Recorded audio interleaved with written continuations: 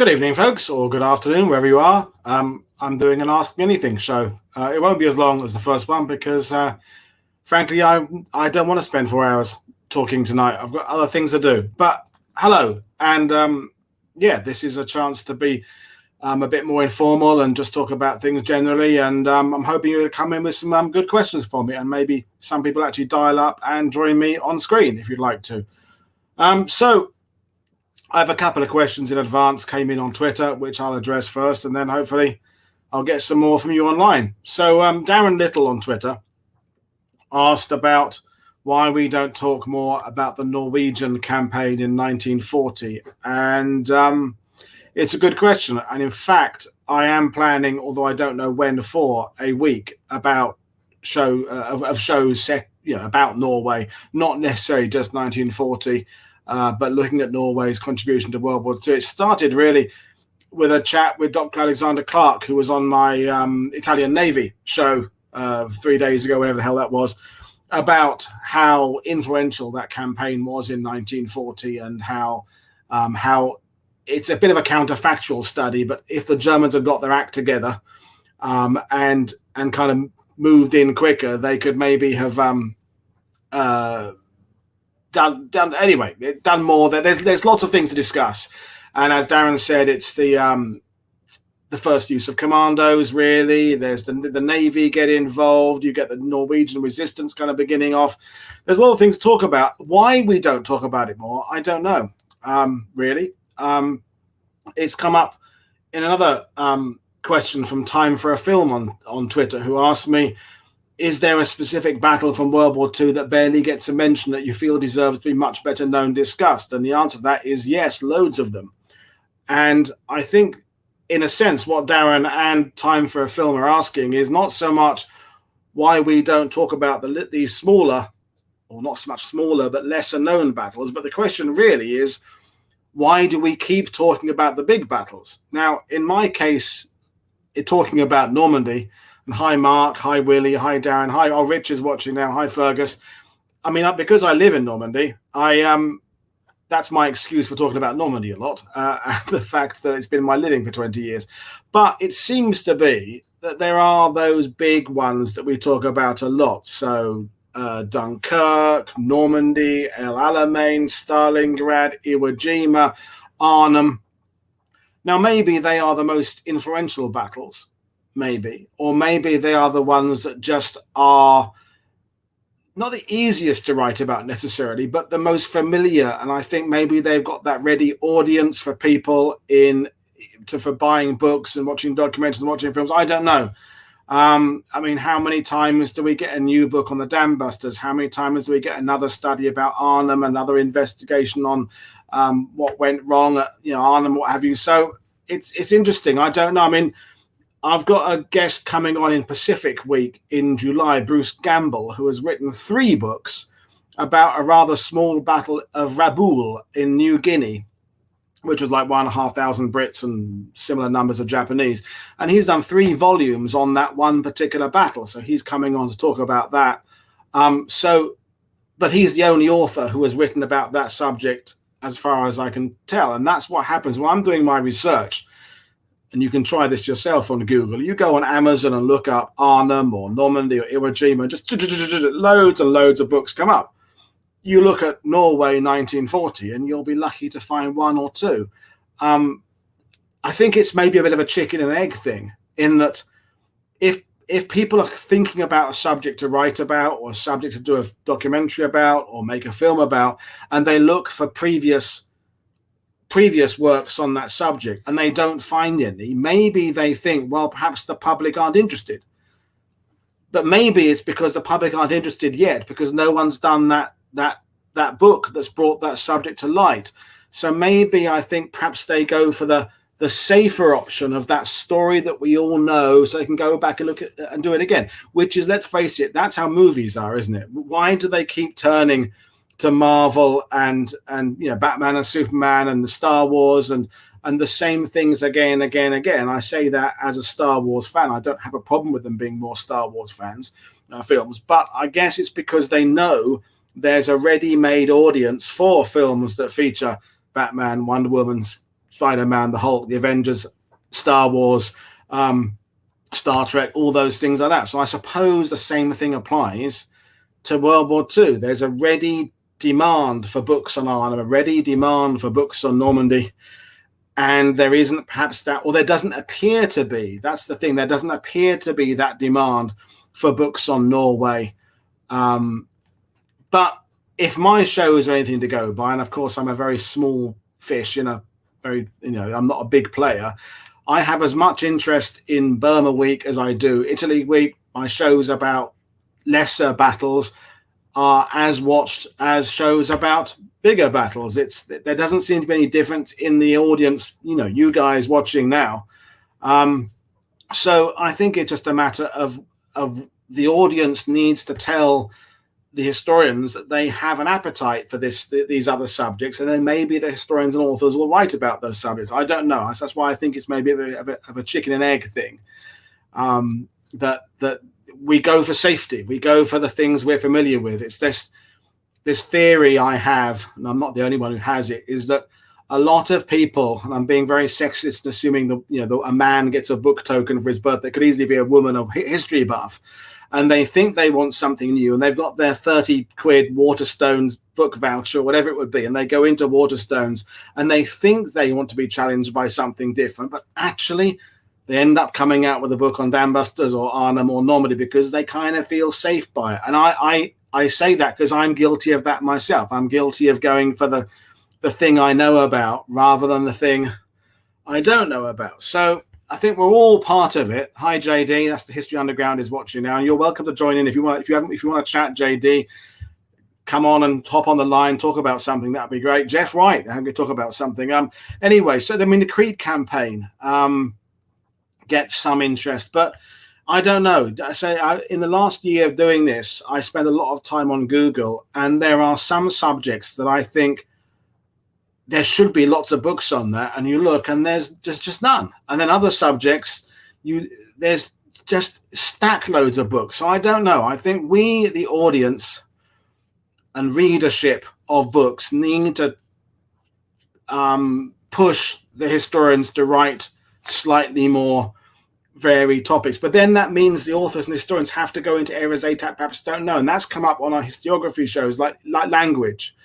So I was talking to Neil Lawrence about on the Folgore show at the beginning of Italy Week, to write a really good book about Italian paratroops, or Giulio was on the Navy Week, you've got to really be able to understand Italian. So I know the Americans must have a lot of Italian-speaking Americans, but do British historians have that language ability? Do they want to pay an interpreter or a translator? The same applies to French archives. You've got people like Dr. Philip Blood, who lives in Aachen, who can read German and understand German, to go to the German archives. And there are some historians who have the language skills, but a lot don't. So I think they just go for the things they know they have down at the National Archives. They know perhaps they've been and researched something else there, and they know there's boxes about whatever it would be, and they go and they do something within their comfort zone. Maybe I don't know. That's one of the things I think is one of the reasons why we don't talk about these little battles quite as often as we should. So there you are. In terms of other questions, I had one from Jeffrey Armstrong on Twitter, which I did answer there, but I'm going to elaborate it on here. And he said, in your opinion, what was more instrumental in the defense of Sainte Mère Église? So we're talking about D-Day. He said the holding action by Lieutenant Turnbull or the destruction of the headquarters group by Lieutenant Ray. Now, for those who don't know, Neuville-la-Plaine is just north of Sainte Mère Église on the N13 highway. There's an action there by members of D Company 505th under the command of the half Choctaw Indian Turner Turnbull on June the 6th, which stopped kind of a fairly serious German push down that road that had a couple of half tracks and vehicles and what have you, and I think Stug later on. And they held on and they stopped the Germans getting into Sainte Mère Église in the north. Now, the next day, Waverley Ray, who was another 505th guy, stumbled across into a German headquarters group around a radio somewhere in a hedgerow. No one's ever been able to exactly find this location, and wiped out this headquarters group. And he received the Distinguished Service Cross, and I think he was killed in Netherlands, I think. No, the Stug Niels was on the day, but the day after, yeah, he's been picking me up on my duty. But there was a Stug the next day at Nerval Anyway, my problem with the Turner Turnbull, the Waverley Race story is not questioning his bravery whatsoever. The guy was a one-man dynamo. Look him up in the books, like Phil Nordyke's books. You'll find out, he goes in there, grenades, submachine gun, blah, blah, blah, kills lots of Germans. I'm not sure that this German... We don't know for certain that this German headquarters group is exactly what he says it is. There's an implication that there's like colonels and majors in that group. Maybe, I don't know. A group of Germans around a radio, it's back to the first show about assertions. Until you can establish for certain who these Germans were, we can't exactly indicate how important their elimination was. If they're just a group of regular German soldiers, is their elimination more important than the other group of German soldiers? The suggestion is that it's some important group of Germans who are of the 1058th who are planning some kind of push on San Marguerite. Maybe they are. But the point is, until we can prove they are that, I don't know that action can have the same bearing on Turner Turnbull's action, because Turner Turnbull is holding a road. And that road into San Marguerite, I think, is an important one. So therefore, in terms of those two actions, I think the first one in Nerval Plan is more important. And generally, that is reminding us that when we're talking about the 82nd and the 505th on D-Day, what certainly isn't important is what was happening in the middle of San Marguerite around the church. I'm going into the whole John Steele story again now, which I don't mean to. That's another subject for another day. But the events in the square, as tragic as they were, because American paratroopers lost their lives there, were a sideshow effectively to actual pieces of combat that were influencing the battle at Lafayette, Nerval-le-Plain, Fauville, all around there. There are actions that are helping establish that defense of Sainte-Marie-Église, which is in a sense defending the airborne bridgehead for the arrival of the 4th Division on D-Day. So there we are. So Niels is saying it could have been at best a major. When does a command group become a command group? And I don't know. Anyway, that's that question. So Jack Beckett, Sir Jack Beckett of Dorset, Sir Jack Earl of Dorsetshire, Beckett. What part of D-Day history do you think needs rewriting? Well, David O'Keefe has helped answer that for me, and he says the intelligence angle for Normandy, the entire campaign. Yes, definitely. I've just this 20 minutes ago scheduled a show for pre-D-Day week with Helen Fry, Dr. Helen Fry, where she's going to look at MI9's role in the preparation for D-Day. So that is interrogation of German prisoners. That is the bugging of rooms where Germans were, escape lines in Normandy. So this is part of that database of information the Allies acquired to help plan Operation Overlord. And Expernum of the History Tellers is coming on Monday, the 24th of May, to talk about the importance of aerial reconnaissance photos in the planning of D-Day. So we are got some more intelligence things coming up later on, which is interesting. Doesn't all history kind of need rewriting? And that's a very good question. I don't like the word myself, revisionist history, unless someone's really being kind of conspiratorial, that kind of Hitler died in South America kind of bullshit. I think most history, by the nature of anything that you write, you surely are wanting to say something new. If you're not saying something new, what's the point of just rehashing something else? So by the nature of it, all history is going on. As David O'Keefe says, history is never static. And I think I might invite David to come and join me for a chat in a minute. I always say history should be written in pencil, not pen, because it's always changing. And I know a few tour guides who are pretty much giving the exact presentation now that they were 20 years ago.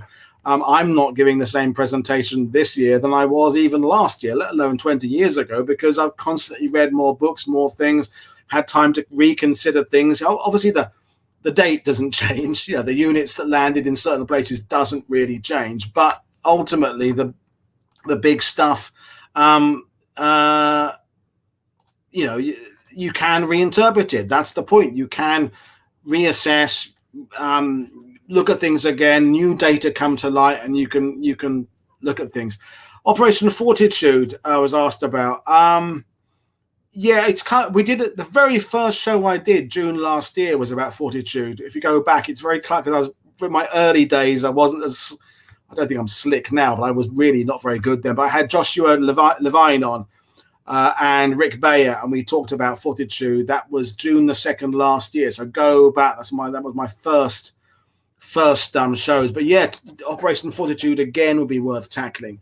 And I think Operation Fortitude is one of those things that we have those certain things in our head, images of the inflatable Sherman tank, things like that. And we know a little bit of some of the things that made up Operation Fortitude. There's a lot more to Operation Fortitude that kind of falls under the radar, no pun intended. And, but whenever you see an article about Operation Fortitude, there is that photo of those 4 blokes holding the inflatable Sherman tank, as if that is entirely what Operation Fortitude is. So that could be interesting to go into more depth about. So I'm just running back and see what else you've been saying. And Taylor's talking about books that focus on certain aspects. We're back to the language thing again, aren't we? In that Brits tend to write about the British history for the Brits, the Canadians write about Canadian history for the Canadians.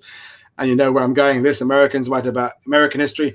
I was contacted by a website coordinator last week who's trying to get a database of all the American fallen from the Normandy campaign, which is very worthy.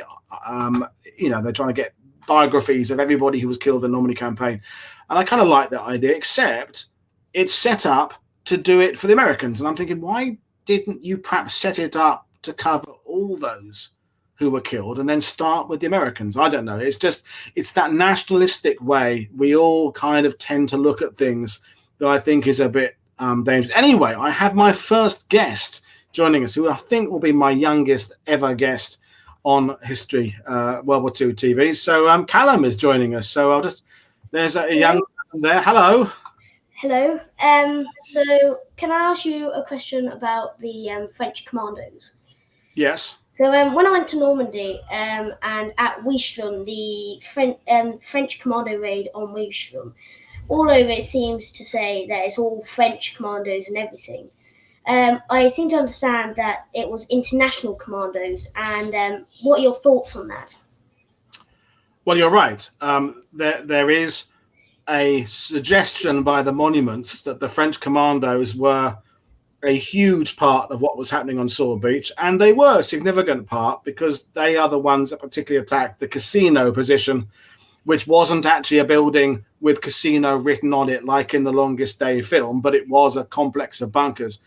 Now, because I live in France and my partner's French and my stepkids are French and I like the French, I completely understand and completely support why the French talk about their role there on Sword Beach, because they're very proud of it. And there's still a couple of French commandos living in Normandy.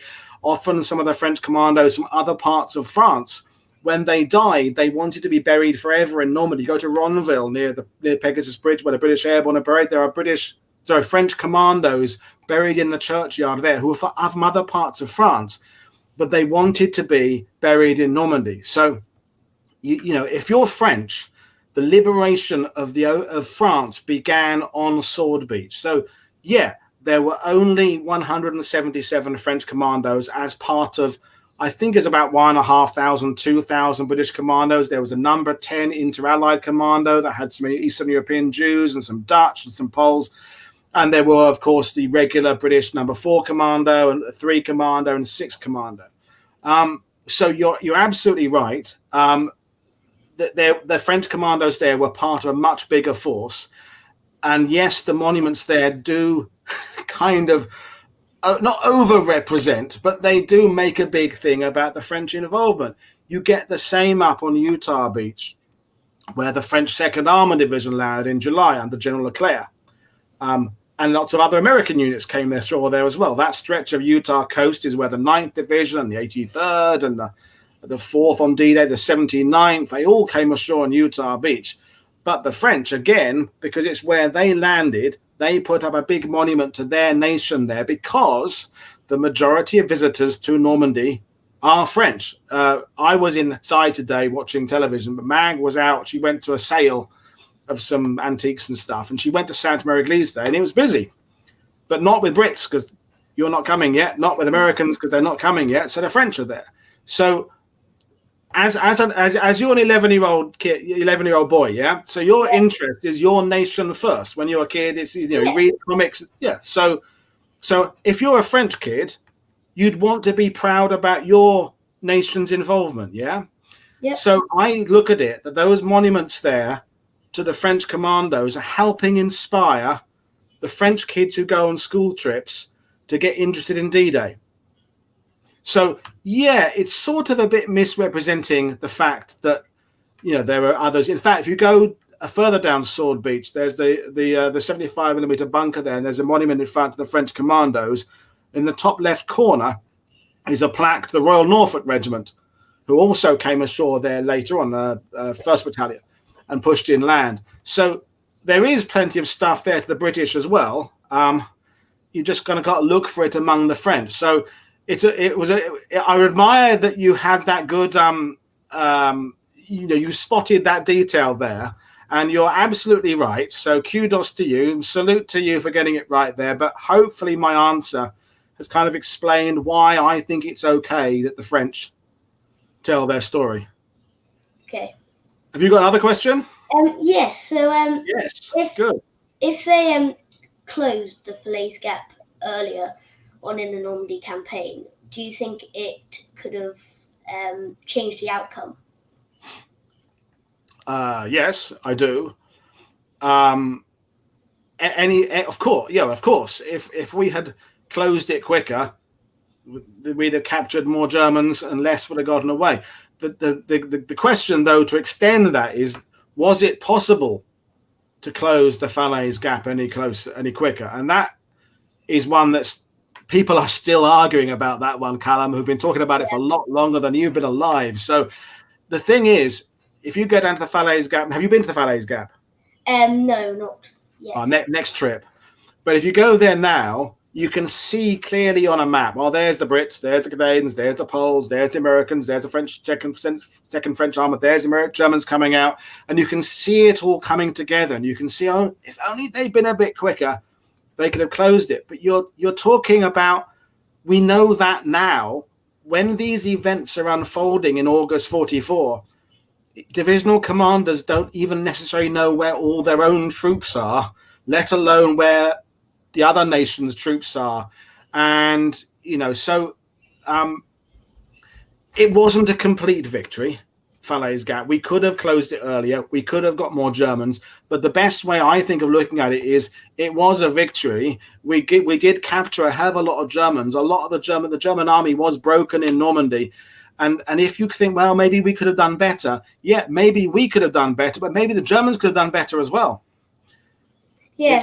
It's like saying after a football match, we could have got 2 more goals, but they could have got 2 more goals as well. It works both ways. But what you're doing is you're doing that thing that means you're going to be a historian in the future, is that you're questioning things and you're thinking, yeah, I'm taking these facts, but I'm now thinking beyond it. And that's a good sign that you're good at critical thinking and you've got that inquisitive nature. But yeah, it probably could have been a bigger victory, but it could have been a lesser victory. If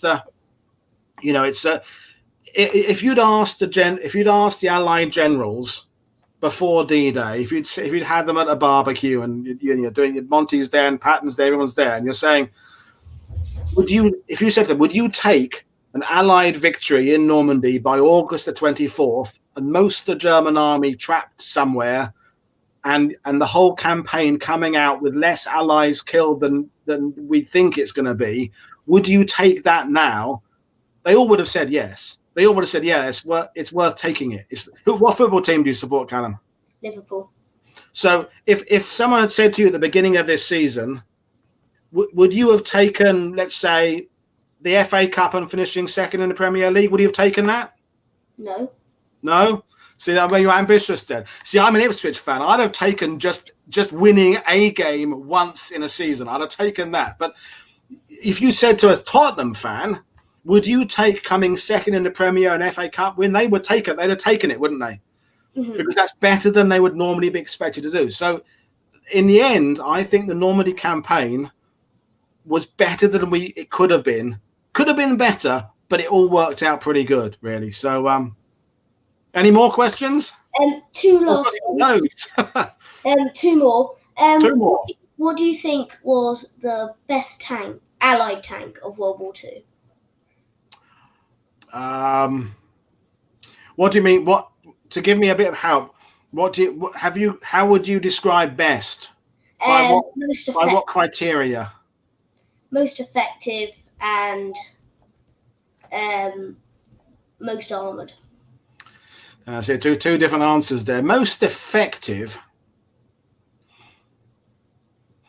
It's a toss-up between the Sherman and the Churchill. And I know the Sherman gets its critics, but the thing is, we had loads of them, and they were quite reliable, and they were okay, and we could repair them quickly and get them back into action, and all those things that we know about.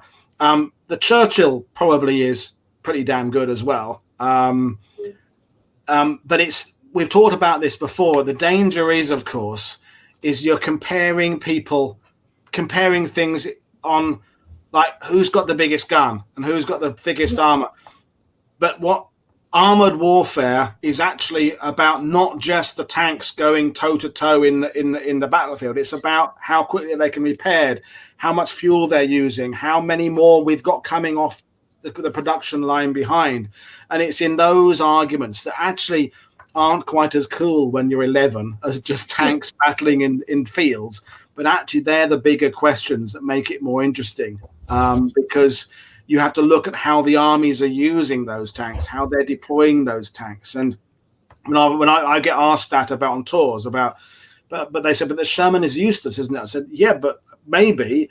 But if we lose 3 Shermans, there's 7 more coming off the boat that very afternoon. And then another 10 behind that, another 20 behind that. And the Germans, realistically, maybe the Tiger is a good tank, but half of them are broken down all the time, and they haven't got any more. Those they've put into the battle, that's it. There's no more coming now.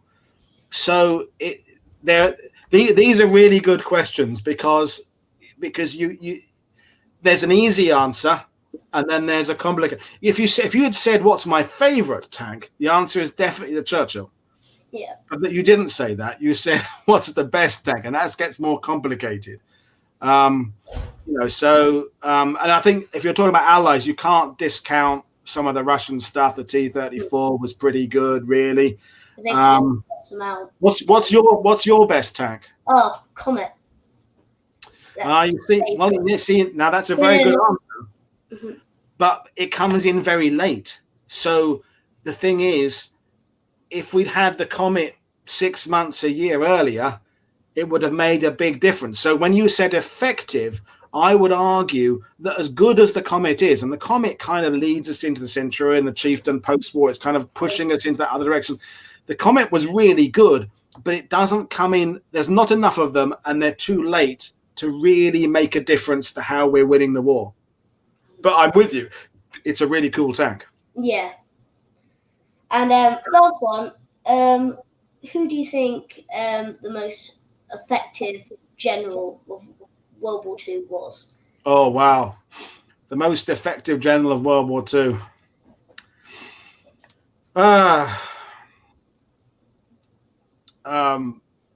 General Slim in Burma, 14th Army, is very, very good at what he does. I think Alexander gets a bad rap and is better than people think he is. I think Montgomery, even though I don't like Montgomery, is about as good as we could possibly have for doing what he did, which is controlling the whole of the 21st Army Group in Normandy. I think he's pretty good. It's a tough one, really. I definitely don't think. I think Rommel is definitely massively overrated. I think there are other German generals better than him. Well, who's your favorite general? Oh, that's a hard one. Oh, well, I've got to say, Eisenhower was good. He was basically the mastermind behind D-Day. Well, he's the mastermind who organized D-Day. Oh. He didn't plan D-Day, but yeah, you're right. But see, funny thing is, I know Eisenhower is a general, but I almost don't think of him as a general because he's actually might look like a boss of a company in a sense. He's not tactics and a strategy guy particularly, although he's not bad at that. What he's really good is just keeping all these egos, all these big, huge personalities, and if you ever imagine, can you imagine how strong an ego you've got? De Gaulle and Monty and Patton and Churchill and all these people, and Browning and Tedder and Lee and Mallory, and somehow nearly all of them respected Eisenhower. So I know he is a general, but I kind of don't think of what he's good at is not so much a general's job. I think of a good general being defined by his coordination of a battlefield, and that's kind of not what Eisenhower did, although he kind of did. We've had people have said Zhukov is a good candidate for a good general. I think he's pretty good. There are other Russian generals that I think are very good at what they're doing. It's there's a lot, aren't there? I mean, De Gaulle is a bit overrated.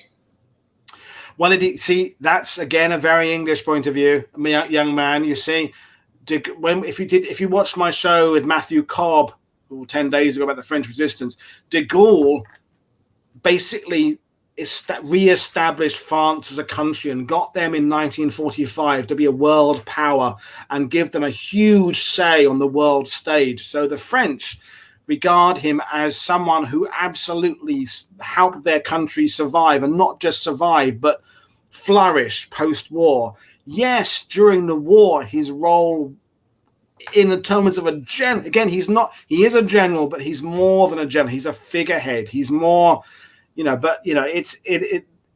overrated by the British, but not overrated by the French. And we're back before you joined. We're talking about these nationalistic ways of looking at things, and if you ask most Americans watching this, they don't like Montgomery and they think Patton's good. Most Brits would, think Patton's a bit of an idiot, but quite like Montgomery, and the French would not like. It's a nationalistic way of looking at things, and I think we all need to kind of broaden out a bit and try and look at these figures and these tanks from other people's point of view. So de Gaulle is incredibly important to France, but he's complicated, just like Churchill's complicated. I think Churchill was absolutely right for us in World War II, but I'm not a complete Churchill fan because he had some very dark moments in his career. I don't like his attitude to the women getting the vote and some of the things about coal miners in Wales, and he represents an era of the part. I like Clement Attlee as my favorite 20th century prime minister, who brought us, along with Nye Bevan, the National Health Service and benefits for working mothers. But Churchill's absolutely very important, but it's important to not put too easy labels on people, because no one's truly good or bad. There are probably days when you're a bit naughty and, you haven't tidied your room, or and there are other days when you're really good. You're not all good or all bad. Mm-hmm. And Montgomery and de Gaulle, they're not all good or all bad either. They're people. Hitler's all bad, by the way. Hitler and Himmler and all that, they're just all bad. But our guys, they're all, and women, they're all human beings. They have complicated lives. So it's labeling them is I think, very dangerous, Yeah. Does that make sense? Well, it's been really great talking to you. I think people are going to want you to come back on and me go away. I think next time we'll have Ask Callum, and I can just sit and I can ask you the questions, and I'll drink my beer. But thank you very much. You've been my youngest ever guest, and I think you'll be coming back in again. Do you want to come back on again next time? Yes, please. Super. Well, I will drop you out, and David O'Keefe is coming in now. So thank you for having me. No, thank you for being here. And David's got to work some to be as good a guest as you now, because he may have written a couple of books, but obviously he's got a tough act to follow. In fact, I'll bring him in now. But impressive, David. Oh yeah. I'm toast now. I can't follow this. No way. Yeah, it's like coming on after Beatles at the Shea Stadium now. So what are you gonna do now? Yeah, exactly. Yeah, I'm just gonna play my flute and leave. Yeah. Well, thanks, Callum. I'll drop you out the meeting. I'll see you again next time. They were brilliant questions. That was really good. Bye-bye. Bye. Wow. Well, that was good, wasn't it? Wow. He's actually, I hate to say this, I'm going to throw all my college students under the bus, but, he'd make a pretty good college student, I'll tell you that. No, he was pretty good, wasn't he? Yeah, no, that was some good questions there. And I had to double check the language, effective or best, because they're not the same answer, are they? Different. No. And for the record, I have to go with O'Connor in the desert. There you go. Yeah. No, like you, every time I'm doing something and I'm reading a book, that battle I'm reading about that week becomes my favorite battle that week. That leader in that book becomes my favorite leader. Then I read another book, and it's a constantly evolving top 10 as you read about another guy. Go, God, how did I not know about this person? Yeah, I remember the same thing with O'Connor. Like the reason I say that is because I've gone through a lot of his papers for stuff years ago when I was working on Normandy, believe it or not. But it's just his approach, his enthusiasm, his understanding, his relation with his men, the men and the officers underneath. And I was thinking, if I'm a young officer, that's the kind of general I'd be willing to fight and, hopefully not die for, but if necessary.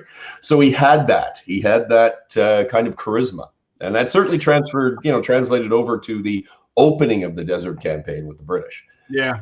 And then, do you want your general to come out 7 out of 10 on multiple qualities, or do you want him to be 10 out of 10 on one and 6 out of 10? It's like in sports, do you want, in football terms, soccer terms, do you want 11 players who'll give you 6 out of 10 every game, or the occasional 10 out of 10 kind of flair player? And I don't know, because being loved by the men is important, but does that necessarily win you battles? It depends why you're being loved by the men, right? I mean, it's the same thing. You can argue the same thing with teaching. Why does somebody love a teacher? Is it because they're great and they're just giving the students everything they want, or is it because they actually challenge them, they push them, they drive them to do things that are different? Now, mind you, war is not teaching, but it's kind of the same thing. It all depends on how we decide we're going to value the leadership, and that's probably another subject for show. But there's so many things to talk about. Anyway, for those who don't know who you are, this is David O'Keefe, historian, professor of history, teacher, writer, author, TV star, everything else, and regular World War II TV. So have you got a tricky question for me, or are we just going to chew the fat for a bit? Have I got a tricky question for you? Well, we can certainly chew the fat for sure. No, actually, it was something that I just saw come up in the chat just before I had to run. By the way, I'm sitting at the cottage north of Quebec City in the eastern part of Canada, and your viewers probably don't know. You asked me to come on about 20 minutes ago, but we were in the middle of a storm, so I had to run over here. But somebody had asked, "What do you think?" And I thought this was great because you haven't done a show on this yet, and you need to. What do you think is your favorite World War II documentary? Oh, I didn't even see that one. Favorite World War II documentary. I can't even think of one. There was one on Violette Szabo a few years ago that I found incredibly moving, but that's probably because I find the whole Violette Szabo story incredibly moving. I think I mentioned that in one of my book review shows. Everything I like to think makes me able to be objective when I'm looking at books and think, has this person done their work? Why are they coming at this? Because one of my favorite books is by her daughter, Tanya, Young, Brave and Beautiful. And what Tanya does is she puts thoughts in her mother's head at places which the kind of the analytical part of me, like, I don't like going down that way. You're doing that second guessing, but it's a daughter about her own mother. So if anyone has the fucking right to do that. She does, right? So that book is, and I've recommended it to a few people. It was hard to get. It's quite easy to get again now. So, folks, Young, Brave, and Beautiful by Tanya Szabo, about her mother, and it covers all her 2 missions with SOE and her life and her marriage and stuff. But it's not completely objective, because it's a daughter writing about a mother she lost when she was 9 years old, whatever it was, Tanya was. So, so that documentary, which I recall having interviews with Tanya. And I must have seen that after I'd read the book, and it was when I kind of cried my way through. What was that? Is it Guns of August, that First World War one? Guns of August? Yeah, there was been a few. There's been a few years and years old. Yeah, the one that I liked around the same time was the one that was kind of puck handled by Jay Winter, The Great War and the Shaping of the 20th Century. Right. Even though it's not World War II, I think it was a very interesting look. It provides a good foil for a lot of things. And it also, it provides in many cases the understanding and the setup for the Second World War in many cases, culturally, socially, from a social history perspective. That's just what I still love The World at War.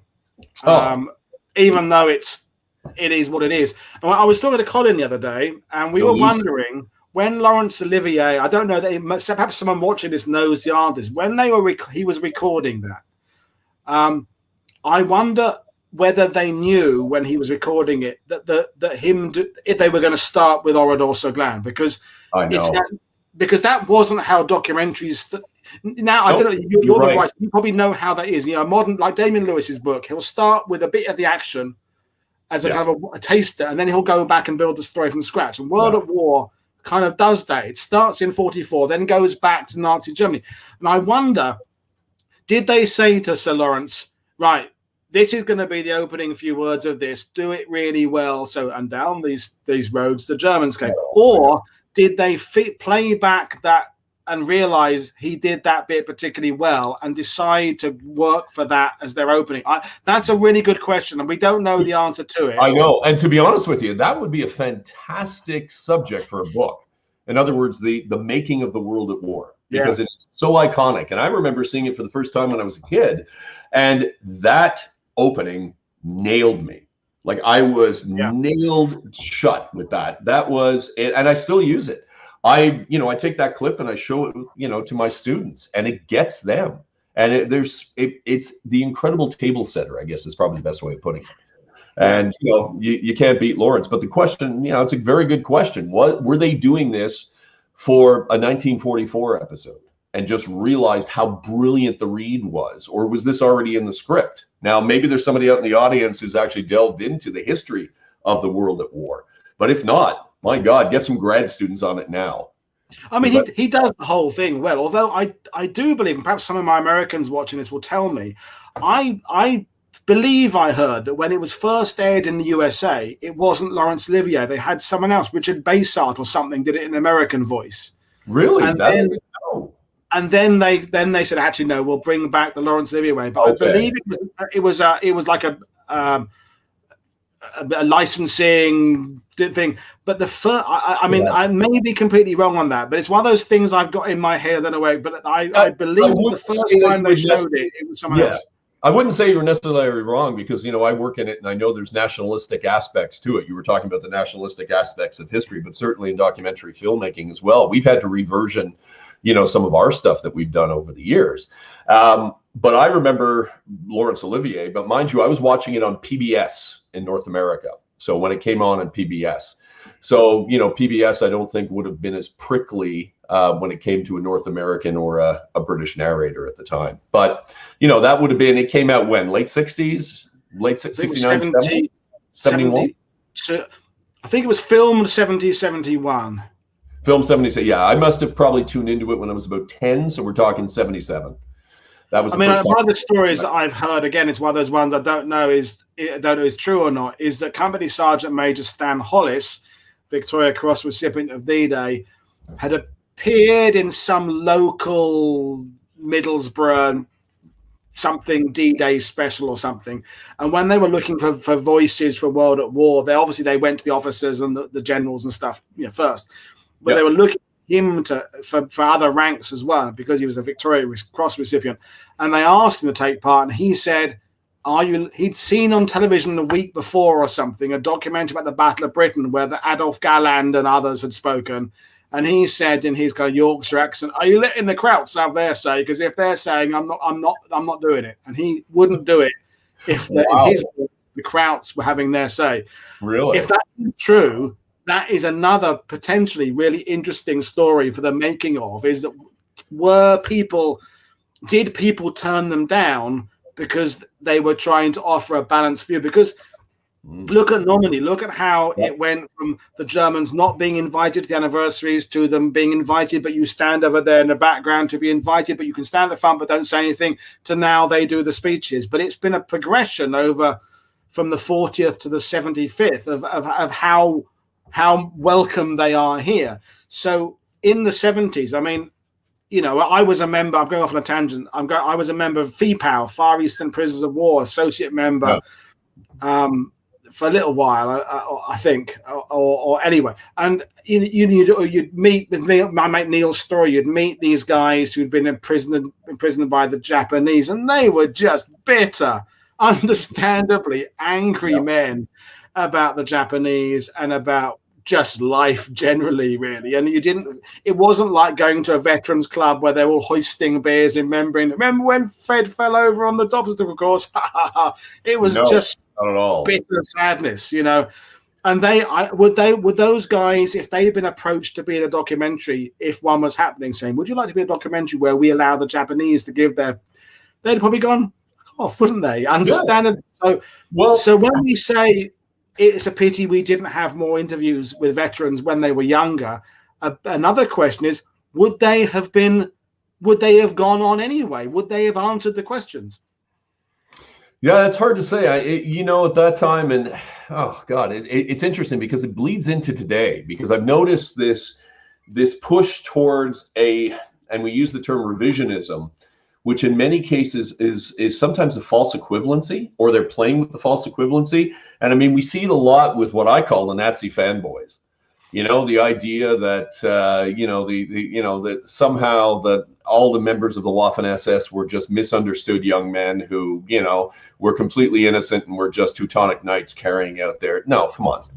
You know, there was a reason that we were in a war and they were it. You know, and so this is sort of what you see, and I think part of it may just be a natural backlash from that incredible bitterness from generation to generation. A lot of times, you know, the next generation will be kind of watered down in our feelings for what had happened before, and you know, that's our father's bitterness, our grandfather's bitterness, our great grandfather's. And yes, without a doubt, there's no doubt that a German of today is not a German of 1944. Yeah. But at the same time, in this particular context, you know, you can't just simply give a carte blanche to whatever happened and erase the past. And so, yeah, so I can understand their bitterness at the time. But there's a lot of things. What you're saying about the Waffen-SS fanboys, that's that pendulum thing that really annoys me, is that, you know, you go, let's take the French resistance. Nobody was in the resistance. Everybody was in the resistance. Nobody was in the resistance. And when the needle kind of swings back, I want to kind of grab it and say, let's keep it in the middle where it's gone off again, and it swings back, you know, and that so you get that with the Nazi, you know, the Wehrmacht did not commit crimes. The Wehrmacht committed all the crimes. You know, can't we just be nuanced and accept that there's some kind of happy medium there and find this area where we can discuss it. Well, good, bad, or ugly, you have to accept the evidence historically at the end of the day, and you've got to deal with it. And I think that, you know, sometimes discovery of uncomfortable facts makes people truly uncomfortable at times. It's hard to address these things. So we tend to, you know, we want to, polish up the trophies. And we want those, you know, wonderful stories. But I mean, you know, to sort of link this to what you were saying, you know, think about the magisterial work that World at War was. This came out 6 or 7 years before the revelation of Ultra. And the fact that, you know, code breaking played such a massive role in decision making everywhere around the world. And, you know, you're talking about the same thing when it comes to, you know, the Wehrmacht. The Wehrmacht moving into Russia, what a lot of people don't know is Bob Hanyuk, who was a former NSA historian, did an incredible little booklet about 120 pages a couple of years ago. I think it was called Tapping into Hell or Eavesdropping on Hell, something like that. And he looked at what Bletchley Park knew about the Holocaust. And you can see it moving forward, that in 1941, they are, intercepting messages coming in from Army Group North, Center, and South, where basically the Wehrmacht officers, the high command, are in a race to kill as many Jews and terrorists as humanly possible as they're moving into Russia. And they're crowing about this. So, this kind of, that is overwhelming evidence right there, coming from the horse's mouth about what exactly is going on. So imagine if, they were able to bring that to light in World at War. Yet at the same time, World at War is such an incredibly well-crafted documentary series that had access, as you mentioned before, to some of the big hitters of the day. And as a result, it still stands up to a certain degree, even to the point where I still use it, here and then in my classes. When you think about it, it's not very, well, we don't know what was left on the cutting room floor, but the questions they ask of these generals aren't terribly, hard hitting. They're not. Yeah, I mean, even, and I don't just mean the Germans. I mean the Allied. When it comes to things like Singapore or Arnhem, or there could be more pressing questions they asked, but maybe they refused to answer. Maybe didn't answer them. Maybe some of these figures went in with, we can talk about this. We're not with riders. In fact, we're not going to talk about this. We're not. I don't know. Look, it could very well be. Also, too, remember, you're dealing with the format. The format is not like a book. You don't have, 500 pages to get into something and tell a story. You have, anywhere between 44, 66 minutes, depending on how you're cutting it. Now, they were lucky. They had a series. But remember that, everything is a self-contained episode on a particular topic. So, if they're doing it for the general audience, who, mind you, in the late 60s, early 70s, would have been much more educated across the board about World War II because it was still fresh in their mind, they are still asking general questions for a general viewer. And, sometimes, like for us, who like to get down in the weeds, we may not necessarily find their answers or their questions to be as satisfying as we would like because we're in the thick of it. Whereas maybe because it's not so, perhaps because that's its strength. Maybe its strength was it wasn't too challenging, so therefore it's a bit. I don't want to use the word beige because that implies it's not very good, but it's just it's accessible enough. It's accessible. I think that's the right way. And so therefore it lasts as because there are some documentaries or books you look at and go, oh my God, that's rooted in when it was done. It was the interviewer is very angry and very and they don't. Yeah, I don't know. It's interesting to look at how we haven't discussed the historiography of documentaries. I mean, it's connected to, but not exactly the same thing as books, is it? Well, I think you hit it nail on the head. It's about accessibility. In other words, it's not a bunch of mates sitting around the pub talking about the 25-pounder gun club. You know what I mean?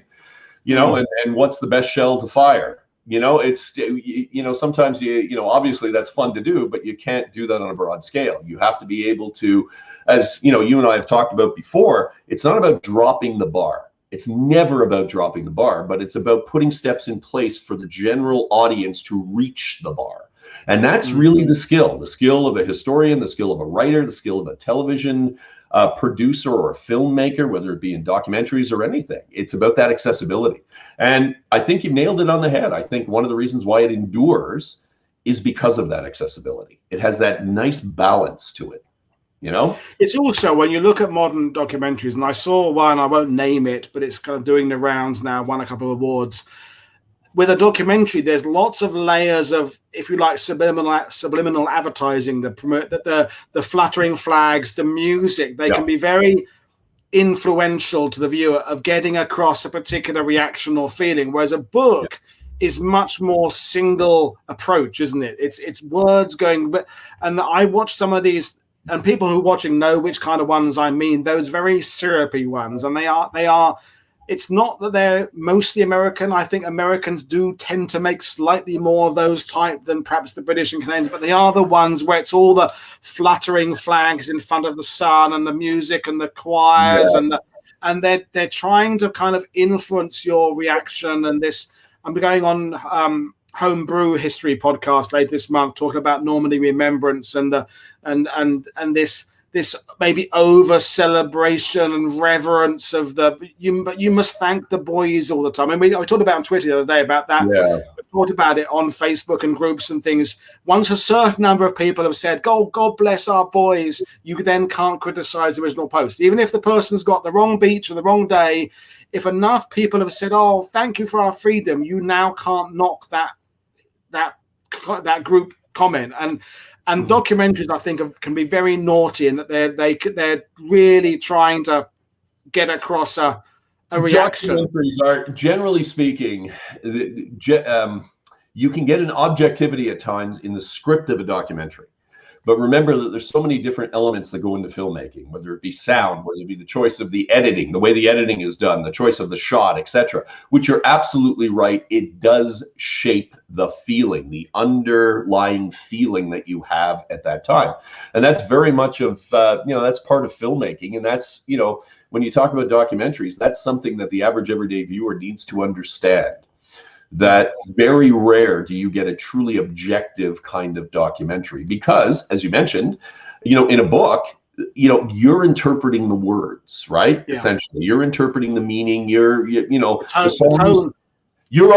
The tone. I mean, it's when people select a sentence from a book. I want to know what was said before that sentence and after that sentence, and is that sentence said in a shouty voice? Did the author mean that in capitals? Because sarcasm, it's very sound bites in that sense can be very, very misleading. Documentary. I mean, we had I'm not sure if you guys were found out about this. I'm sure you probably have overseas, but back about 30 years ago, we had the Valor and the Horror controversy here in Canada. CBC, and I'll be honest with you, it has left an impression, whether it be good or bad. It's left a massive impression on Canadian military historiography. I think every military historian has probably at one point had to kind of check over their shoulder just to make sure they weren't going a little too far to piss off the veterans. And I don't think that has been healthy. In other words, I understand being respectful and being honest, but at the end of the day, you have to be honest about the evidence. And that evidence may not reveal a nice story at the end of it. But that's your job. Your job as a historian is to get as close to the truth as humanly possible, to present as much as you can with the evidence that you have at your fingertips. And, sometimes, there's a diplomatic way, I suppose, of putting it forward, of saying that, this, is not going to be exactly the way we know this story, I think that's more often. The foreword to a book or what someone says in the acknowledgements or the preface is important, because I kind of want to get that vibe of what's the author trying to go for here, and sometimes they'll say in that thing, this is my tribute to these hundreds of veterans I met. Okay, great. I'm glad you told me that, because that sort of, you've set out your stall a bit. I'm not saying you're not objective. I'm saying you're being honest about how close you got these people. You're being honest about your affection for these people, and therefore I can use that information when I'm reading your book. You know what I mean? It's that. I certainly faced that. I faced that when I was writing 7 Days in Hell, because of course, not only was I a former officer in the Black Watch and their historian, but I had known these men. But at the same time, my overriding principle is to my craft as a historian. And, I've just gone on record, and I've been on record many times telling you what I believe the end of the day or the end of the journey is all about. So I wrote that. I had to put that in my preface saying, look, I enjoyed their friendship, but I told them straight out that, look, I'm going to tell the reader what the evidence says. You can have your opinion and you can have your say, but at the end of the day, it's got to be about the evidence. And, I didn't pull any punches in it. And I suppose, maybe, it was one of those things where I didn't get any flack just simply because the march of time, and, they're all gone now, sadly.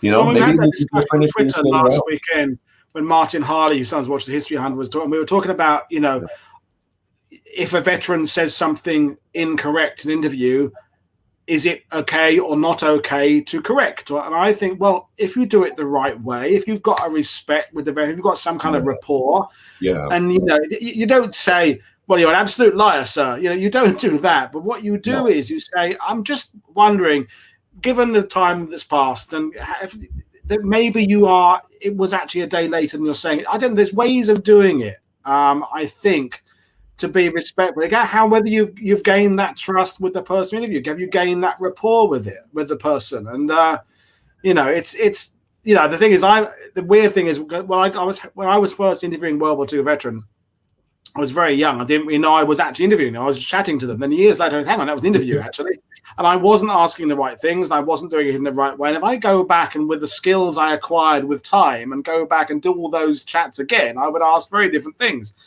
As I'm sure a lot of us would. But we've got off on a tangent. But we had a question there from Great Dominion about the Ken Burns documentary style. I'll say I think his Civil War series is brilliant, and I watch it like once a year. Accepting that it is set in it, and Shelby Foote is not perhaps the modern historian is of his age, but. And I like the American West one. I've seen the baseball one. I've seen the World War II one. I didn't think was his best. I like the one. I'm sorry, but I'm a big Ken Burns fan, particularly from the Civil War. I think Civil War is an absolute masterpiece, and you can say what you want about it from a historiographical perspective. But I think he was, I think for the time, and this is 30-something years ago now, right? I think he was able to blend enough of semi-hard-hitting history, if you will, with storytelling and bringing in the various elements at the time. I mean, you're dealing with a war. You're going to tell a multi-part series about a war that has no moving visuals. I mean, that's the amazing part. And he does such a great job literally as a craftsman, as a filmmaker. And look, jazz is wonderful. Baseball, I loved. That's probably because, of my affinity for the game. But World War II left me cold. And I just found he took a 1975 textbook on World War II and ran with it. And then just he then, decided to bring in a whole bunch of different aspects from, I think, was it 4 cities in the United States and the 4 aspects, which is interesting from a social history perspective. But my God, if you're going to go to those lengths, at least make it on the historiography that is the most current and cutting edge. Yeah, I just didn't. I've only watched it the once, so I haven't gone back and watched it a second time, and so I haven't. And it took me a while, therefore, to watch Vietnam, because I was like a bit affected by how much I was disappointed by the war. But the Vietnam one, I enjoyed it. Mind you, I don't know much about Vietnam, so it could have had 20 glaring errors per program. I really wouldn't have known. I've got about 5 books on Vietnam, so it's not my area at all. So I don't know. But when you're doing something that broad, you kind of have to look at it a little bit like we do with movies. In other words, it's a leader to put butts in the seats, to get people interested in the topic and to move forward. Now, obviously, when it comes to a documentary, it's supposed to be obviously much more factual. And that's obviously what you're shooting for. But at the same time, when you're biting off something huge like the history of baseball, the history of World War II, the history of, the American Civil War, there's only so much you can do on film. And so as a result, the best you could probably hope to do is educate people to a certain degree, open up doors, and get them bloody interested in this. Yeah. And that's really I think he keeps that line. He's as close to being on that perfect line as possible between popular and detail. He knows, and also he's got the track record of that he will be allowed to be given time to explore a subject. They're not going to say, "I'm sorry, Mr. Burns, you've got to do this in 30 minutes." They give him 10 episodes, whatever it is, to do it. So I think he knows what he can and can't cover. And the fact is, his influence on documentary making, in the Ken Burns effect, having that kind of sliding over photo, is now a thing. It's the Ken Burns effect. And the master stroke of having actors read the letters. On my tours, when I go and do tours, I had Ray Stevens and Roy Stevens were the two of the twins in the Bedford Boys, and Roy survived and Ray didn't. A couple of weeks after D-Day, Roy wrote a poem about his twin's death. And I used to read it. I used to stand on the beach and read it, and it never really worked because English accent, tour guide. I had Peter Youngblood Hills, who played Shifty in Band of Brothers, record it for me, who does a really good Virginia. And because he was an actor, he said, I read it about 20 times over and over, and he emailed me back and said, how do you want me to do this line? Do you think that's regret? Do you think that's? And I said, well, I think that's. And then he read it, and you can tell his voice is quivering when he's reading it. And I've never released it kind of publicly, but it's on my tours, and he just nails it, and he gives it so much more. It's amazing because he's an actor. Oh no, you're absolutely right. It's the engine to the vehicle, if you will. And I know that we did something years ago for Canadian television called From a Place Called War. This was about 20 something years ago, and it was the same thing. We had great Canadian actors, and some that were unknown, read letters from Canadians or diary entries or whatever it was, and it was incredible. And it's so emotive, and it just pushes the narrative along. As a matter of fact, a little bit of a shout out to the guys at Project 44. These are the guys who have been, digitizing Canadian military history now for the last couple of years, and they have just acquired the interviews that Cornelius Ryan did for Longest Day. And so they've reached out now to have Canadians, of semi, famous status or semi-famous status, read them. And so they have, Peter Mansbridge, who was one of our, great TV anchors, Jay Baruchel, who is the actor, and a whole bunch of other people who are doing it as well. Yeah, he follows me on Twitter, doesn't he? Yeah, he's big on his World War II history, isn't he? Yeah. He is a massive military history fan. I mean, if there's one guy I first knew him in Tropic Thunder. That's the first film I think I was aware of him in. And then when he started following me, he's like, he follows me on Twitter. He follows you, and he follows all the World War II guys. We're hometown boys, you see. We're from the same Montreal, you see. So big baseball fans, military history, but he's a massive military history fan, and a great friend of Canadian military history and all military history. So there would be somebody. I put Doug Barber's.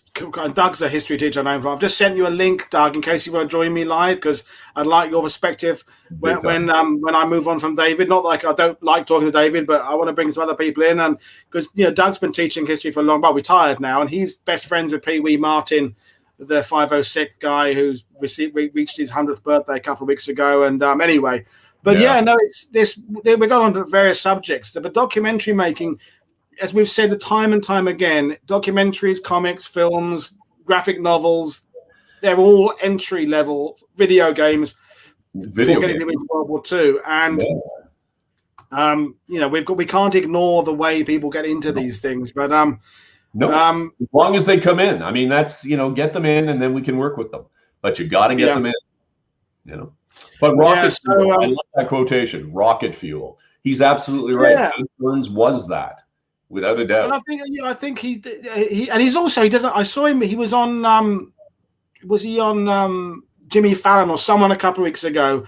Yeah. When they spoofed his haircut. They did a spoof Ken Burns documentary about Ken Burns' hair, which Ken was in, and it was just. It's always nice when someone admits they've got a sense of humor as well, because I think you've got to. I think Ken Burns is as important in his medium as I'm saying Stephen Ambrose is important without necessarily liking Stephen Ambrose, but Stephen Ambrose is one of those incredibly important people. Cornelius Ryan before that. Cornelius Ryan as well. And World at War. These are the foundations for everyone else to work on, and some of these. I would never throw away my copy of Max Hastings' book Overlord, because although I now disagree with lots of the sentiments in it, it's important to look at and see the progression, see the changes, see the era, and be able to look at them and pull out examples of that. That's how we used to think about the Germans in 1984. Now, how's here when we think about them in 2014, 2021, whatever it be. And so it's that understanding of how history progresses is very important. And I don't know when did historiography become a thing? When did that word first? When did get established? When did we start analyzing how we write about history? That's an interesting question. That's a great question. I mean, that goes back a long time. I mean, when I'm teaching my students, I go right back to Herodotus, and Herodotus being essentially a travel writer. I mean, he's not a modern historian. And then we trace the development of it. But I would argue probably in the last 150 years is when we start really looking into the concept of historiography.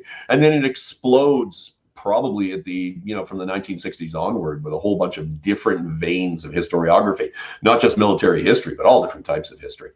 So there's plenty of stuff there. Yeah, there definitely is. And it's just, it's this, I'm realizing this last year or so that, I'll never know everything. The light, the tunnel keeps getting longer and longer, and the light it gets in further. I think it's getting further away again, and it's just Well, Doug Barber's joined me, so I'll hang you around for a bit, then we can say hello to Doug, and Doug meet David. David meet Doug.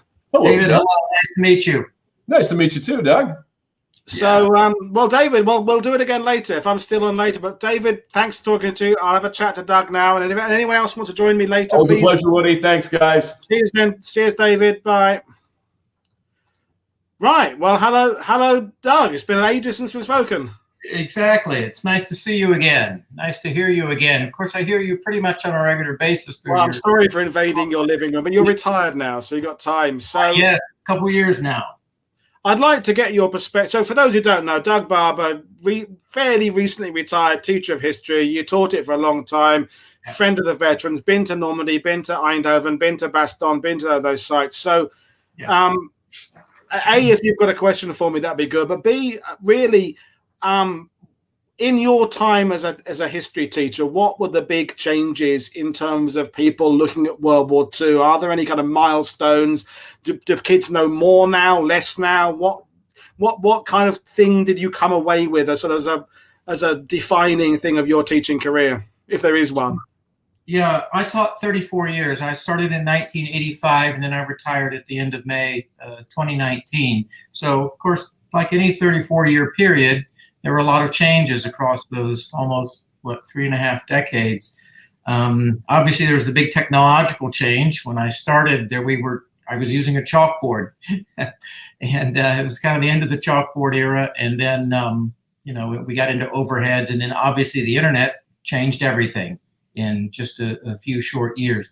Now, specifically as far as World War II, in the United States, World War II has always been a big unit, of history. I know there's a lot of people that think, we don't teach it anymore and stuff like that. What I frequently find out is, and I find this out from veterans, they'll say, well, I talked to a kid, they don't know anything about World War II. Well, yeah, they talk to a 14-year-old and they don't get it until they're 17. Right. They talk to them before it comes in the school curriculum. But anyway, setting that aside. Like I said, I've been teaching, 5 years in the fall of 1990 when, the Ken Burns' The Civil War premiered on the American Public Broadcasting System. And, like I also said, it just put rocket fuel in the general public's interest. That was a great quote you said there. Yeah, I did. Boy, I saw it. I saw the effect of it in my classroom. Obviously, a large percentage of my students at that time had been watching with their parents. Because they came in really jazzed up about the Civil War. Mr. Barber, when are we going to study the Civil War? And started hearing things like that. And then, as far as World War II was concerned, several things kind of coalesced to, again, put rocket fuel in the general public's interest in the Civil War.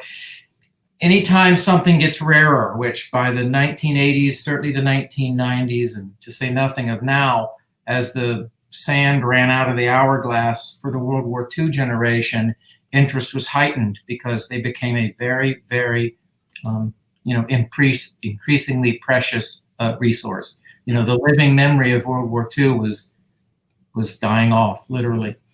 And so that obviously heightened the public's interest in it. But then, as everybody knows, no secret here, Saving Private Ryan came out in 1998.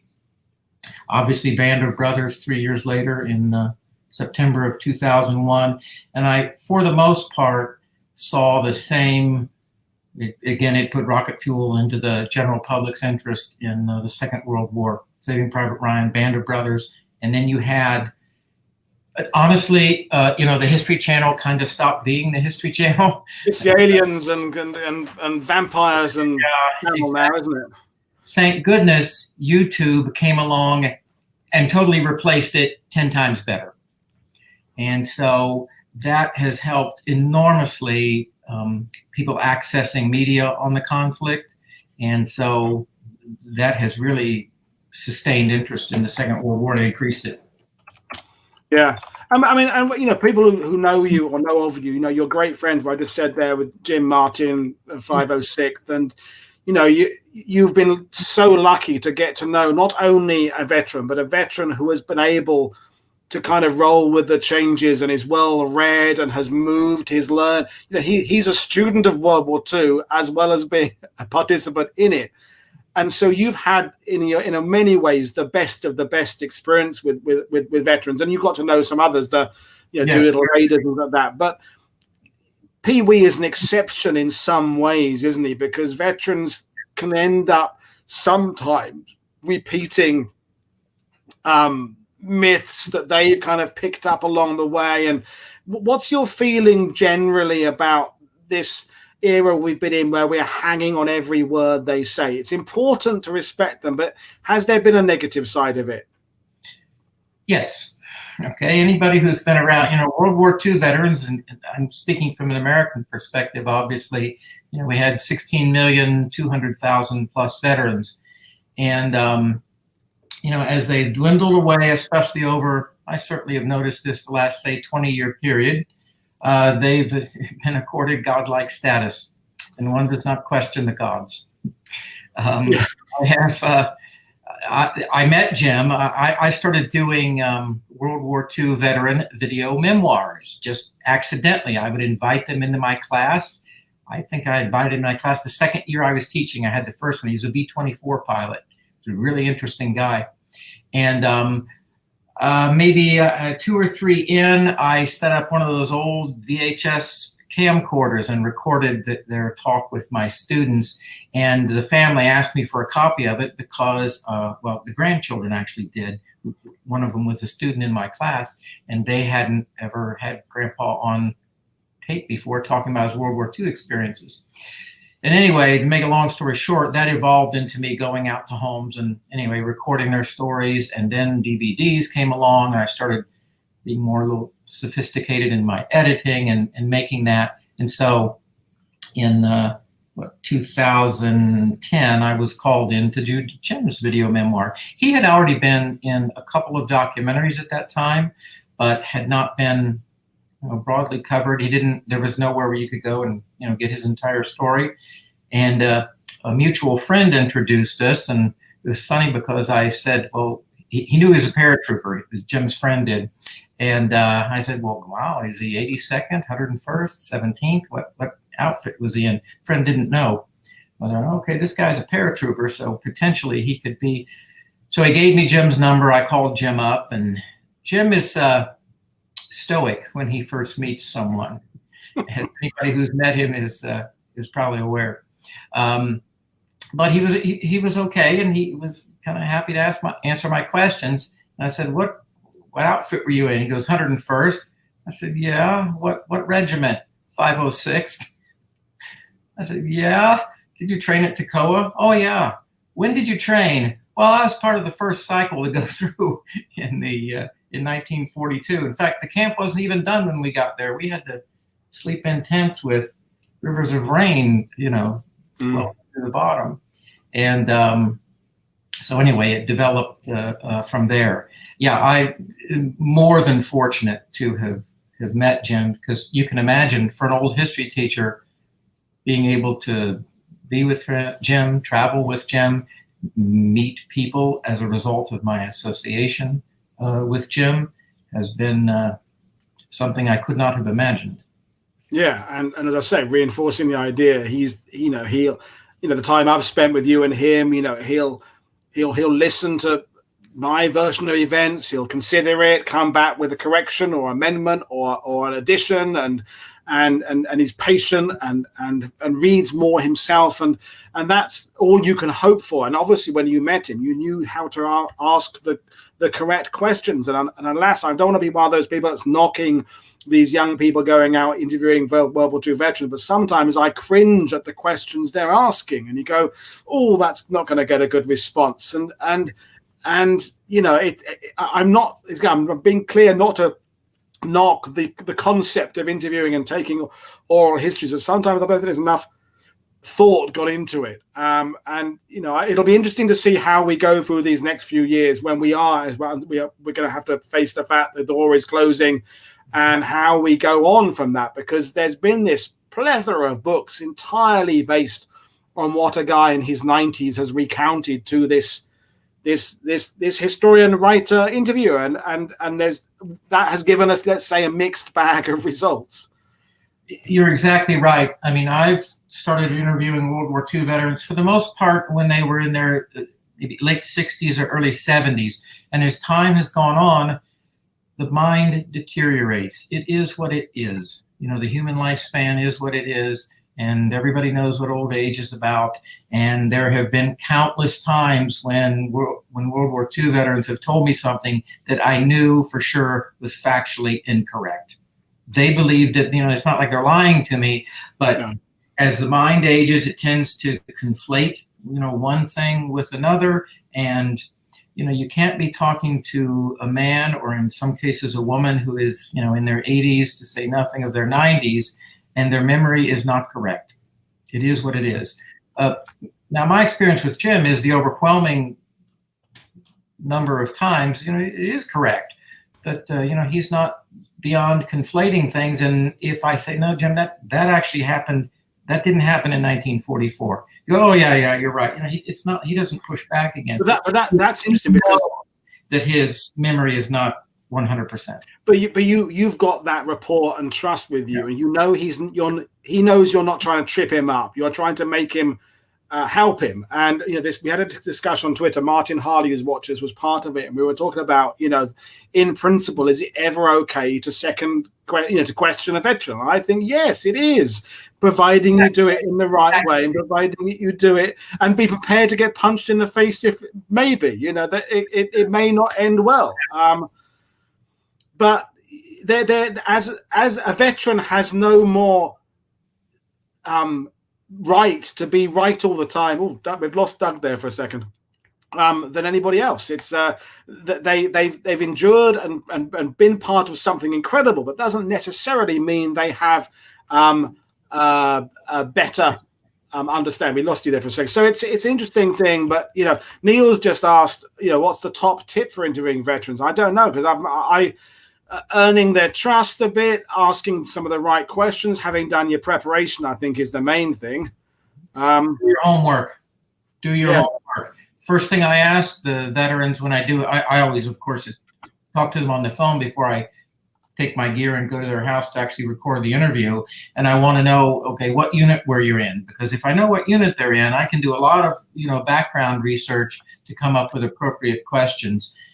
In addition to, you know, most of them, when you do a full-blown memoir, you put in some of their personal details and stuff. But as far as their purely military history, boy, do your homework. It pays huge benefits. They know by the questions you ask them if you've done your homework or not, and that establishes respect and rapport right there. If you can show I mean, it's and also I've had situations where I've been with families. I had a particular a case with a guy, and I can't remember what unit he was in, but the son or the grandson had booked him and the tour for in Normandy, and I think his dad was granddad was a commando. I can't remember. It was a long time ago. And anyway, they said he doesn't remember anything at all.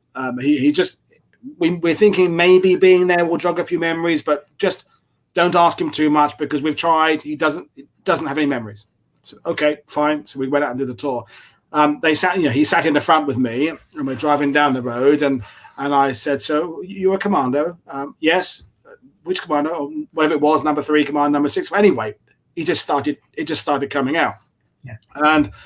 And the son and the family were getting a little bit almost annoyed at this veteran for now telling me, a complete stranger who he only met 10 minutes ago, all the stuff he hadn't told them for ages. And I had to kind of fake. I pull over to the side of the road and pretend that I had to go. And I had a sound. There's a wheel was wobbling or something. I said to the people in the back, I said, "Just shut up." For whatever reason, he's now talking. So just it's happened. Lightning has struck. Don't start saying, "But Dad, you never told us." Just roll with it and let's see where this kind of journey takes us. And he just started talking. It was a trigger, I think, of being in Normandy where he'd been, but also the fact he was talking to a complete stranger. And he understood I knew a bit about what I was the subject. And I think maybe his family had asked him questions like, "Did you kill anyone in the war? Did you, how many Germans did you kill?" And perhaps they'd asked the wrong opening question over the years or something. And I started more, when did you join the army? And was it like getting your first pair of boots? I started with the light stuff. Anyway, it's just interesting that in this particular occasion, the guy revealed everything. At the end of it, they said, "Oh, we just sat in the back, and between us, we said we'll just all try and remember it." And then they said, "What we'll do is when we go back, we'll ask him the same questions again, and maybe try and get them again." They went back, and he never spoke about it again. That was it. The window of opportunity had come and gone, and that was it. But it's amazing how memory and we've seen it with Jim. When Jim's standing in Saint-Côme-de-Mont, it's a different Jim standing there than it is in a restaurant in Bayeux, because you can see the ground is speaking through him. And I'm kind of an old hippie like that, but there's a sense of place that is amazing. I had the same with Don Baguette over the years. But anyway, how is Jim anyway? Has he recovered from his 100th birthday yet? Yeah, that was we had bad luck with the notoriously fickle April, Ohio weather. It was, in the 60s. Well, I don't know what that is in centigrade, but anyway, it was really nice weather. And then, boy, a day before his birthday, it just plunged, and it was like November. But the people who put that on did a terrific job. I mean, they put huge amounts of effort into that for months, and it came off really well. He enjoyed himself. My goodness, the dignitaries that turned out from that. The governor of the state of Ohio came and stayed for an extended period of time. But it was wonderful, and Jim had a good time. Yeah, he's fully recovered. I went and saw him, on his actual birthday, which was 2 or 3 days later. And good old Jim, I was just with him this past Monday, spent most of the day with him. And for a guy that's 100 years old, he's amazing. Jim's very philosophical. Each day is a gift. Yeah. And that's how he lives. Very quickly, Paul, I have had on nearly every veteran interview, I've had the exact same experience of the family saying, "My God, I've never heard that before." And I think there's several reasons for that. My interviewing these guys, generally speaking, coincided with when they were early in retirement. And a lot of guys came back home from the war, as you know, they put everything aside, they had their family and their career and everything. But once they retired, they started going to reunions again and hooking up with their company and, remembering their war experiences. And so my life as an early history teacher kind of coincided with the beginning of that. Mm-hmm. And, they kind of view us, the interviewer, as, I want to say, a disinterested third party. Obviously, we're interested in interviewing them, but we're not their family. They can tell us. There's a neutrality about it. It's like the psychiatrist's couch in a sense, isn't it? Absolutely. It's a different environment talking to your family. Absolutely. Yeah, and also there's another factor. I'm sure you realize this is they're thinking, okay, this is my one chance to get this thing recorded forever and ever. I'm going to say everything. Yeah. Definitely felt that. I mean, one of the things occurred to me years and years ago is this idea. Well, the people will get to a certain point in their life where they feel the need to impart whatever wisdom it is they think they've learned to their youngsters. I think it's a DNA thing. I think it's it goes back to as tribal people, the elders passing on where the hunting grounds and the good crops were and the river that you can get strong. And I think the amount of times I've had family members and they've said, "Oh, our dad was on D-Day, our granddad," and I said it, and they say he never talked about it, and I say, is he still with us? And they go, oh no, he died when he was 62. And I think he hadn't reached that point. I don't think it's not like it's an exact date. It's not like it's 82 and a half, but I think there's a point after retirement, grandkids, if you have any, have kind of got to a certain age where the human being feels this need to pass on. And I think maybe the timing of your interviews was you were catching in that part there. And, again, maybe that window doesn't last very often. Did you ever see, Doug, the film Shane Taylor, who's Doc Rowe made, called Bomber? No. It's an independent movie made about 10 years, just after Band of Brothers. It's hard to get. Bomber, it's called, folks. I forget who the director is, but Shane Taylor's in it. And it starts with a close-up of the eyes, and it's a World War II veteran. Benjamin Whitrow, who was in the original Pride and Prejudice or something. Anyway, he's the veteran. You just see the eyes, and he's talking about a raid over Germany, right? He's talking about bombing some school that he felt, or town he felt bad about. And then the camera pans back, and you realize he's in a shop getting his morning paper. He's talking to a complete stranger. There's a woman behind the desk there going, because he's in. But the point of the movie is kind of a comedy drama. It's just come out for whatever reason. He's seen a newspaper headline, or he's seen a model Lancaster or something on a shop, and it's just the story's poured out. And the story is about Shane Taylor as a son taking his dad back to Germany. And it's really hilarious because he ends up finding that the school he thought he was bombed was now a carpet warehouse. And so he goes to Germany. This veteran wants to speak on the microphone to the Germans in this carpet warehouse showroom about how he was very sorry that he dropped bombs on their town. And it's all about the wife is there. It's just a really funny, one of those kind of bittersweet, typically British things. And it's really good. But it was the bit that struck me was this fact that this veteran opened up in the most unlikely places to a complete stranger. And I wonder how many times that's happened to people, like the Forrest Gump on the bench, that whether there have been people who have got this incredible stuff from World War II veterans, but they never knew who that person was. They were just sitting somewhere and a veteran told them a story. Amazing. And just real quick, an extension of that is, and I'm sure you've noticed this as well, as we've, say maybe in the last 10 years, as these guys have, the few that are left have gotten into extreme old age, into their 90s, the phenomenon of you lose your filter. Okay. Yeah. And I have had an experience a number of times where I could tell the veteran was saying something to me that he wouldn't have said even at 80. Yeah. But he just, they lose their filter. It's a known phenomenon of extreme old age, which obviously all the World War II veterans have been in the last, 10 years or so. And that's, I think, brought more stuff to light. I just got asked by the Great Dominion there what my policy is in interviewing veterans on World War II TV. I've only done 3. I had 3 veterans on. So I had Alan King, the British tank veteran, twice. Melvin, I forgot his name, Royal Army Ordnance Corps, and the Pearl Harbor guy, Mickey Ganich. And I've got other people suggested that I interview veterans, and it's not that I don't want to interview veterans. It's just that I think other people are doing that. And what I've ended up kind of becoming known for now is this looking at the history with historians and writers and people who write about history rather than interviewing veterans. So I don't know. I think if I'd had the idea about doing this 20 years ago, maybe I'd be interviewing veterans. But I think, I probably could have asked you to arrange an interview with Jim, but I just don't think there's any point now. I think everything he's wanted to say has now been said. And not that I'm saying I wouldn't want to speak to Jim, but I think... Go on YouTube, search Jim Pee-wee Martin. Yeah, exactly. There's loads there.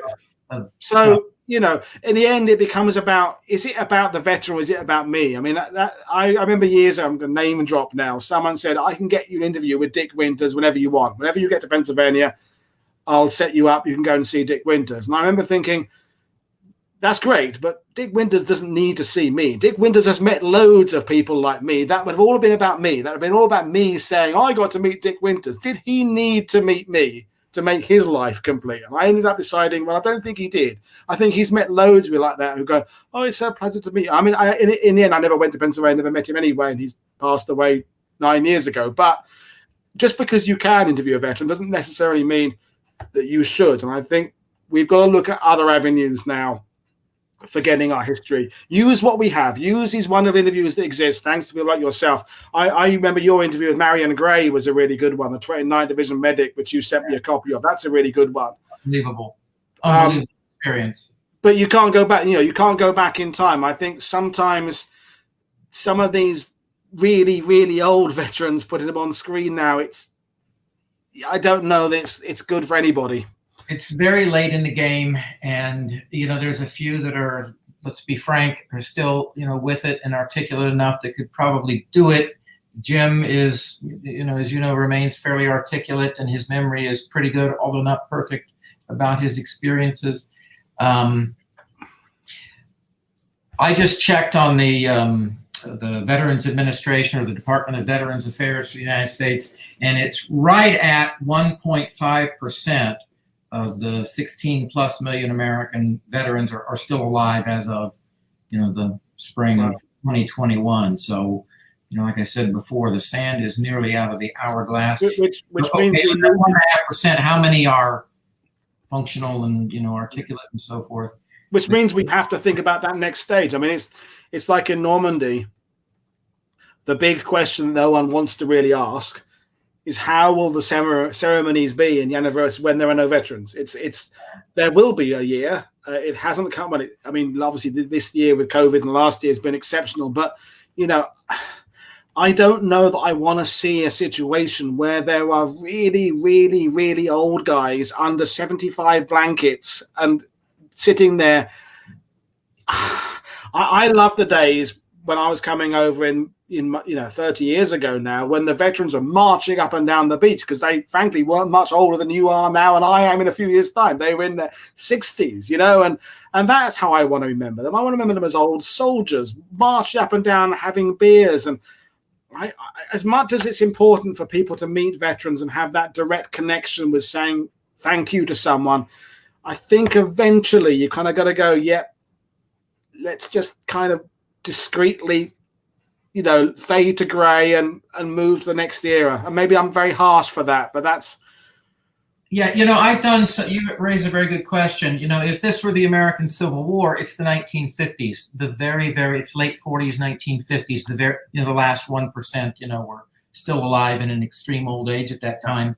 And I've actually done some research on, after the last Civil War veteran died, I think 1959 in the United States, what happened to general interest in the Civil War? Well, like I said at the beginning, there's always been interest in the American Civil War because it's the turning point in United States history. Mm-hmm.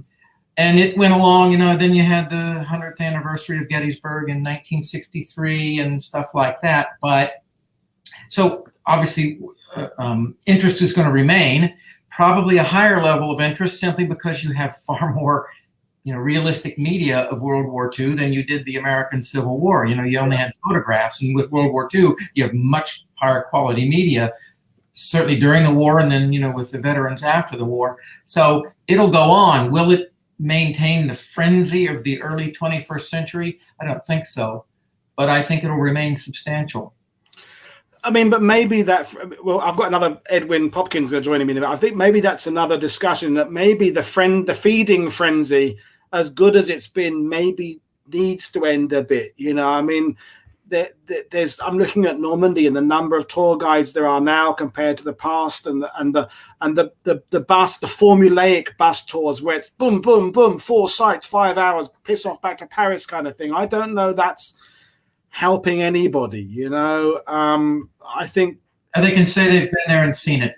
Yeah, it is complicated. And anyway, I've loved talking to you, Doug, but there's Edwin waiting for the Netherlands, so we'll do it again. And when you next see Jim, give him mine and Mag's regards. And I didn't want to bother him with another message because he gets so many now, the superstar that he is. But we always think about Jim. We always talk about how important he is that in our story, our story, and how much we love Jim. So and you, Doug, we love you as well. So Jim holds you, as do I, of course, in the very highest regards, and very much appreciates what you've done for so many years.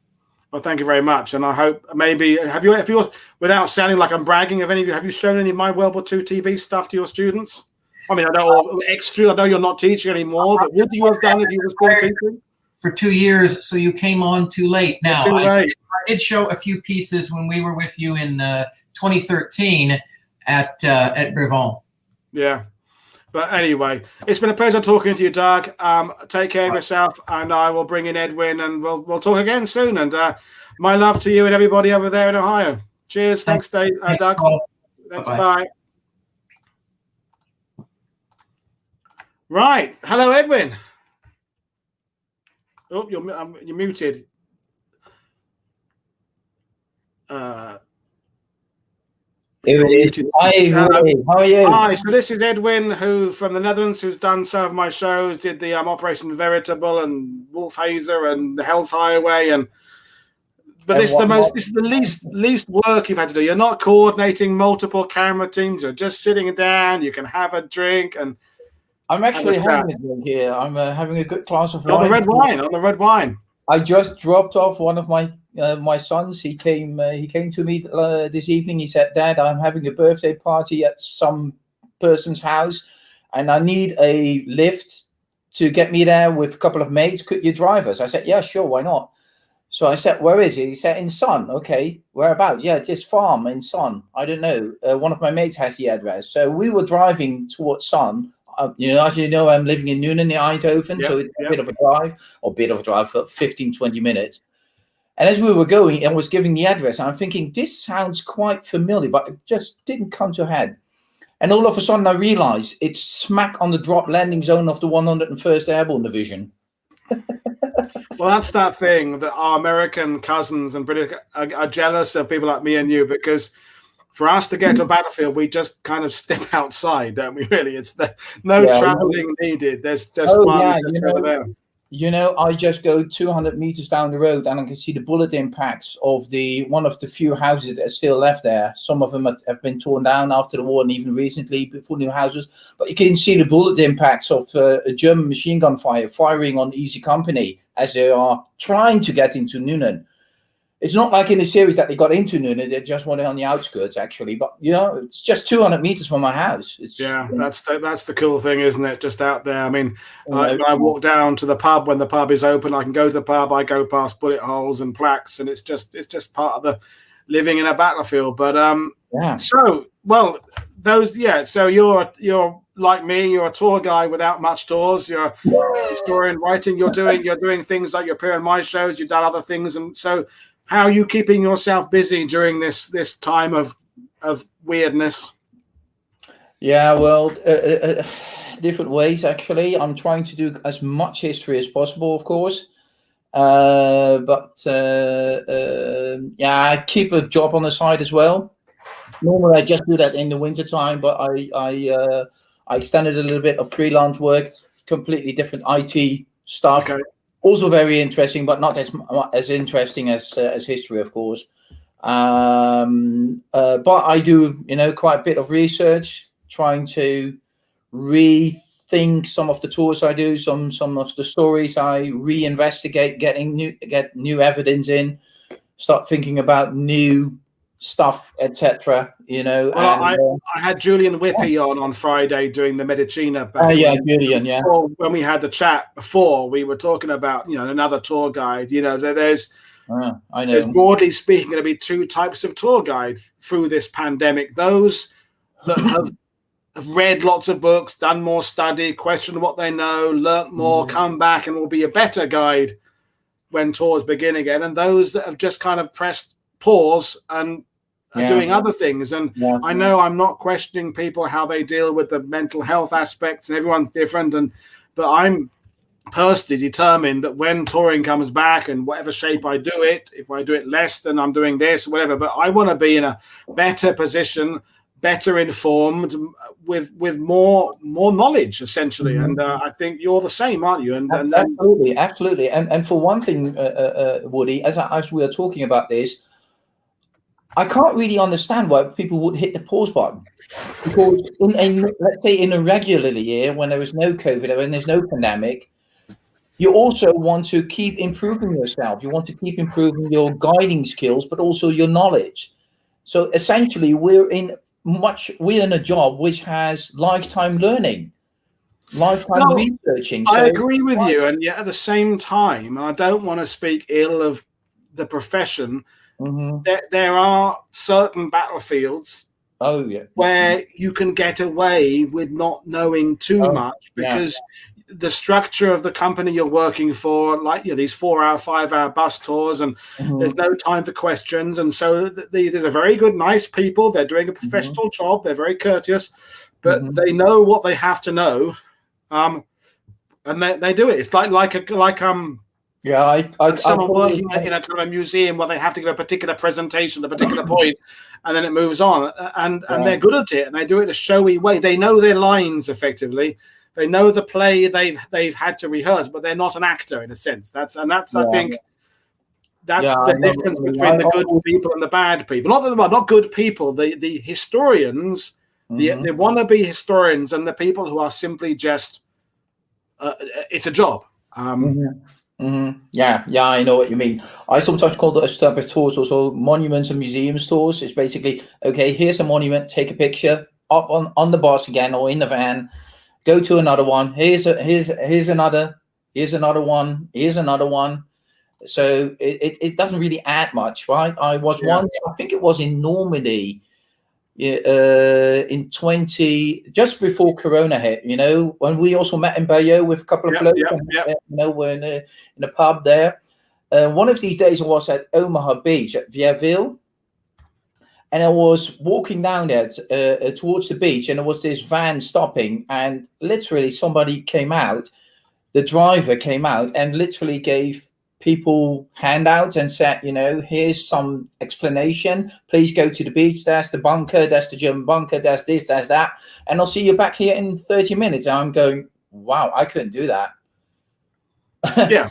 I wouldn't feel very comfortable with that, but that's me, and I think it's also you. You want to share stories, and you want to share knowledge. You want to explain what happened. So it's different. It's a different approach. I wouldn't necessarily say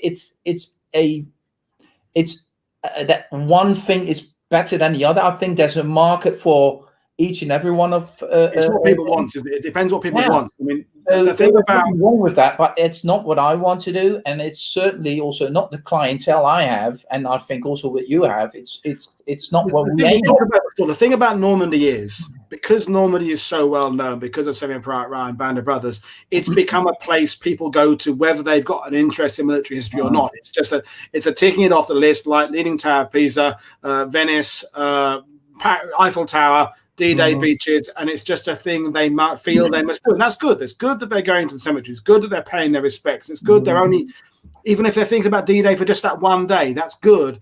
Yeah. But they're not wanting what we're doing. They're not wanting that. And that's fine. But there is that people who want a bit more. And I mean, I keep saying the thing I want to bring back in when I get back to guiding again is the sense of exploration, the sense of pushing back the weeds and crawling through something. And I think this is the bunker over here, folks. Rather it being that here's a place, here's my rehearsed thing about this place. Now you look there, now you look there. More that sense of like we have when you go out and you research a thing, you do a research for me or for yourself, and that's what I want to bring back. I know that sense. It's basically some sort of a recce, isn't it? It's just you just go out and find new stuff. And even when I was in Normandy, one of the best, I was there a couple of days that year in that summer.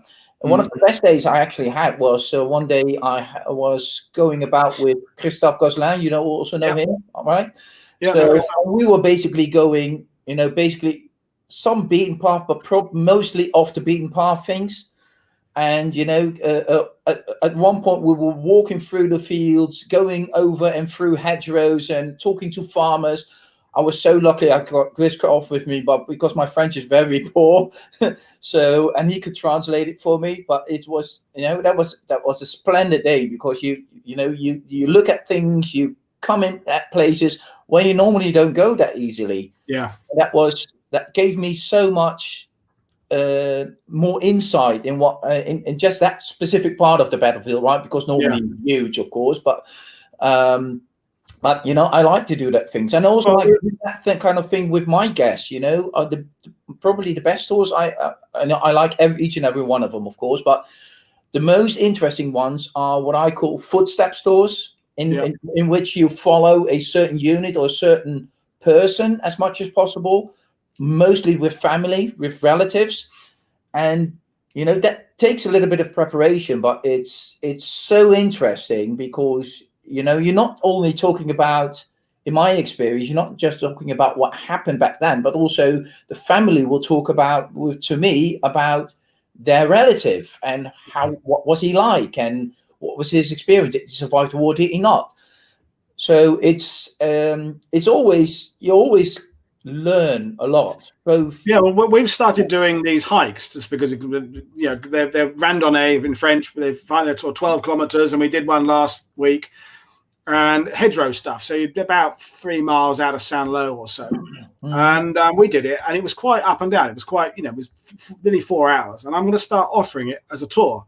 Now, all you actually see for 4 hours is sunken lane hedgerow. You're spending 2/3 it walking up slopes. And I thought, well, would that work on a tour? I said, yeah, because you're just getting the sense of it. At the end of it, the client will be exhausted because it was up and down, and you know you'll have been completely disoriented because there's times because I won't show them necessarily where we're going. I'll know the route, and I'll say, so which way are we facing now, north or south? And they go, I don't know, I have no idea. We're going around in a circle. Yeah. But at the end of it, because they'll be exhausted, I think the client will have a much better understanding of hedgerow fighting because they've actually spent time. I don't mean a bus pulling up, everyone getting off a bus and saying, there's a hedgerow, back on the bus, go to a museum. I'm spending 4 hours walking through them. And I think, and of course, during it, we would just chat generally about tanks and how people deal with it and tactics and stop and look at things. But basically, the idea would be rather than me imparting constant information, it would be about the experience of the hedgerows. I think that will work. They've got that sense. And I think that could be a winner. I really do. I do think so. I'm absolutely positive it will work because a couple of years ago I had an experience with also with a group. I was guiding in the Hurken Forest, one of the areas I go to, and of course the Hurken Forest was infamous for being a forest in which where nobody really knew where they were and got lost. So one of the questions you undoubtedly get when you take guests there is, how does it happen? You know, because we've been in forests and what have you. So how do you lose track of where you're going? Okay, well, we just go into the forest a little bit, and I took them this left, right a little bit, and not that much. Basically, I try to stick to routes that we know that more or less were taken by the Americans going through. But you know, people get disoriented really quick. Yeah. Well, two people said they would take that hedgerow tour. So yeah, and you basically submerge yourself into the situation that these guys were finding themselves in 1944 without being actually shelled there. Because that's the thing about the tour guide is that ultimately, even if we're with the customers for 4 or 5 days, we cannot possibly share with them everything we have picked up from the hundreds of books we've read. And that sounds pretentious there, but it's kind of true. So what you can do, though, is you have them understand the terrain and go back. So when they're reading those books, and it talks about village walls, stone farmhouse, hedgerows, it springs into their mind, or in your case, the Hurken Forest. They'll remember how cold it was there because you started in the morning and how it took them a good hour to get warm as you were walking out. I mean, as me, when that first time I went to the Ardennes, I think we went in either November or early December, and it was just flipping freezing. And there's a particular bit where there was a bunker in a field quite a way away from the road. There was information van. The bunker was over there. And there's 3 of us, me, Sean and Dale, all the guys. And we're so cold. We looked at it, we said, and this is like in the middle of the afternoon, we've been out all day. We all collectively decided we weren't going to go across the field and look at the bunker. We all kind of went, sheet, fire, beer, sheet, fire, beer. We did. We went back. And that sense of just how frigging cold it is in Ardennes. Because it's not, when Americans say, well, we're used to cold, it's that damp cold, isn't it, in Belgium? It's not that crisp, what I call Christmas card cold of the States, where you get it's that horrible, damp, wet cold. Oh God. I talk about these things a lot when I get guests into either into the Ardennes or to the Hurricane Forest, or even in what the Brits and the Americans call the island in the Netherlands, right? The Betuwe area between Nijmegen and Arnhem, where the one at first was a little bit of time. And what you talk about, cold weather effects, and what most people don't realize that, for instance, trench foot can already hit when it's about 16 degrees, I think Celsius, 12 to 16 degrees Celsius. I'll have to look it up again, but in my notes, but what the exact temperature, but it's quite above freezing. Only if it's wet enough, and it's damp, isn't it? Yeah. You keep outside. So, and if you just think about the numbers, especially in the American army, how many people were taken away from the front line because of cold weather injuries, frostbite, but also pneumonia and that sort of thing. It's, I think, the equivalent of about a dozen infantry divisions that were taken off the line in terms of the fighting tip, right? So fighting tip is about 5,000 to 6,000 people.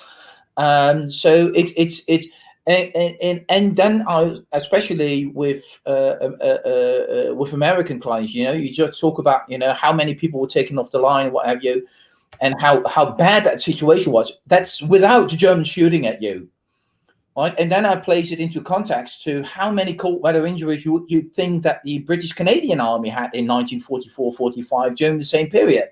And I say, well, might be a little bit less, but, about 10,000, 15,000, what have you? I said, no, 354.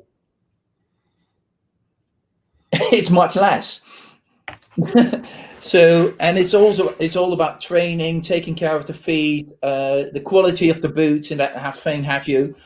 But many people don't realize, and that's also why it's good when it's to go out there when it's a little bit damp or when it's cold, because people guests can really realize what the effect of weather is on the human body, and how bad it was for these young people already out there without even being shot at or without even stepping on the mine or that sort of thing.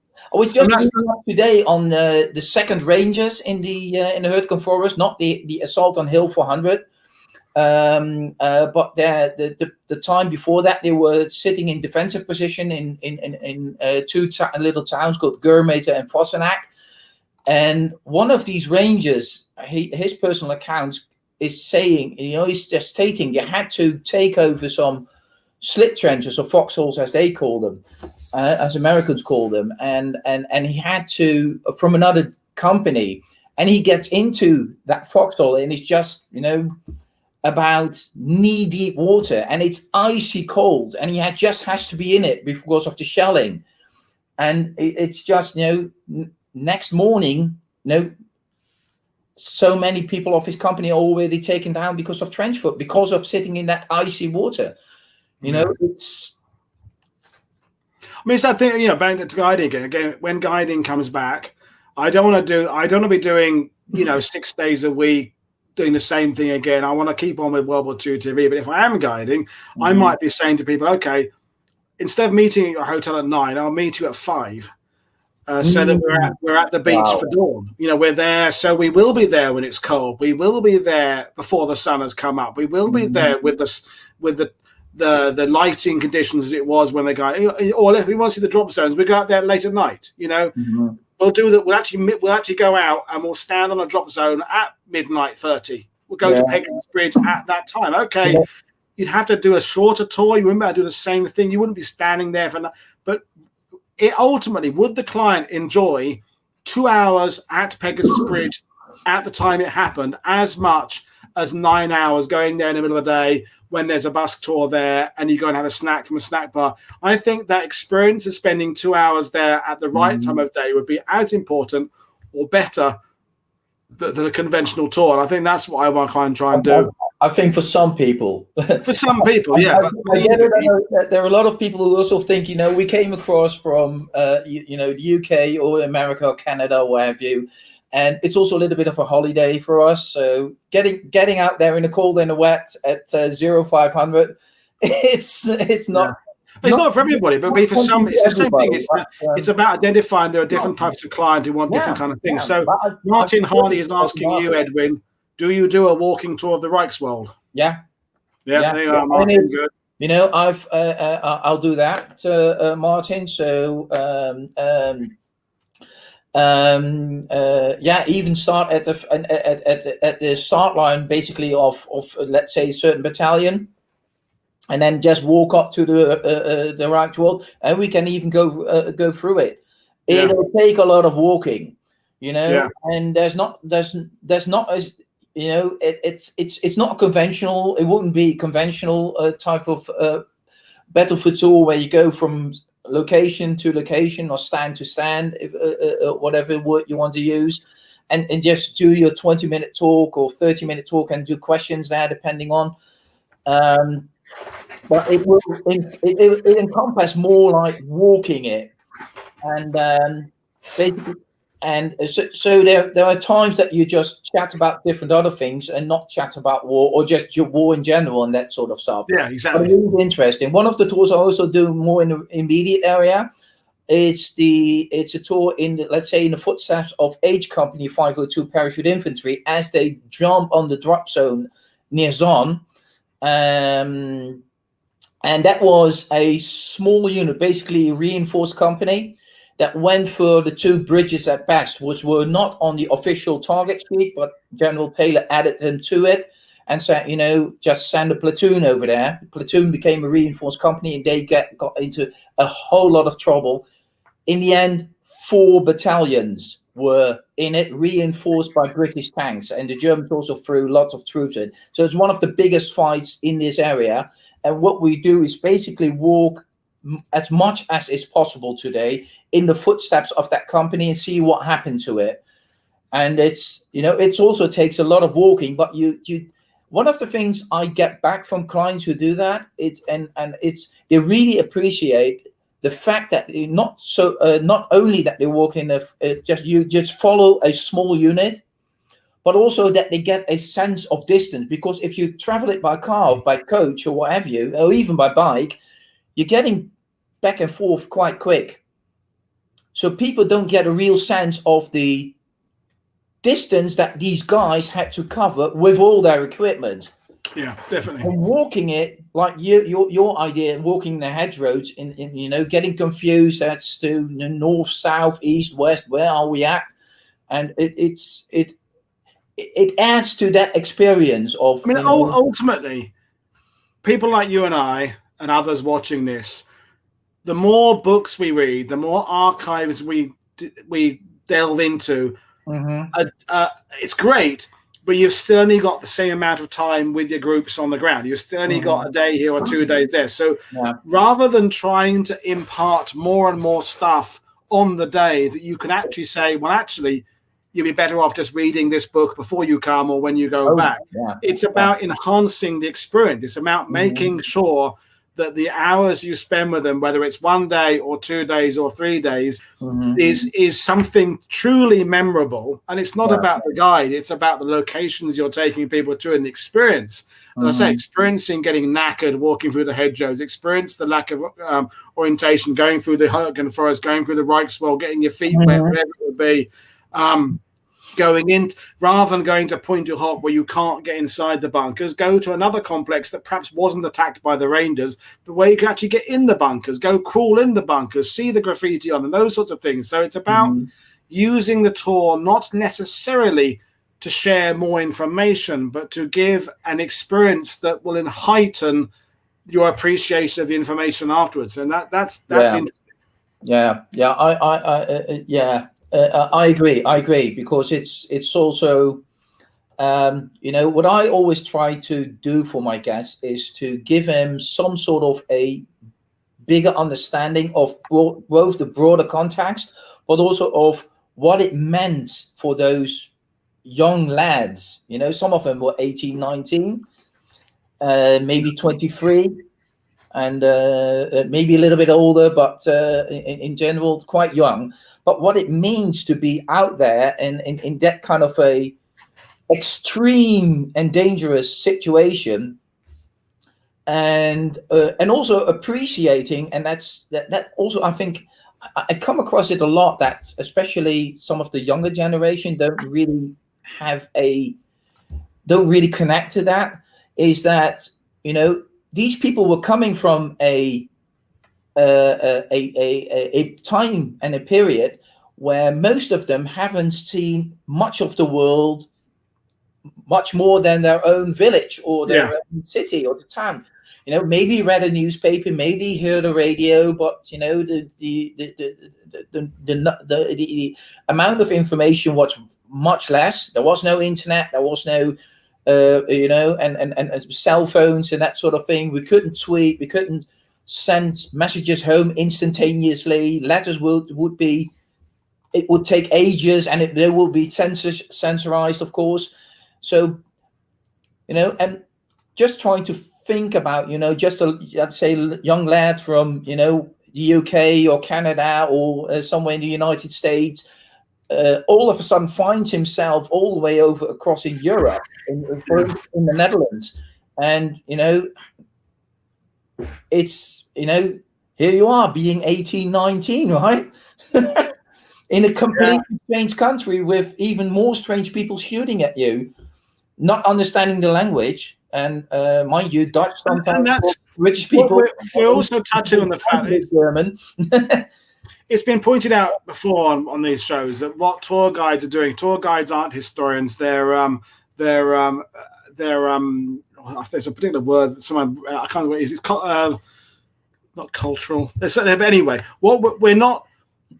We're accessing. It's about showing people the ground and the terrain rather than necessarily the teaching. What David O'Keefe and Doug Barber are doing is they're teaching. They are, Doug retired now, but they were actually passing on information to help people have an education, to pass exams, to improve their life. What we're doing is we're dealing with people on their time off. They're on holiday. They're on vacation.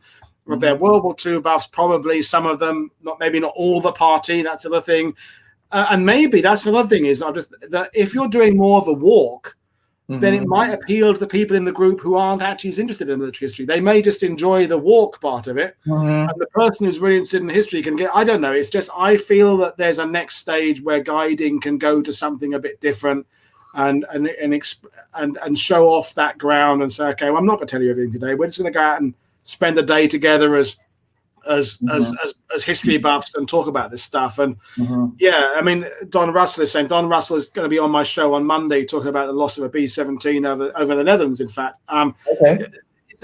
he's with this idea of going to like the Falaise Gap and walking up the corridor of death. Don't drive it, walk up. Yeah, walk up. If you want to, like I said, if you want to get a sense of distances and that sort of thing, literally walk the ground. Like you know, the name just eludes me. The big British historian. He did that thing, War Walks. Richard Holmes, Richard Holmes, Professor Sir Richard Holmes. Of course, how could it elude me? But you know, he always said, you know, if you want to understand the battlefield, walk the ground, and it's all about geography. You know, there's no amount of maps and pictures that really can make you, or even writing that can give you the sense of what the area looks like, the terrain looks like, unless you literally are on the ground. And the best way to go about it is walk the ground, because then you get it really from, let's say, a grunt perspective. Yeah, exactly. So, I mean, Martin Hardy mentioned Paul Reed did some books on walking indeed, and Neil Barber's done some walking guides to Pegasus and Bridge and Merthyr, which is quite interesting as well. So walking is really cool. No, it's you know, and you've been walking the grounds at Arnhem, right? So definitely, absolutely. You know, I sometimes have, and also friends of mine do that quite regularly, perimeter tours, right? So and really what strikes people, because you walk it, getting the sense of distance, you only understand how tiny that perimeter in Oosterbeek was, for instance, if you are walking there. And also, I think if you're hopping on and off a bus or a minibus, you're breaking the mood every few minutes as well, aren't you? Because you're in there, you're in 44, then you're back in the van, you're back in the van again. You're driving along, and someone says, "Oh, that's a nice car," or whatever, and then you have to go back in the moment again. Yeah, if you stay on the ground, you're not leaving. The senses are not being switched on and off. Yeah, and that could be absolutely. Well, the thing is that, if you're on either on a coach or in a minivan or just a normal car, that sort of thing, people do their attention drifts somewhere else. Some especially on the little bit longer hauls, like 30, 45 minutes. People sometimes a little bit tired, they snooze a little bit, which is fine, right? Yeah. But the thing is that it disorientates them. Yeah. So they have no. I know where I'm driving, like you would in Normandy. I know exactly where I am, and I know to point in which direction to say, oh, we came from there, and that thingy is over there, and that a little bit of location is over there, but they have no clue. The thing about tour guide is never ask a tour guide necessarily how far it is to a certain place. They will know how long it takes to get there. That's much more important to us. A place could be a mile away, but if it's horrible traffic, that's true. I measure distances in time.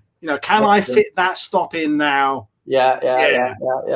And how long it takes is subject to the time of day and day of the week or time of the year and that sort of thing, because that depends. That defines traffic and what have you. So yeah, we had a question come in. And you could answer about something, and it's about, are there specific hedges? Walt asked that question twice. I think he had to ask it a second time. I didn't notice it the first time. There are certain hedgerows, Brecon Manor would be one, where you can particularly see a particular thing. More often than not, it's a general area. You can be standing somewhere and say they fought through these hedgerows. I'm thinking about, for example, where Major Howie was killed on the way into Saint-Lô. There's a meeting point kind of halfway down towards the Martinville Ridge, where we kind of know within maybe 2 or 3 fields where this event happened, but we couldn't pin it down to it was beside this tree. So you get that a lot. And someone asked on a previous show, are there gaps in hedgerows where you can see where a rhino hedgerow cutter went through? And you go, well, there are gaps that you can find that look like they might be where a shaman went through, but it also might be where a gateway got taken out over the years. It's rare unless you've got that definitive aerial photo. And Sean Claxton, who's not watching tonight, is a real student of the aerial photos. He has identified particular hedgerows near Le Désert, near where he lives, Panzer country and Second Armored country, where you can see there are breaks in hedgerows where tanks went through. But generally, you're speaking about a more in specific area. I've obviously in the Ardennes, you've got lines of foxholes which can bit you precise. But in the Hurtgen, can you be precise to like within a few meters, or do you have to kind of say, well, it's this high ground here? It depends. It depends on information available from archives and sometimes even post-war studies, like the Advanced Infantry Corps studies. Them probably also because some of the veterans did Advanced Infantry Corps and wrote about their experience in Normandy. I think I do know Ronald Spears wrote about his experience in Normandy. At the what was Bloody it? Gulch. The Bloody Gulch, yeah. So so there's also some of these things are about, for instance, the Hurtgen Forest, and some of these contain quite detailed maps. Not all of them, but some of them have quite detailed maps in which you can point out, okay, this is the approximate location where these units were. So sometimes you can backtrack it. In more often than not, it's quite general. For instance, more often than not, it's quite general, and also the difficult thing is sometimes also in certain areas where some of the battles swung back and forth, you never really know who dug that foxhole. It could be a German foxhole, part of the Siegfried Line, for instance, if we talk about Hürtgen Forest, taken over by some Americans, extended by Americans, taken over by Germans, maybe extended by other American units. We don't know. So it's sometimes very hard to pinpoint. The thing you have to do in that respect, I think, is some archaeology. So get some metal detectors, etc. in. Then you get into difficulties, of course, especially in Hürtgen Forest, because it's absolutely forbidden to use metal detectors there because it's too bloody dangerous. Like in the event, it's just too dangerous. So and finding stuff doesn't necessarily. There's that in Bloody, as you mentioned, Bloody Gulch. There's that Manoir de Donneville place that operates little walking tours around his property. I don't know the guy very well at all, and his big claim is near the main road, isn't it? Yeah, his main claim is they found bucket loads of ammunition, dead spent cases there. Wow. So his assertion is it's kind of where Easy Company and F Company were in battle. Well, no, they weren't. They were near a Carenton, the guys in the 506.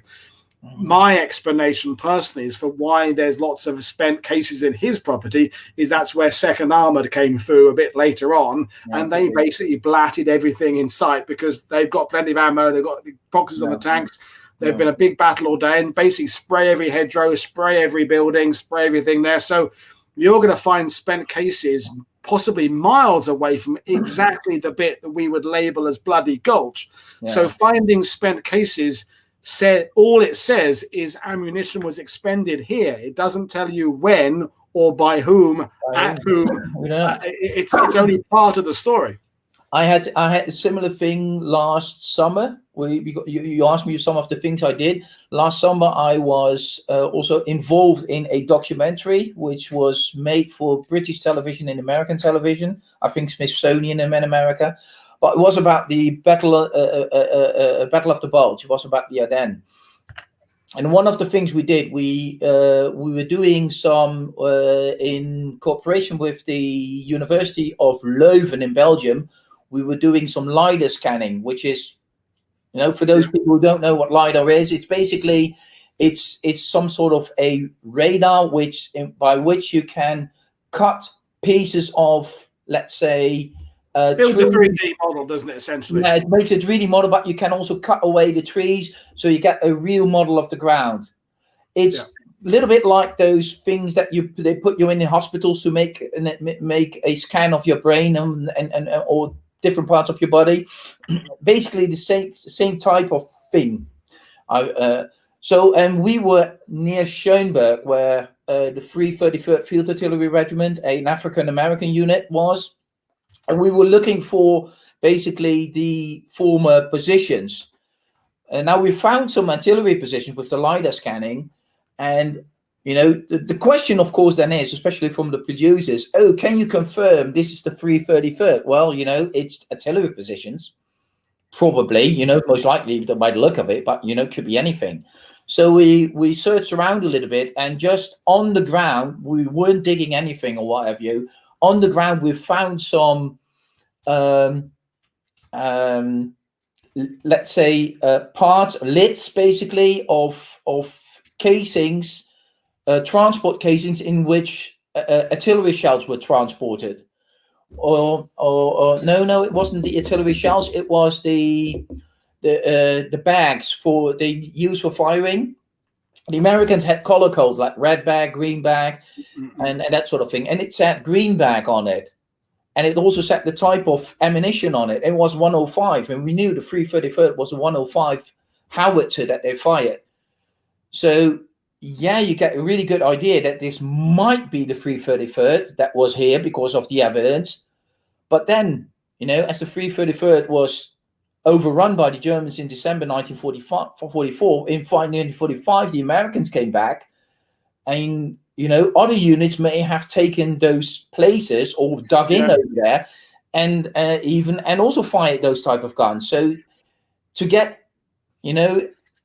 exact evidence, you will have to find, let's say, a shoulder patch that says 333rd, for instance. And that's where you're in the danger of people wanting things to be true rather than are they true, if you found a Colt 45 magazine in the hedgerow at Brecor Manor, you'd want to think it was Dick Winters, wouldn't you? You'd want to think it was one he dropped. Well, I would think it's John Wayne. Yeah, the reality was, though, that I'm using as a case in point, and folks don't go digging in Brecor Manor because it's private property, but the reality was there was a hospital there in that field for several weeks later, so who knows what junk got thrown away in foxholes and some wounded guy, there's a 45, so wanting something to be something. The site has been contaminated. Yeah, exactly. You don't know. You just don't know. You don't Martin Harley asked us, by the way, a great question. I was like, what do we think of Robert Allen? He wrote the book about the Band of Brothers Guide to Bastogne. I remember who it is now, Martin.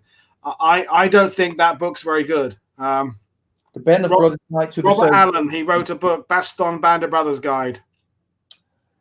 Yeah, I think I know that book. And if my memory serves me correctly, I have to be really careful here because I don't want to give but if my memory serves me correct, I wasn't much impressed with that book, but I'll have to look that up. I can't be.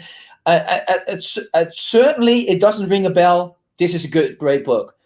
Absolutely. Yeah, I didn't know it until Martin reminded who it was. I think I've seen. Yeah, I don't know. It's By the way, this is one of the guys who basically commercially piggybacked a little bit on the success of the series. Well, a lot of it. I using the same words in this title. I did Band of Brothers tours for a while. I think I've piggybacked. I think a lot of us have piggybacked off the success of that to some extent. Guilty as you know me, I do quite a number of Easy Company tours for the National World War II Museum. As you say, it's an entry point, isn't it? It's important. It's just, It doesn't really matter, I think we talked in that sense, we talked about this, I think, before. What it does give you an entry point to talk about the broader things. And what I do with my guests, either on Easy Company private tours or with the National World War II Museum, I try to use the history of Easy Company to talk about the broader thing that happened, the broader experience of Americans serving in World War II, not just airborne, but also other types of GIs. It's and use that basically the experience of Easy Company as a guideline, and also use the series as a guideline, because some of the things in the series are obviously, for different reasons, not historical accurate. Being creative license that it just we both. And that's the broad sense of understanding a TV show is a TV show. Yeah, and I'm going through this right now in my book, Angels of Mercy, about the medics Nangerville, is theoretically going to be made into a film. I've read the first draft of the script last week. Yeah, and I'm still processing it because there's elements of the story that are exactly how I kind of writ it, but dramatized. And there are things that didn't happen, but I can absolutely see why they've done it, because they're trying to add drama, add peril, get the characters to be identifiable. And it's, I have to keep telling it's only the first draft. There'll be lots more rewrites and changes and things, but I have to understand that it's not. The TV is a different, film is a different medium, and you've got to roll with the punches and accept the fact that these people know what they're trying to do as well. I wouldn't let them have a Tiger tank be parachuted out of a German bomber into the back, Hitler turn up with a machine gun. But if they want to add a bit of, have characters who weren't quite together be together, or move a death by a few hours to make a better point, I don't have a problem with that in principle. I think even the producer, or was he the producer or director of The Longest Day, Zanuck, or what's his name? I think he literally said that because he was asked about historical accuracy, and he said if we were to make any film historically accurate, nobody would watch it. Exactly. Yeah. So I was reading about that. In fact, I was reading about The Longest Day last night in a book I got sent, because The Longest Day, Darryl Zanuck refers to the particular bit in The Longest Day where they blow up the wall on Omaha Beach. Now, that is a historic event. There was an anti-tank war at the D1 shore, and it was blown up at about 4:30 or 5:30 in the afternoon, if memory serves. But in the movie, it becomes the climactic breakthrough, and all the 29ers run through that gap there. And that didn't happen. It was one of many things happening. But I completely understand if you're watching the film, it comes near the end, it kind of reaches that point where there's a conclusion being made. You as the viewer feel there's been the moment where they're losing is over, the moment where they've won has arrived, because no historian, Mike is what Allied Victory Tours, Mike is watching, his Dutch Mike. Yeah, Mike. You can't stand on Omaha Beach and tell anybody you know the moment the battle changed. It's not. No, it doesn't work like that. There's a series of events happening over several hours during which the pendulum swung from it being not going very well to going much better. But it's not on a particular point. And the same thing applies basically for wars as a whole. Yeah. So there's also always, especially in historical research and scholarly research and military research, there's always been this pursuit of the decisive battle or the decisive victory and that sort of thing. But if we were to look at World War II as a whole, or even the Northwestern European campaign 1944-45, right? So let's hammer it in a little bit. Yeah. What was the decisive moment? Everyone would give you a different answer, wouldn't it? That's the thing. I mean, and you could argue, you could argue for or against each argument. I think the World War II Museum you just mentioned, Robert Chatino, is it? I don't know how you. Yeah, Rob. He did an article last week. I was saying about myths in World War II, the myth that there is a single moment is a myth. The reality is there's lots of moments. They're all significant. Some are more significant than others. Some are more significant, but you see a lot in scholarly research, and there's more and more accepted that there is no such thing as a decisive battle, even back in the days, right? So, you could say Waterloo was decisive. Decisive to what? Because Napoleon wasn't apprehended after that. It dragged on. With hindsight, you could probably argue that after Waterloo it was useless, pointless. He should have given up. But then the same thing could have been said about the German army after the Falaise Gap. They should have given up because it was pointless.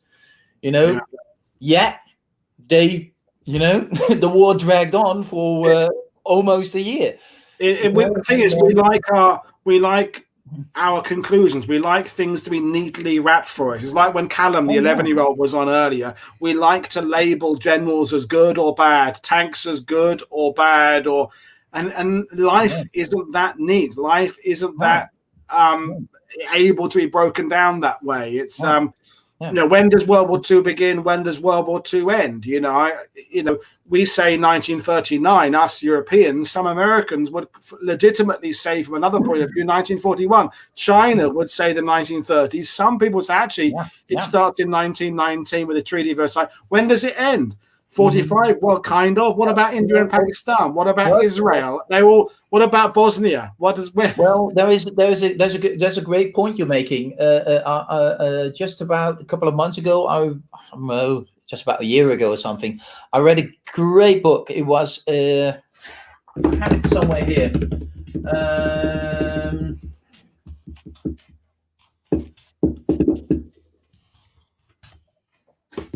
Can't see it immediately, but it's from, I think the guy's called Adam Mazawa, but bear with me if I got the name wrong. And it's about, I think it's the title is called the bloodiest century or something like that. But basically, he's a political historian. Not Adam Tooze, is it? Sorry, not Adam Tooze. No. He's called Mazawa or something. But he wrote an excellent book on, I think it's called the Bloody Century or something like that. Okay. And it basically, he looks from it he's a political philosopher and historian. So he looks at war from a completely different perspective. And he talks about a let's say a big conflict that started somewhere in the 19th century already and came to fruition and came to explode in the 20th century, which is basically a conflict between the three great schools of thought in politics, which is fascism, Nazism, communism, and what he calls capitalism annex democracy. And it's it's a talk about between these three things, and it just drags on, into World War One, into the interbellum, into World War Two, past World War Two, and it's very interesting to read about those things because it gives you a completely different perspective. Takes you out of your comfort zone into something a bit different. Yeah, no, yeah, absolutely. And re-question some of the things even I took for granted, and I think, well, that's something interesting that you should say that. So, and or that you write about here. So yeah, that really makes you think. Yeah, no, definitely, and none of it, again, accepting the fact that none of us will know it all. And you're always learning more. No. And especially history it's all about perspective. It's all about interpretation.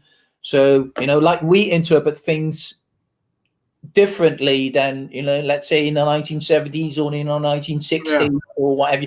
And generations to come will interpret it even differently. I mean, I have people, clients who come say, "I'll say when we come back, we'll tour with you again." I go, "Well, that's very nice. I'd love to be with you again, but actually, maybe why don't you tour with someone different next time, like Colin or someone, because you'll get a slightly different version, or split your time, do a day with me, a day with Colin, because as much as I try to be balanced and unbiased, I know I am biased because there's there's people I prefer, there's tanks I like, there's battles that interest me more than others. So to get a rounded idea, it's like I don't like the people who are uber fans of one historian. Oh, I read everything James Holland wrote. And don't get me wrong, I love James Holland, but like that's great. But also read Caddick Adams, read McManus, read Kershaw, read this, because we had the same thing with Ambrose years ago. And it's not saying anybody's bad. It's just saying any one person's point of view is going to be one person's point of view. And that's why, if people don't really ask me, but there are some World War II channels where it is one presenter who does all the information himself. As you've noticed, I am the host. I have opinions and knowledge, but I bring on all these different experts. They are the star.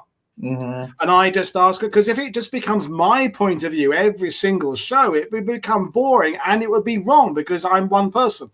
So when we did Great Escape Week, Guy Walter's opinion was different to Jonathan Vance. That's different to Ted Barris. It was different to the family members. And that, by watching all the shows, I would like to think people got a better rounded view of it than just reading that one person, because one person is never going to be objective. Or purely objective. No. You can't be, because like I said, it's all about interpretation.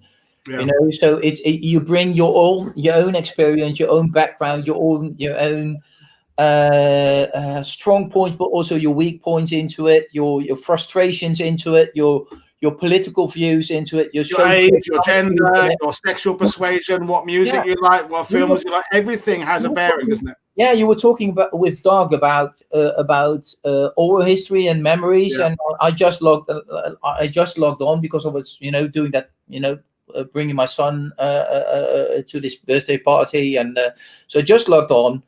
And I put something in the comment that when I was doing my MA in military history, we also did about oral history, and one of the things I really appreciated was the research of a guy from Australia called Alistair Thompson.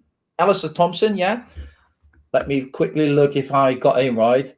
Alistair Thompson, he did a lot of research over the course of decades, even following certain Australian veterans from World War One. And what he found is that the memory of these guys started to change over the years. And he asked himself a really interesting question. He asked, why is this? So he started researching into that, and he found out that the opinions and the memories about their war experience back in 1914, 1918 were influenced by the social, economic, and status and their political beliefs at that moment. Right, and one of these guys was just a really good example for him, because this guy went from being very proud of his service in World War One to completely being against it, and he changed a couple of times over the years. And what happened, that he was a proud patriotic Australian when he went away. Everything his country did and the Commonwealth did and Britain did was good in his view, being a young lad. And then after the war, in the 1930s, he became unemployed, got into the Communist Party in Australia, and he went very anti-government. And as such, his views about World War One changed as well. Now, this is really interesting. So when we ask veterans about things, the questions we're getting, the answers we're getting are being influenced by the context we're in right now. So, and that's why I hate it when politicians or journalists speak for veterans. They say things like the World War II veterans wouldn't approve of this, or the World War II veterans would approve of that. You go, there would be a million different views. If 16 million Americans served in uniform, some of them would have loved Trump, some would have hated Trump, some would have loved Biden, some would have wanted someone else, someone wouldn't have given us two shits, some would have wanted to be communists.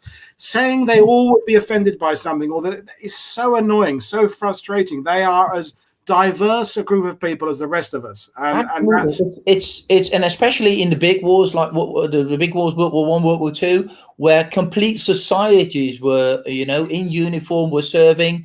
The army was just a mirror image of society. Yeah. So the amount of different shades of colors and what have you have in society, different types of people, you also have in the army. You have the great guys, you have the really nice guys, you have the shitty guys, you have the criminals, you have you have everything and everybody in it. So you get different experience. But it also means this type of research, Woody, to me also means that, it doesn't not only apply to veterans, it also applies to us as historians.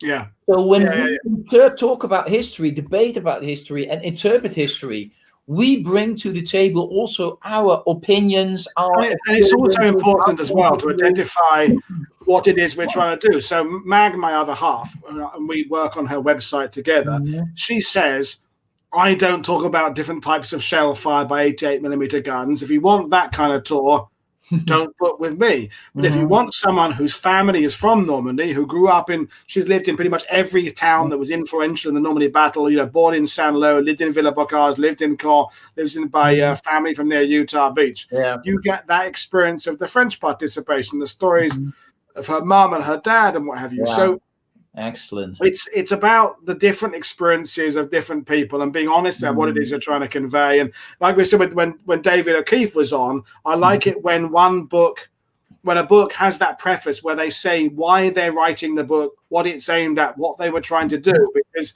I like to have the honesty there that I'm writing this to honor the veterans. I'm writing this because I've been fascinated by it's. Because I don't mind an author having an agenda as long as they're honest about the agenda. Yeah. Unless it's a stupid agenda. Unless it's one of those like Patton was bumped off by the OSS, Hitler lived in South America, ridiculous agendas. They should but generally speaking, if they want to make a case that Montgomery is a good general or a bad general, and they're honest about that, I'm happy with that. It's okay. There was and also be honest, why you think he's a good general, because you can be, let's say, quote unquote, a prick and be a good general at the same time. Most likely, being a good general, and that type of functions high up, you have to be a little bit of a prick to be able to function in that. And what, a good general overall of the entire career, a good general on one day, a good general every day. It's like we said today before you joined us. Do you want your general to score 7 out of 10 every day, or have the occasional 10 but the occasional 0? It's complicated. It can't be done. It can't be done. For instance, if you talk about great generals, also who was influential, who decided World War II, who was the genius. I don't believe in genius on battlefields. You probably have shitty generals, great generals, good generals, and everything in between.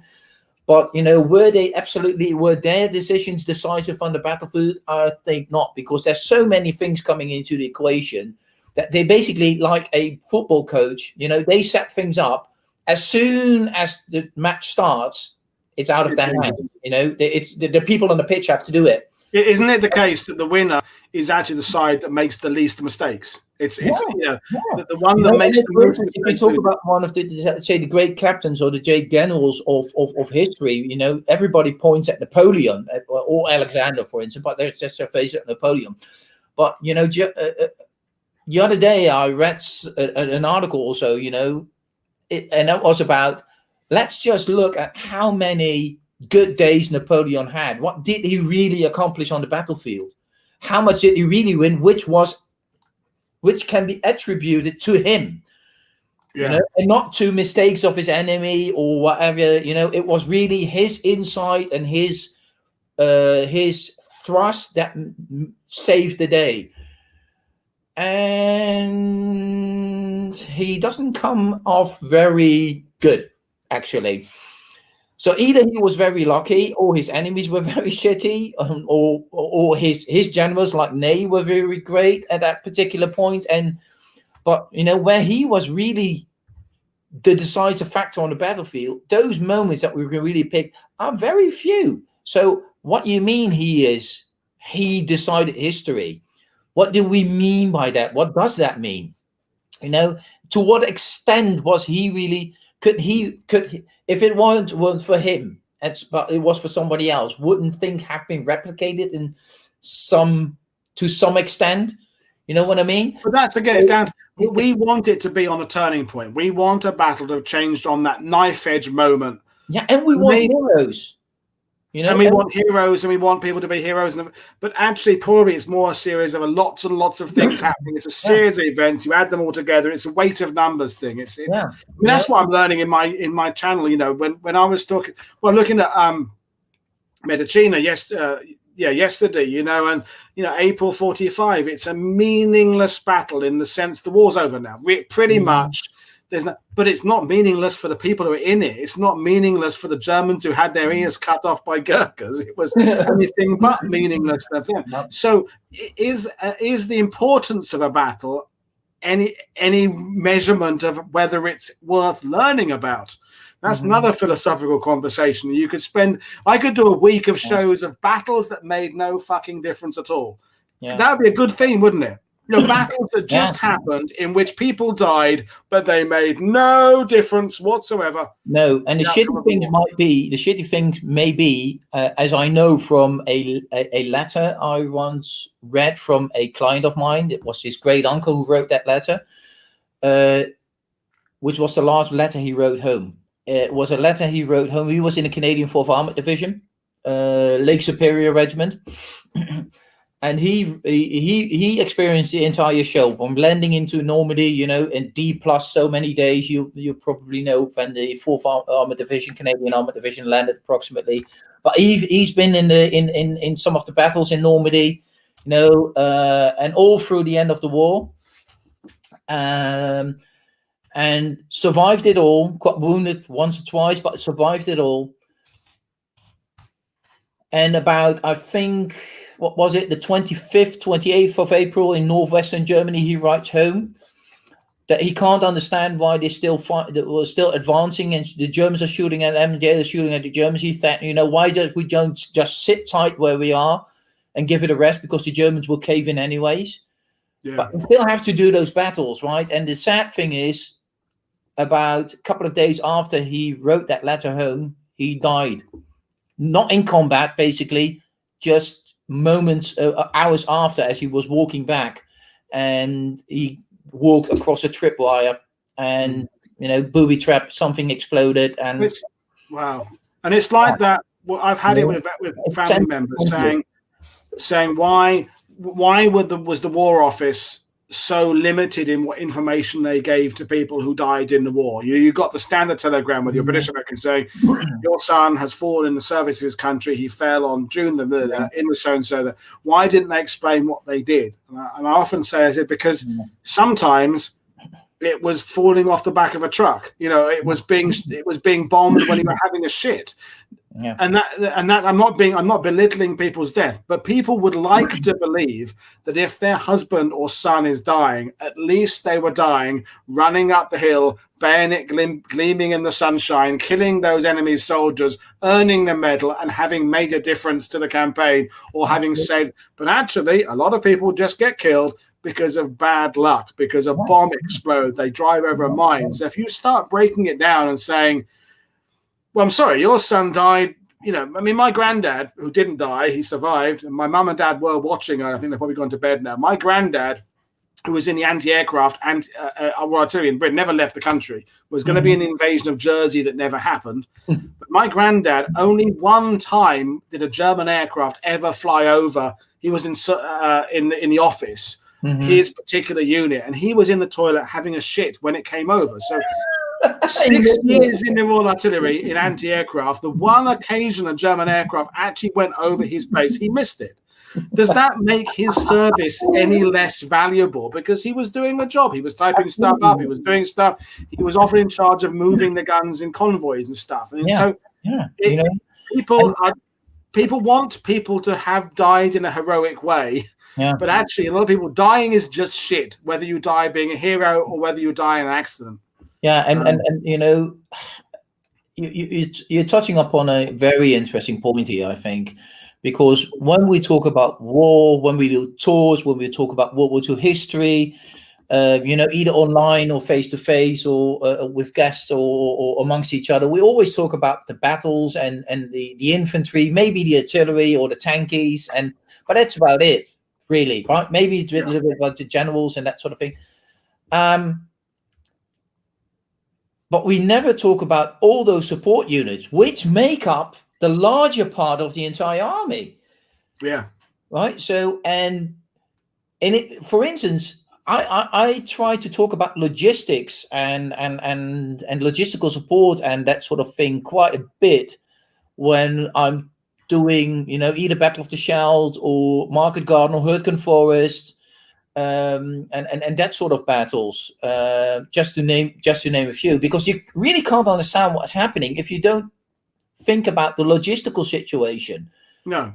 And the mere fact that the entire Operation Overlord plan, the getting a lodgement area and then build up, including Brittany, the lodgement area, as you will know, and then build up and then gradually push the Germans back. That went out of the window as soon, as the Normandy breakout occurred, and every liter of gas has to go all those miles. I mean, and that's that. And the fact of the matter is that neither the British Canadian nor specifically not the American army was organized to deal with that kind of a situation. Yeah, they were coping already, as I think pretty much since day one in Normandy. They were already coping with logistical problems, and the build up, and it really got from bad to worse after they broke out of Normandy. So the logical thing should have been, we'll stop and wait now. We build up, get things sorted out in the rear, and start. But if you go through those things and start explaining people about the Herculean tasks that these logistical people and engineers, of course, who are repairing, making roads, getting new railways in, repairing ports and that sort of thing, it's incredible what these people. It's about. I mean, David O'Keefe, who's back again. He's been out. He's come back again. He's watching again. As he's quite right, rattling off loads and loads of statistics is not going to win over it. But I mean, I was really impressed by what Jules Whippy said last night in the Medicinas show, which, if I'm remembering him correctly, 2,400 Bailey bridges were built in Italy by the Allies. And the rest of the world combined in World War II, 2,000. Now, that was a kind of one fact. Yeah. It was like, wow. Yeah, that's... So Italy had more than all the... more bridges built than all the other theatres combined. So that was where he threw in one logistical detail that made me go, wow, and made me understand just how many rivers there are there. If he had rattled off a list of... And the British 78th Division needed... That would have just... No, that doesn't work. Absolutely, I agree with you then, with Jules and David. You know, the thing is also I do realize that statistics and logistics are a lot about statistics and numbers and that sort of thing. It's dry. It's absolutely dry. But it's essential to get some of that stuff. By the way, does anyone else want to join us? Are you all watching this? The great Scott Grimwood, Scott Schmidt's there. All these. Anyone else want to join us before I get? I've got to have to go for a pee sooner or later because it's been 3 hours now. Anyone else want to join us? And what time? Otherwise, I said it wouldn't be 4 hours this time. It's already nearly 3. But and any more questions for either me or for Edwin? But people are still watching, which I can't believe. They haven't anything better to do on a Saturday night. But anyway, well, it's a Saturday afternoon where some of you are. But any other questions will be interesting. But yeah, no, the Bailey Bridge statistic was really amazing. But so I'm surprised that Italy even got more Bailey bridges than the Netherlands. I would have guessed the Netherlands, to be honest, with all the waterways we have here. I guess it's just, I don't know. It's just interesting, isn't it? And I mean, mind you, I didn't check his data. I'm assuming if he gave it to me, it was correct. But it's that well thrown in comment that does something quite good. But well, Julian. Yeah, I might let you drop out now, Edwin, and then kind of round things off unless anyone else wants to come in there. But as usual, it's been a pleasure talking to you, Edwin, and we'll have you come on and do something else later in the summer again, another Battlefield 1 or something. It's not the right time of year for the Netherlands now, is you've got to wait till the winter again now, haven't we? But yeah, I'm doing an Arnhem week in September, so great. Well, there's lots of stuff about Arnhem, you know, but you just shouldn't focus on just Arnhem. Well, it's Arnhem week it's going to be Market Garden week. It's going to be the only show I've got so far is Jenny Grant's going to come on and talk about the Polish Independent Brigade, but not so much at Market Garden, but how they were formed. General Sosabowski talking about the Warsaw, whether they're going to jump into Warsaw. Jenny's great. So that's the only show I've got lined up so far. So I'll do that. But yeah, well, thanks, Edwin. I'll say goodbye to you, and then I'll see if anyone else wants to join in. And thanks for having me. Yeah, cheers, Edwin. See you again. Cheers. Bye. Bye. Right, so it's just me, folks. Does no one else want to join me? No one else want to come in and say hello? No one. I mean, not. Someone. I don't know. But anyway, if not, I'll answer a couple more questions, and I'll leave it at that. But yeah. Anyone else want to ask me something else quickly? Whatever. But so many ideas come up in a show like this for potential shows on the subject of oral history. I do want to do a series of shows. I'm planning them. At the moment, I've got the historians who've interviewed loads of veterans lined up. Marty Morgan's done about 2,000 interviews, and Peter Hart, mostly First World War, also does Second World War stuff, is on the it's got a panel for that. What I'm trying to find is more the medical side, someone who understands, as Doug Barber said, what happens to the human brain with aging. How does memory get mixed up? How do veterans end up believing things that didn't happen? What's going on behind the veterans who make stuff up, the fraudulent veterans, all that kind of stuff. So I want to do a show that's not just looking at it from the historian's point of view, but actually breaking down some of the medical understanding of what happens to our brains. And I'm getting to the age now where I'm realizing I remember things wrongly from how they actually happened and stuff like that. So anyone else want to join us? Mike, do you want to come on and say hello? You could come on and say hello. Anyway, whatever. But a question on Japan. Now Japan's not my real knowledgeable area. Yamamoto is kind of treated as a sympathetic, tragic figure. Yeah, he probably is, isn't he? Yamamoto is a big, yeah.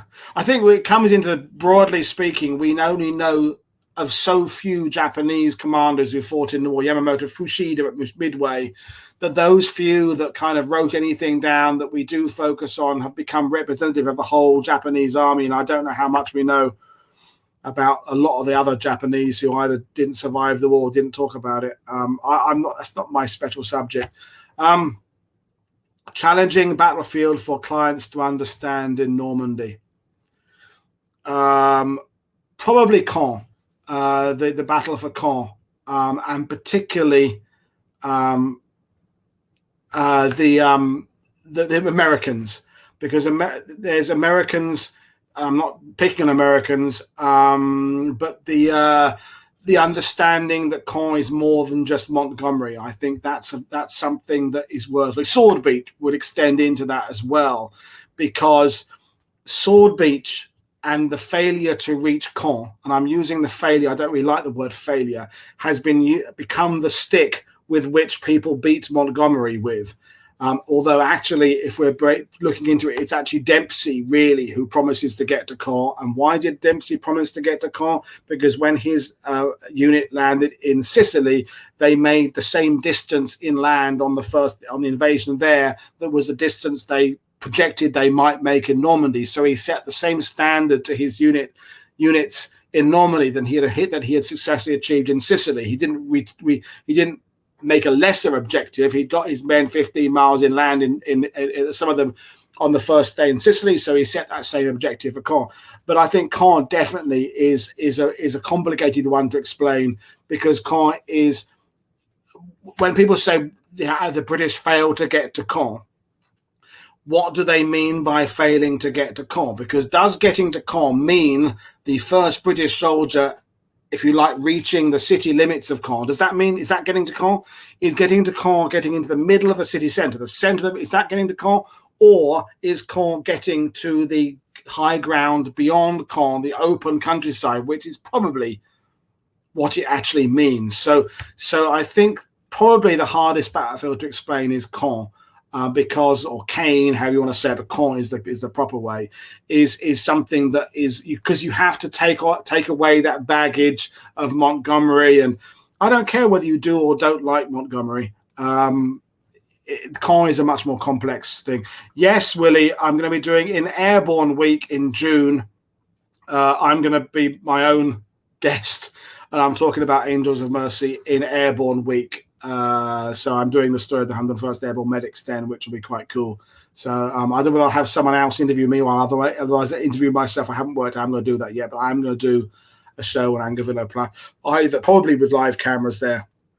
I don't know yet. But yeah, Caen is a difficult battlefield to explain.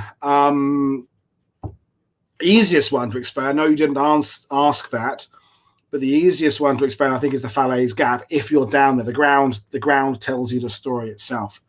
That's a good point, Fergus. In fact, I liked one of the things, the analogies I liked for Caen was on the documentary I took part in that James Holland made, Normandy 44, which you can get on Amazon Prime.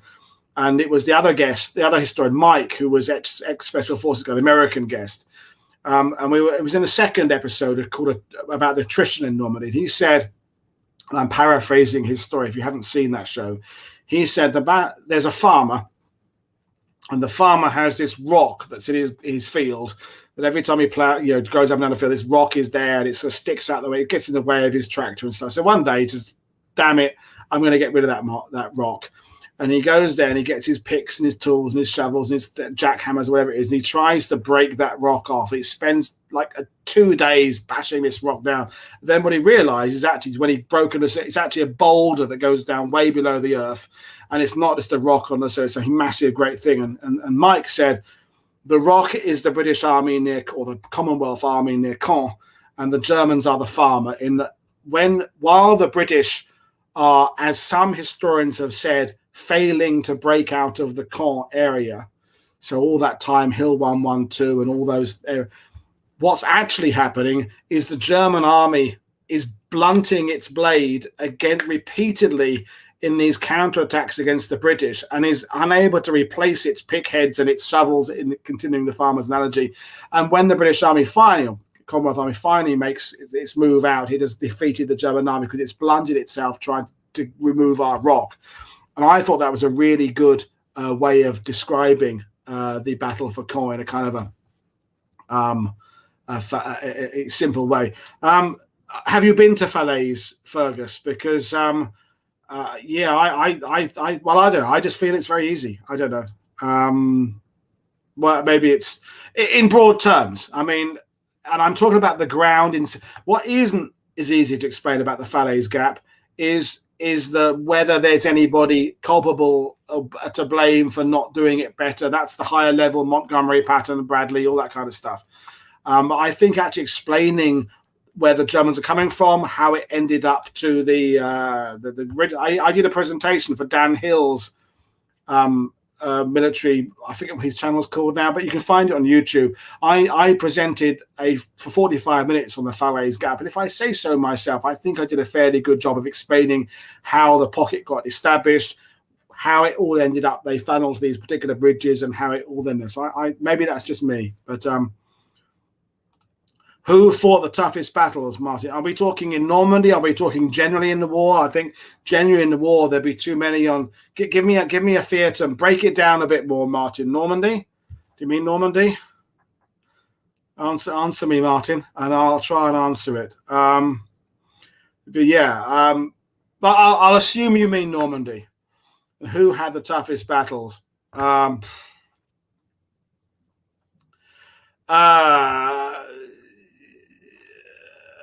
It's really tough. I think the American army have used the hedgerows as a bit of an excuse for a failure to push inland, when you consider that there are that many really good German units ahead of them there. I think they made a bit of a pig's ear of that. That said, I think generally the Americans made a good use of taking up the peninsula, the 7th Corps going up to Cherbourg. I think they did pretty good. Yeah,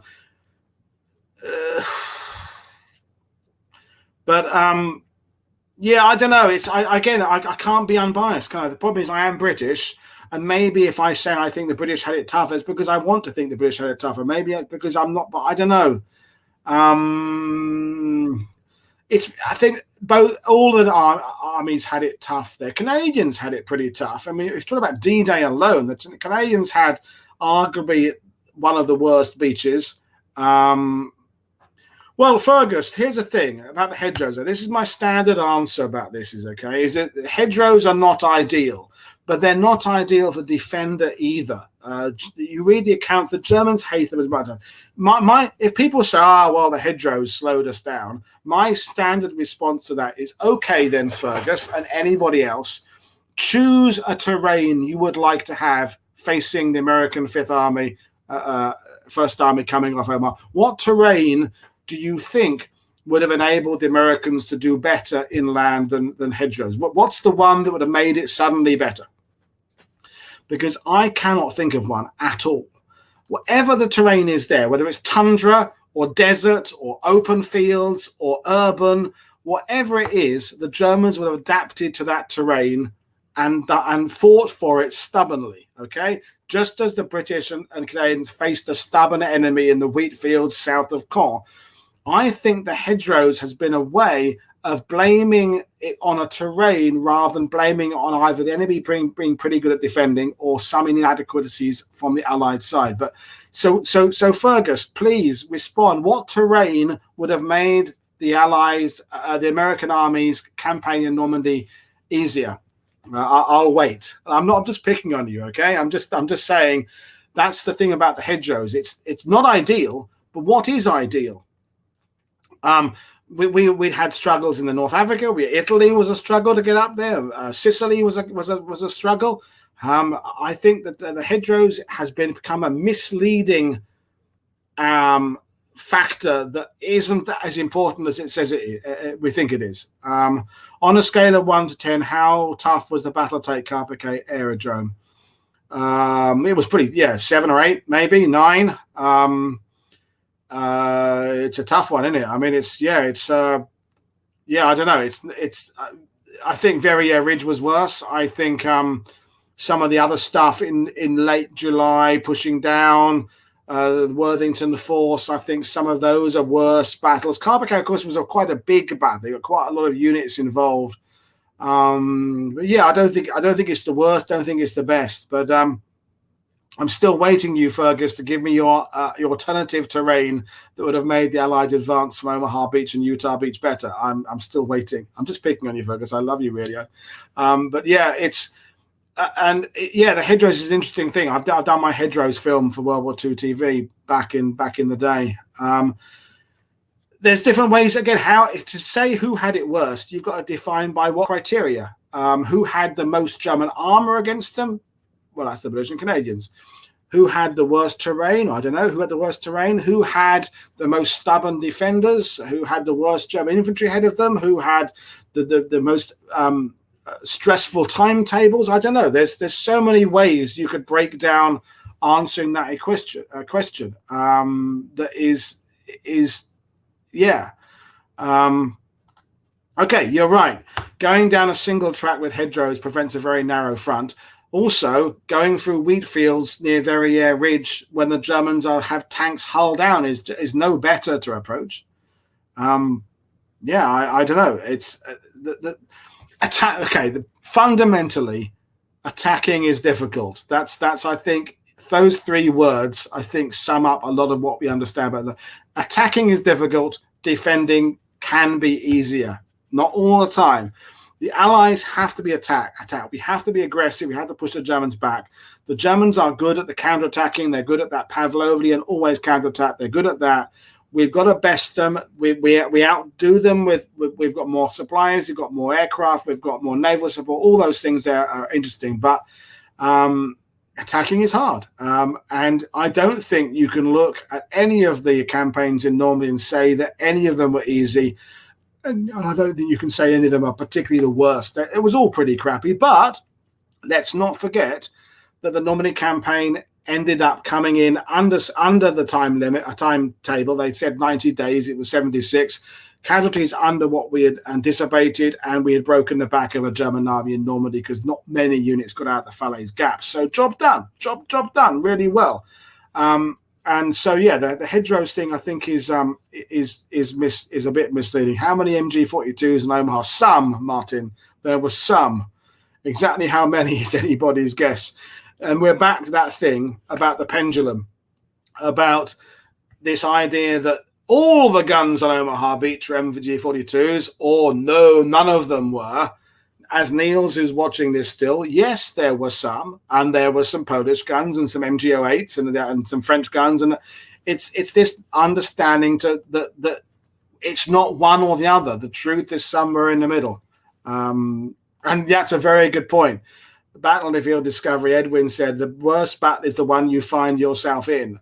Bill Garnier, I'm name dropping now. While Bill Garnier of Easy Cup, he told me once, he said, every soldier thinks he's in the shittiest, muddiest foxhole with the most shells exploding over their head, with the most Germans shooting at them, the most armored vehicles coming at. That is the soldier's prerogative to feel that they are in the worst situation. He said it's the historian's job to actually kind of analyze it and say, you know what, this company had it slightly worse this day than this company because there are that many units facing up. But every soldier had it tough. How could the Allies have done? But I don't think it's a question of the Allies doing any better. I think we did pretty well, generally speaking. I think there's a lack of tank and armor and infantry cooperation, broadly speaking, in the Normandy campaign, early stages, that we could have done better. I think there's also, beyond some of the very good American units, like the 1st Division, the 29th, there are some not so good ones, as there are also some not so good British units that come ashore. And I don't mean not so good as being poor. I mean not being quite as good as the really good ones. but I would argue that the Normandy campaign went well. I mean, again, it took us longer to get to Saint-Lô than we thought we were going to. It took us longer to get to Cherbourg, longer to get to Caen, but the next bit sped up. The late July, early August bit went really fast. So we caught up later on. So, how could the Americans have done any better in Normandy? I don't know. You could point to individual things. There's some stuff around Perrières, the push around there that weren't so very good. When the 7th Corps come back down from the Cherbourg Peninsula and the kind of on the right of the 5th Corps, there's some problems there in that kind of Carenton area, Carenton-Perrières, some things there. The British don't do entirely well around Philibocage, places like that. I don't know the Americans could have done any better. I don't know why we're even having this discussion in a sense about the slow Normandy campaign. The Normandy campaign wasn't slow. The Normandy campaign was success. We're back now to this idea I've talked about other shows about this idea of labeling Omaha Beach as a disaster. Omaha Beach was a very successful landing that started really badly for the first wave. The first wave in certain parts of the beach had it really bad. Bedford Boys, A Company 116th, yeah, sure. But by midday, by mid-morning, it was going pretty well. A lot of, 850 guys died out of a landing force of 30,000. Eisenhower would have taken that statistic, that offer before D-Day. Sure, there's some really bad days in the Normandy campaign, but there are some really, really bad days for the Germans too. We broke a lot of German divisions in Normandy. So I think we're in danger of analyzing something that doesn't need analyzing. I think the Normandy campaign went really well. It's I think we're bogged down in trying to analyze something that doesn't need analyzing. I mean, the hedgerows were shit if you were fighting in them, as were the wheat fields south of Caen, as were the hills near Cherbourg. Wherever you are, it was shit for you. The forested area on the Breville Ridge, where the British 6th Airborne, the Canadian Parachute Battalion sat for 3 months, that was shit as well. That was neither hedgerows or open wheat fields. That was pretty shit as well. So, it's attacking is difficult. That's interestingly talking about an unsung battle. I think the work of the British Airborne Division sitting on that ridge at Breville is overlooked. We talk so much about Pegasus Bridge and Merville Battery and their exciting D-Day things. We don't talk about the fact that the division was sat there for 3 months, and when Brigadier Hill took back the 3rd Brigade, and he said, I went in there with 2,400 men and came out with 700 or something. And the majority of those men were killed and wounded in late June, early July, mid-July. They weren't killed on June the 6th. They were just sitting on that high ground.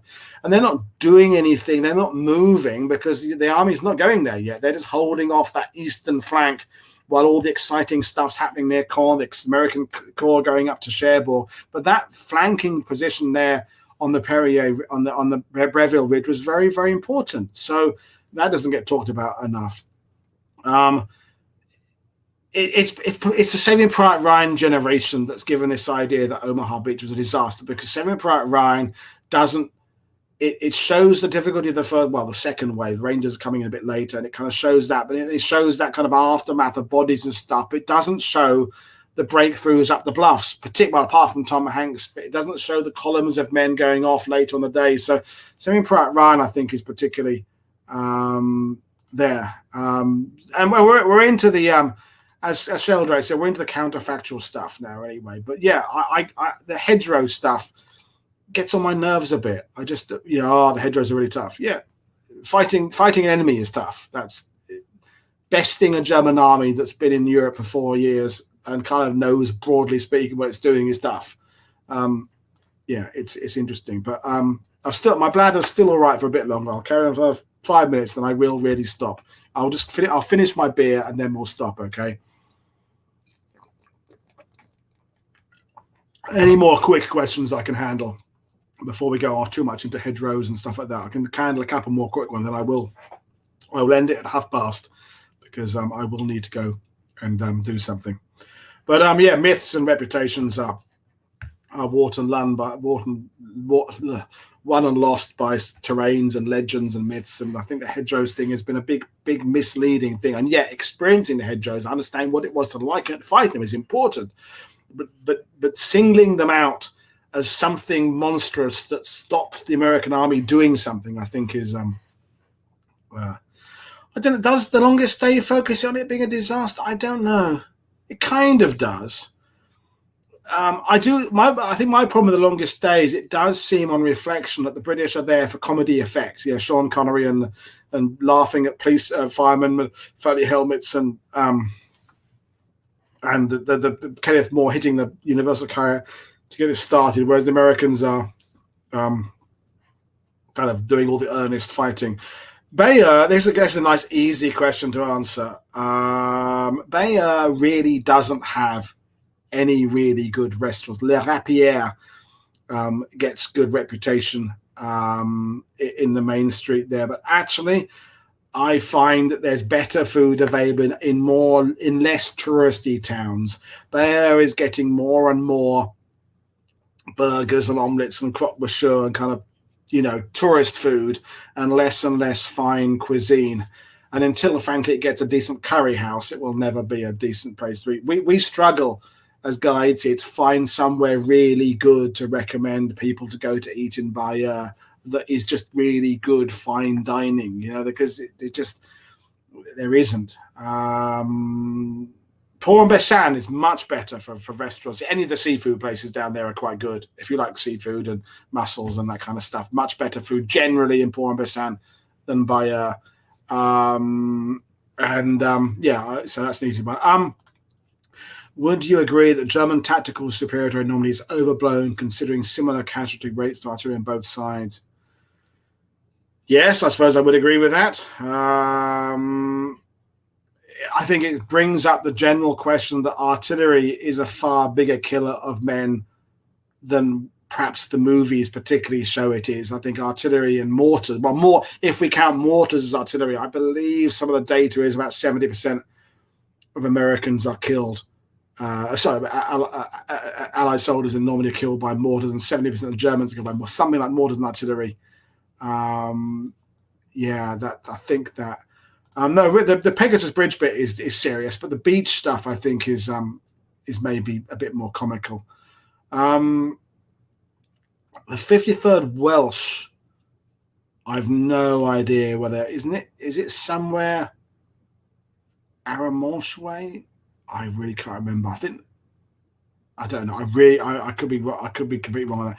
Ray Maroney, how to approach covering a particular Normandy campaign, a good perspective on the Martley and Epsom battles. Well, any of those ones, not just Martley, Epsom, but Bluecoat, Cobra, Goodwood, you've either got to spend several days there and try and hit it from lots of different points of view. But if you haven't got several days, I think the best way is to follow one unit. Like Edwin was saying earlier on, he said, okay, I'm going to do the 4th Battalion Somerset Light Infantry. I'm going to do the so-and-so 9 RTR or something and try and follow one unit and get that sense of it rather than try to take on the whole thing. The other thing about if you're doing something like Epsom or Hill 112 is do you do it chronologically or geographically, because the battle changes. So I was out there last year or a few weeks ago looking at some stuff around there, and you've got villages where there's a June battle there and there's a July battle there. Do you go to the village once and look at the June battle and then look at the July battle, or do you follow it chronologically and go to the village once in the morning and then go back to it again 2 days later?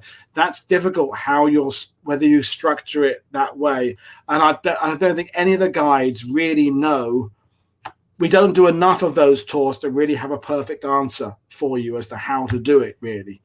But probably for me, it would be kind of following one unit and trying to make sense of it. And then, as we said with Edwin earlier, read about the campaign on a bigger level, operational level, before and after you go. But when you're there, again, more try and take away the understanding of the ground rather than trying to cover each battalion. Is just get a sense of walking across the walk part of Verrières Ridge, walk part of Hill 112, spend time there, get to the point where you can recognize which village is which, get to the point where you know There's the big tall hospital building, the Choux in Caen, that always gives you which way Caen is. Kind of get a sense that you're feeling familiar with the landscape, and then that will help you understand the battle later on. That's the kind of thing. Walk around, go through the little valleys and things like that. That I think would be quite good. But yeah, it's hard. You know, any of those operational things are difficult because yeah, there's lots of complex actions, and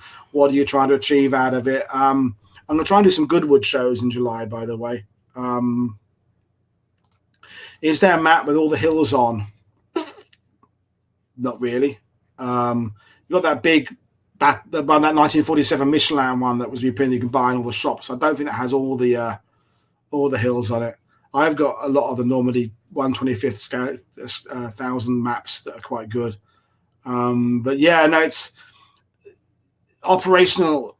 Studying anything from an operational level becomes. I've done operational shows with David O'Keefe with the Verrières Ridge, and you're realizing it's in some ways it's too much to bite off in a single show. You know, you're better to tackle one unit and look at that, and accept the fact you're only looking at it for a narrow window and it won't tell the whole battle. But maybe that's the only way to do it. It's repeated visits back there. Charmwood is quite easy to do. You can do it in 2 days.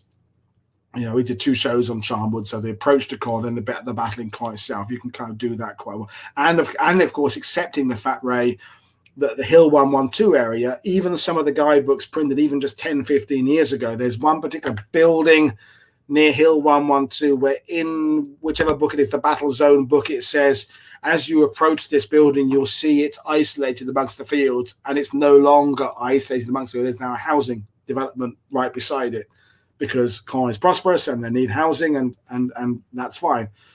But it means the battlefield is changing. So you should focus on the areas where it's least changed. So you may have a desire to look at the KSLI or the whatever it is, but if that battlefield is the most developed, then choose another unit instead. If you see, that makes a sense as well, really. So yeah, it's difficult. But operationally, it's very hard. But yeah, one more question. I've still got a bit of beer because I'm still talking. I'll have another drink of beer. You can think of another question, and I'll. Yeah. Yeah. So yeah, some of those places were completely leveled. Villa Bocage is a strange one to do now because the undulations in the road are quite pronounced, but matching up individual buildings is mostly kind of impossible. You can find the street names and things. I think actually Villa Bocage is kind of a disappointing battlefield to visit in some ways because so much has changed. It's a kind of a people have to go there, but yeah. Have I had any requests the first time? I've done some engineer brigade tours. Yeah, I've done quite a few veterans and veterans families of engineer brigade units, quartermaster corps, beach landing, all sorts of things over the years. So yeah, you end up spending a lot of time on the beach because they're engineers brigades. But yeah, that's quite good. Your dream tour to give? I love Mortain. The Mortain battlefield is really good. I like any time I can get down there.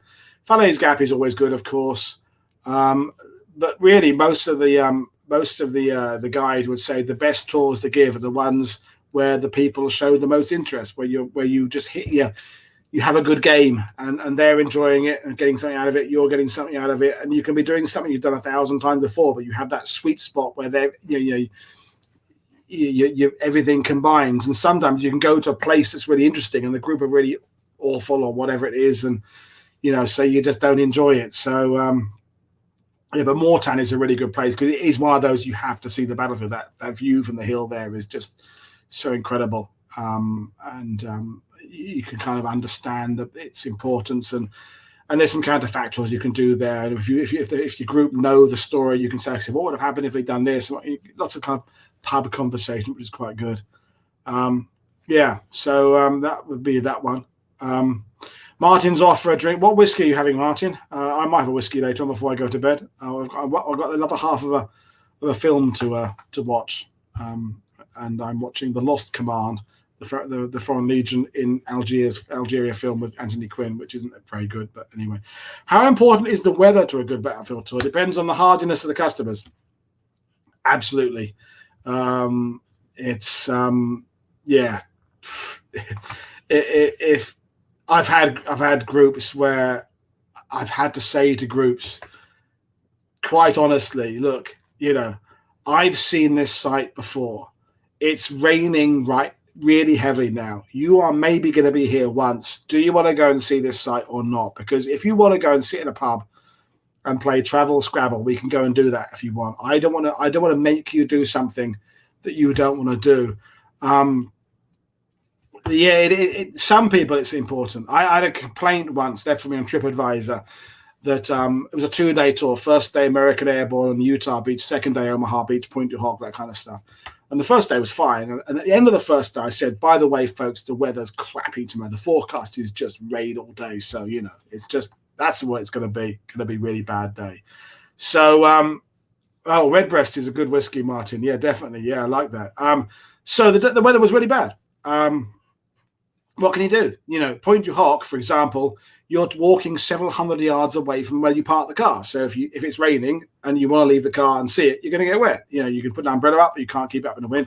Anyway, this person did a complaint that I didn't have a good contingency plan for what to do when the weather is bad. And it's like, well, like what? Exactly. What contingency plan would you like me to pull out my arse? The thing about the battlefields is they tend to be outside. Most of them are outside. Stalingrad maybe indoors. I don't know. Some of the Italian urban fighter, Ortona indoors maybe. I don't know. But they're outdoors. So, if you want to see it and the weather's shit, just get a grip. You'll be back to a warm hotel or campsite, wherever it is you're staying in later on. Just get a grip. For my, unless I'm going for a tangent, my judgment of a wet day is if you get back home and your underwear is wet, that's a wet day. If it's just your outside wet, that's not really wet. But if it's soaked right through and your underwear is wet and you peel off and even your T-shirt under your sweatshirt, under your coat is wet, that's a wet day. And I've had a few of them over the years. But sometimes the groups, if they embrace that, they think it's great. But other times you don't want to make people do things that they don't want to do. So, German counterattack on D-Day. I'd love to do one. That's a very good question about 21st Panzer. And I might do one day. I might well do that. I always call it the counterattack that wasn't, because it didn't really end up amounting to much, but it kind of could have been. Honestly, when we're talking about ideas, there's not a day that goes past now where I don't have or I'm given about 10 good, solid ideas for shows every day right now.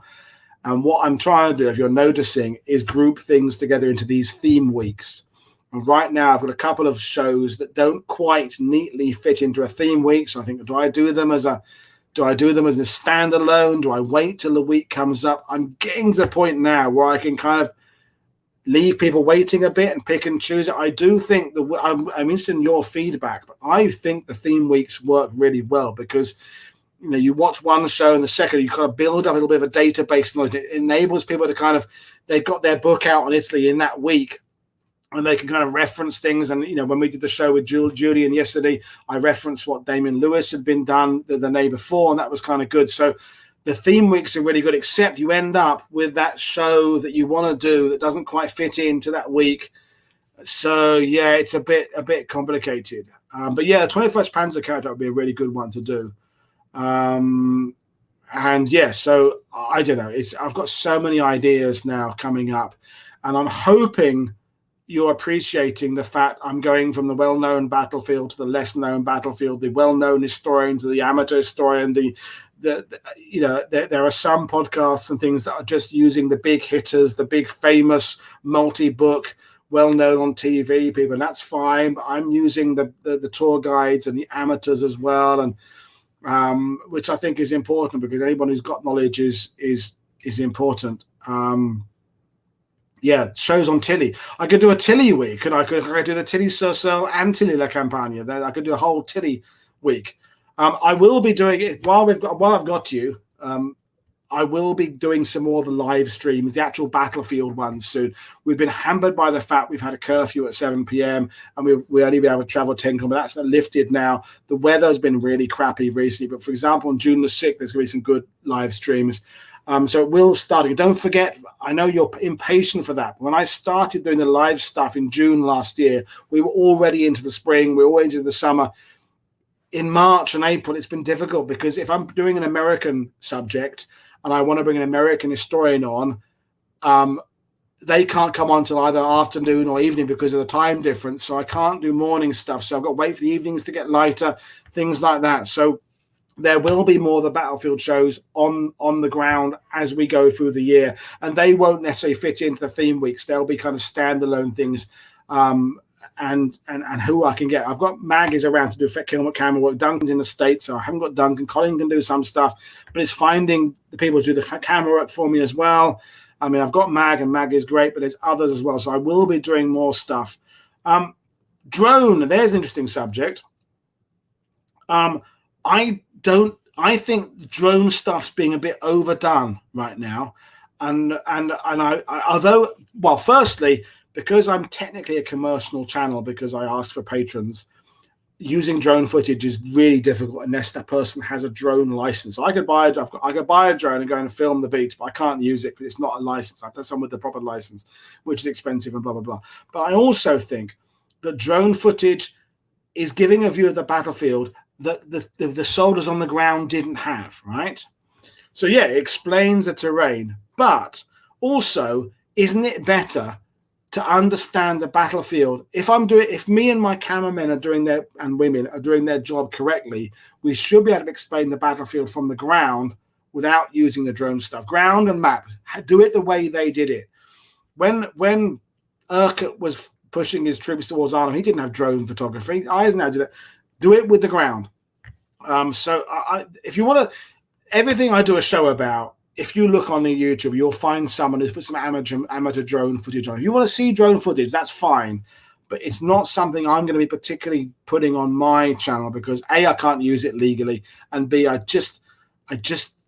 don't, it doesn't rock my world. I'd rather show you the ground view, as Edwin was saying, show you the grunts view of the campaign, because that's all the information they had. They didn't have the drone footage. So that's an interesting thing on that subject there. But yeah, I want to do more of the live streams from the battlefields, and there will be more of that coming up. And I want more interactivity with you guys, and that's another thing that pleases me, that we can join in and talk to each other. But it's complicated, and also, although as much as I'd like to get thousands of views, not hundreds of views, that will also change the dynamic. If the YouTube algorithms kick in and I do start getting the thousands of views and the chat goes crazy, it won't be the same. It'll be good, but it'll also change things. It'll become less personal. Woody's favorite spirits. The only spirit I drink is whiskey, and the only whiskeys I drink are single malts, and some bourbons, some American bourbons. And I only drink good stuff. I have long given up any kind of blended bullshit, and I'm a whiskey snob, and I don't care. And if someone comes to my house and they want to put soda or Coke or water in their whiskey, then they get one of my lesser ones. If they want to savor it, Scotch or Irish. In Scotch whiskey, I particularly like the Space Sides. I like the kind of the smoother one. I don't like peaty. Don't like those kind of heavy. I like the Space Sides. I've got quite a lot, and I do like bourbons, but I don't. I've moved on from the Jim Beams and Jack Daniels years ago. I like the McKenna's and the Woodford Reserve and stuff like that. And I'd rather have one or two good whiskies than 5 or 6 poor ones. That's it is. So I will occasionally have, if someone offers me a vodka, don't do gin, don't do brandy. Don't do Calvados, even though I live in Calvados. Good God, don't do Calvados. Calvados is just awful stuff. So Scotch. Although I have enjoyed Japanese whiskies, and that's kind of a funny story. I'm going off on a complete tangent. I was in Manchester with Mag, and we met up with my mate Ian Bramwell there a couple of years ago, 3 years ago, and he knows I like whiskey, and we did it. He paid for a blind tasting for me, like three whiskies or four. And he said choose the best one, and the one I chose was a Japanese one, which really surprised me because I kept kind of thinking, hang on, the Scots and Irish have been doing this for a good few hundred years, if not more. How could the Japanese possibly have matched what the Scots have been doing? Scots have been doing for, but actually, I quite like the Japanese whiskies, which is interesting. I do drink Guinness, but I don't really love Guinness.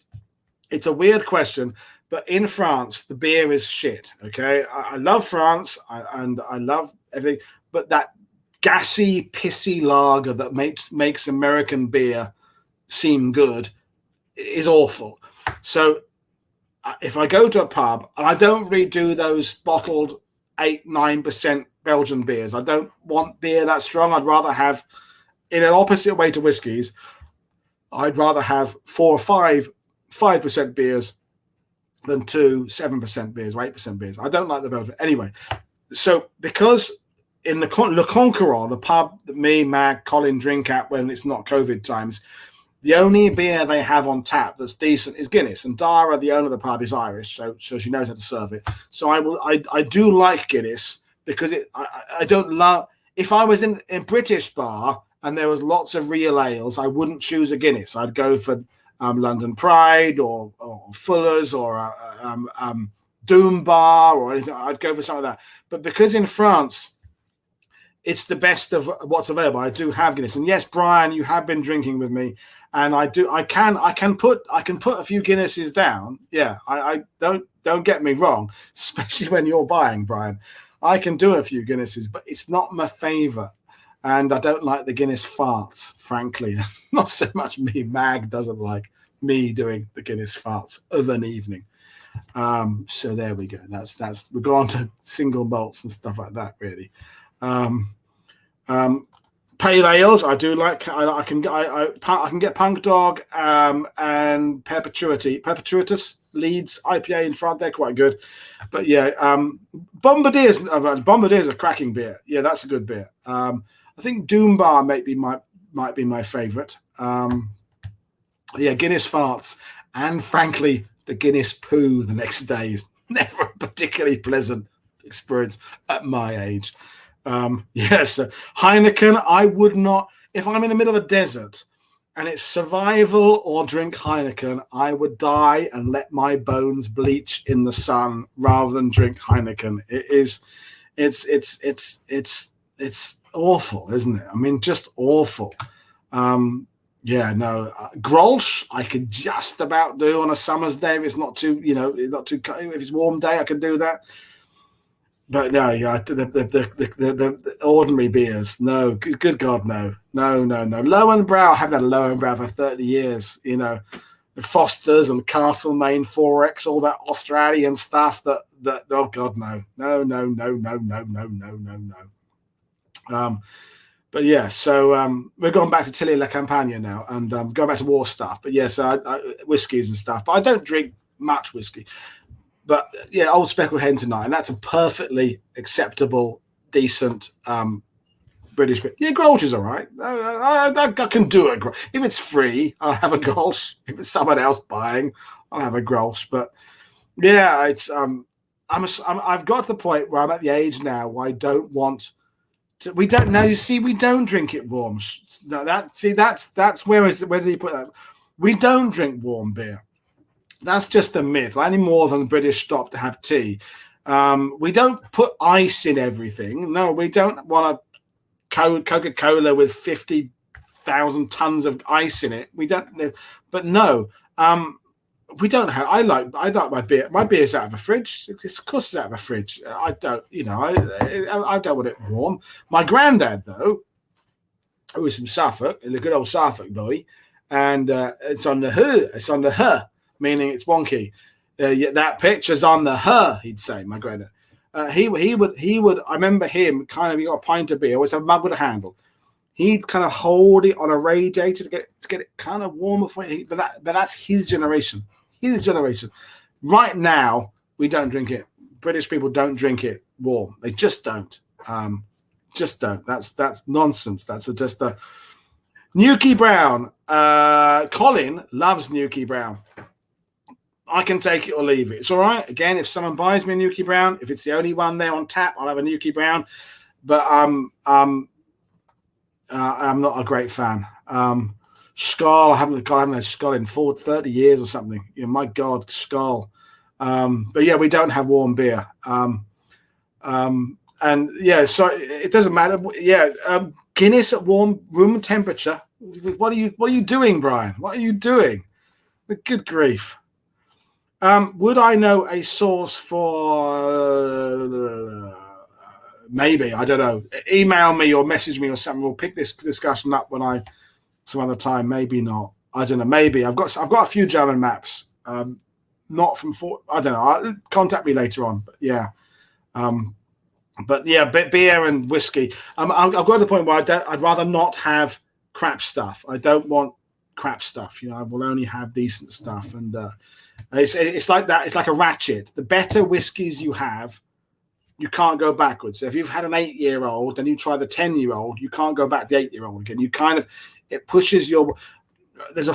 I go to a supermarket in France, like Leclerc or Carrefour.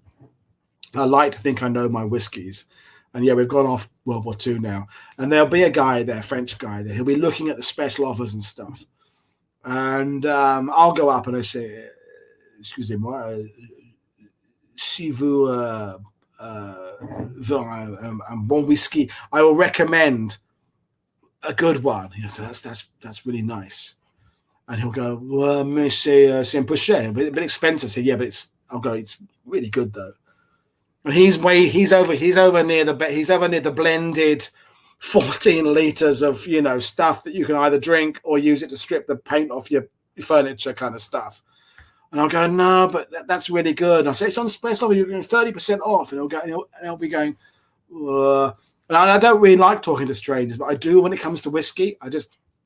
I feel I should offer my British Isles experience to these French people. And they are cheap. Yeah, you're right. Whiskey is generally pretty cheap here. Even the good stuff is pretty cheap. I never spend more. I haven't had to buy a bottle of because I got loads for my 50th birthday 2 years. I've still got about 7 bottles now anyway.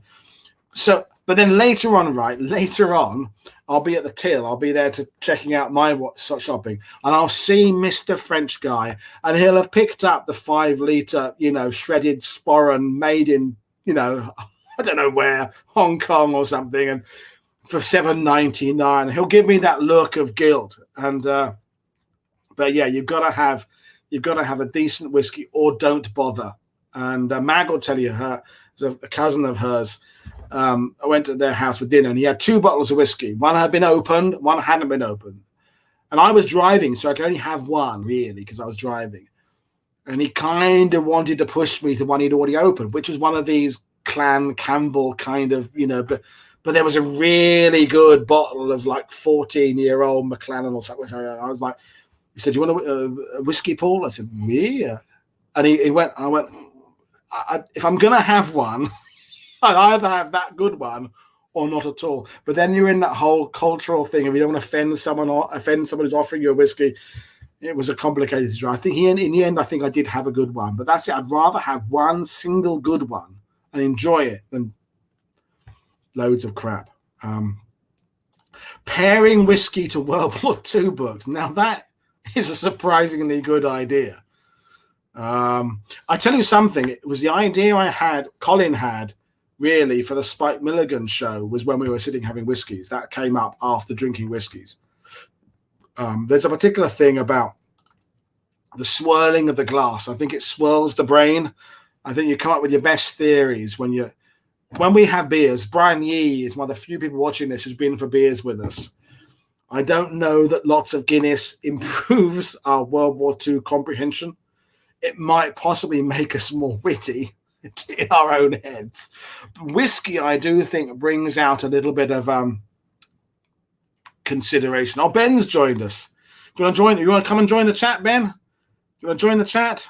You could come and join. So I'll send you a message, Ben. You could come and join in because I'm struggling, and then you could carry on talking while I go for a wee. You could do that. I'll send you a link, Ben, and maybe you can come and join for 2 seconds. I'll send you the link. Yeah, because I might have to go for a wee. But yeah, no, yeah. So it is fascinating stuff. But yeah, got to have good whiskies. But yeah, I do that thing about Calvados and the veterans though is interesting. I tell you a Bill Garnier story, okay? You all know Bill Garnier from Easy Company, you know, blah blah blah. So they got to the building of Cullerville, which actually was a single. I don't do cigars. I do used to smoke a pipe. Right. So Cullerville in the series, they talk about going to the town of Cullerville. Cullerville is one farm complex. It's also where Colonel Sink had his first headquarters. And I was there with Bill Garnier, I don't know, 10 years ago. And he was remembering that when the others went to bed, it's night of June the 6th, they've done Breckel Manor, blah, blah, blah. And they all went to bed. They crashed out. They'd been fighting all day. Bill Garnier spent the evening drinking Calvados with the farmer, who I met. No, I met the brother of the farmer or something. But what happened is that Bill Garnier had way too much Calvados, and he spent most of the early hours yakking it up, you know, plumes of vomit down this, out of a window of an upper stairs of a barn, down this kind of stone wall that apparently the kind of acid in his vomit kind of left this kind of vapor trail down the wall. And apparently for a few years after war, you could see where this American had yacked up down the wall there. And it was Bill Garnier. Bill Garnier had way too much Calvados. And in my opinion, one glass is too much. One of the small benefits about COVID is I've not had to go to ceremonies on June the 6th and politely have to have a glass of Calvados, usually warm in some plastic cup, because I just can't stand it. It's awful stuff. It's just bloody horrible. But no, I don't do cigars. But I sent you a link via Twitter, Ben, if you want to join us. But yeah, so what the hell? Yeah, so that's a Bill Garnier story. I think Montgomery was a teetotaler, but whether he was publicly, whether he didn't or not behind the scenes, who knows? Montgomery is, of course, one of those interesting figures that there's a kind of a public Montgomery and there's maybe a private Montgomery that we don't really know. And I think that would be interesting to really get to know what these people were like. They certainly, you know, wanted us to have a public persona, if you like. And I don't know that was always who they really were, if that makes sense. It's a bit of a heavier conversation, but Canadian veteran stories. Other than the fact here's one. There used to be a pub hotel in Armoured called the Mountbatten, and it's now called something else. And I forget what it's called, but for a few years it was the Mountbatten. I was reminded of this story the other day. That's a good story. We'll do that. No, I don't think I'll do that in a minute, Scott. And you know, when the veterans come out for a week, the British veterans will kind of base themselves in Armoured or Caen, the Canadians will base themselves in Courseulles or Bernier. They do like occasional nights where they'd switch battlefields. So the Canadian veterans would come to Armoured for a night on the beer, and the British veterans would go to Courseulles. And when the Canadian veterans, I remember this very distinctly, would go for a night on the latch in Armoured. This is when they're in their 60s, 70s, not in their 90s. When the end of the evening was kind of wandering back to where the bus is parked, because the bus parked up the hill, they would all in file wander up this particular hill, and they'd all piss up the wall of the Mountbatten pub because, in their opinion, and I'm not going to disagree with them, they blame Mountbatten for the failure of Dieppe. So they'd all, you know, relieve themselves on and the poor owner of the pub, who didn't, he thought Mountbatten, it's, you know, commander of the British Army, Royal. That's going to be a good name, but it wasn't the British veterans who'd piss up against Mountbatten, although I'm sure there were British veterans who didn't like him either. No, it was this was the Canadian veterans who piss up the wall of Mountbatten. That's the first Canadian story I can remember. There probably are others, but that's what I remember. So Scott's question was about whether or not Eisenhower had an affair with his secretary, Kay Summersby, who was an American. So, yeah, I don't think so. but it depends by what you define as an affair. Because if you're asking me whether I think it's very indelicate in a show, Eisenhower and Kay Summersby were at it like rabbits on the map room desk, I don't think so. I don't think so. Did he lean on her as an emotional crutch and in a sense betray his wife's loyalty? Quite possibly. In the sense that he's intimate with her on a level of sharing of talking and honesty and that kind of thing there. But that doesn't necessarily mean an affair, okay? So, yeah, when we say affair in a modern 21st century, we think of sex, don't we? We think affair is sex. She was married. You saw she was, I thought, but she was, her nationality was American. I'm sure, okay, look her up on the internet. I'm sure she was, what she said, what does Wikipedia say? I'll bring Ben in. I'm going to bring Ben in. Hi, Ben. Evening. How are you? I'm all right. I have to go. Yeah, born in Cork. Yep. American. At some point, she became a naturalized American, but I don't know when. So there we are. So she's American and Irish. But yeah. So, what's your feeling on Eisenhower having an affair with Kay Summersby, Ben? Have you got an opinion on that one?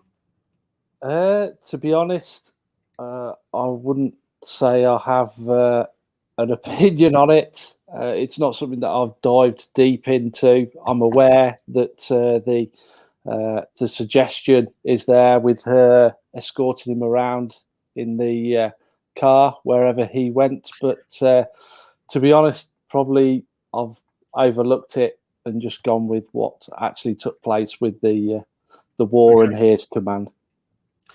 Yeah, they're saying that she was definitely British. She was British nationality, born on, but she did at some point become an American. She died in America. I'm sure she died. If I'm wrong on that, I'm wrong on that. It may be because I've had beer, but I'm sure she died as an American. I thought she'd remarry anyway. But yeah, it's interesting. What I think a bigger question is it would it have been okay, given the responsibility on Eisenhower's shoulders, for him to have if him having an affair meant he was it enabled him to be level-headed enough to plan to oversee Overlord?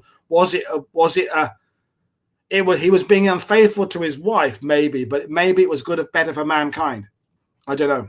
Maybe Montgomery being teetotal, maybe the fact he was too pent up. I don't know.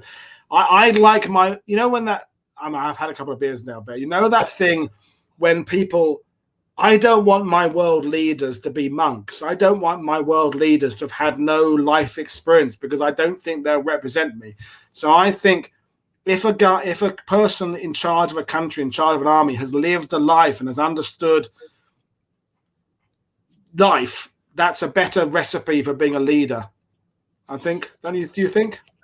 I think to go back to their period, 44, 45, 43, I guess to look at it now, we have all this technology that allows us to look and analyse that. But back then, hardly anyone probably batted an eyelid and didn't even know. Yeah, some of his close colleagues would have probably had an idea. But apart from that, it would have had no impact on the society, America, the US, Canada. They would have been completely oblivious of it, I guess, until later years. So it wouldn't have tainted a public outlook on him. But over the years, in hindsight, some people may look and think of that, but then others, I guess, just look at his record and history, and then going on to be president as well. And it's probably a bit of a... It's that kind of thing of people stringing out a book on a thing that you can't prove. Like this whole thing about, I haven't seen it, but the Hitler's sex life. No one can definitively say really what he was or wasn't into or not into. So it's all just speculation. So you can thrash it out, talk about it, but not draw any conclusions, really. Does it matter? I did see that book on Twitter, I think earlier this evening, someone had highlighted. I didn't read it or look at what the comments were, but I did see someone had highlighted that book. And in a bookshop yesterday, I think I picked up Hitler's Girls, I think it was as well, that was just around associates on the periphery of the Nazi party and some of their stories. But I guess there's people are interested and they'll go looking and reading, and whether it's myth or just inflated. I suppose it does raise the bigger question: is we kind of want to think that evil people are mad somehow. We want to think they're just insane. We don't want to think they're in any way normal. I mean, you know, Stalin probably was mad as a fucking brush, wasn't he? I mean, what you read about Hitler, no one's been able to really understand whether he's, you know, he's a very complicated person. They put the label on. Is he a latent homosexual? Is he a megalomaniac? Is it because he had a bad childhood? All those things there. Doesn't really matter in some ways, but I think they want to put a label. They want to put a reason for it. What's that Michael Caine quote in Batman? Some people just want to watch the world burn, don't they? I think there's an element of some people just not screwed on right. But anyway, so that your cat's fighting in the background. Yeah, my cats are fighting now. They just started having a bit of a barney. Yeah. And I guess we'll never get into or fully understand the mindset of Hitler, the Nazi regime, and all that background to them and their ideology. It's hard to comprehend, but some of these books try to dive into that, and some of them, I guess, are strange looks and outtakes. Yeah, it comes down to, we've talked about it before, what's much harder is studying war diaries and working out where units were on per certain days and making definitive conclusions. Anybody can throw a theory out about Stalin was this and Hitler was that and Montgomery was that, and no one can prove you wrong ultimately. If I did a book tomorrow saying Montgomery's issues come because his wife died and he was an undiagnosed whatever, no one can prove me wrong on that, can it? If I ask a couple of psychiatrists and said, given this, do you think this? I could thrash out a theory enough to make a book, and it wouldn't actually prove anything. But yeah, studying battles, much more complicated. Yes. Yeah. Yeah. So how you doing, Ben? Stop it, you two. They're fighting like this. Come over here. It's been a first appearance on World War II TV. This is bad.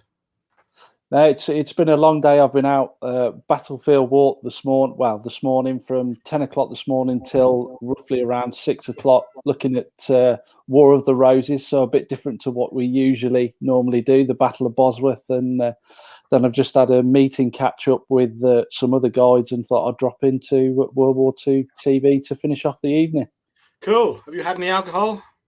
I've had a couple of cans, but I've switched to coffee now. Oh, good. I'm gonna have a whiskey before I go to bed. I'm gonna bring it to an end in a minute. But we were talking earlier because I've got my pre-D-Day week coming up, Ben. So I'm hoping you can come on and do some stuff, because I've now got some footage of some of the Atlantic Wall training stuff up in Sheriffmuir in Scotland. I've got some of the one in Sussex, Hankley Common.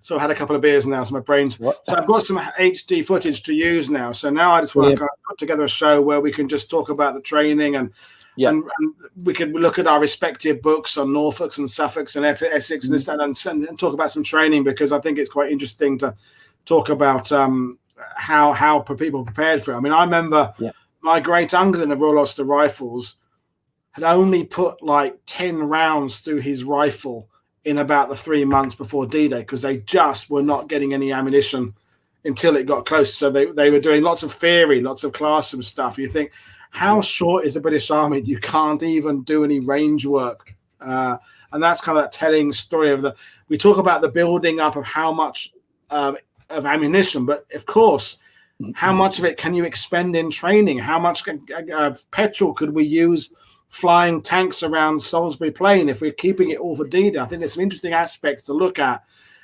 of the training must have intensified, but the expenditure of stuff must have had to have slowed down from about March onwards to make sure we had enough for D-Day. One thing that springs to mind with points you've just raised there, Alan King I recall him telling me about Exercise Fabius, that they were given rounds for the tank, ammunition for the machine guns, and they questioned, why are you giving us live rounds? And the response they got was, well, the Americans ran into a bit of trouble on their training. They weren't told what had gone on Exercise Tiger. They weren't told the reasons behind it, but they were given live ammunition for their Exercise Fabius down on the south coast, and they were questioning, well, why are you giving us live rounds?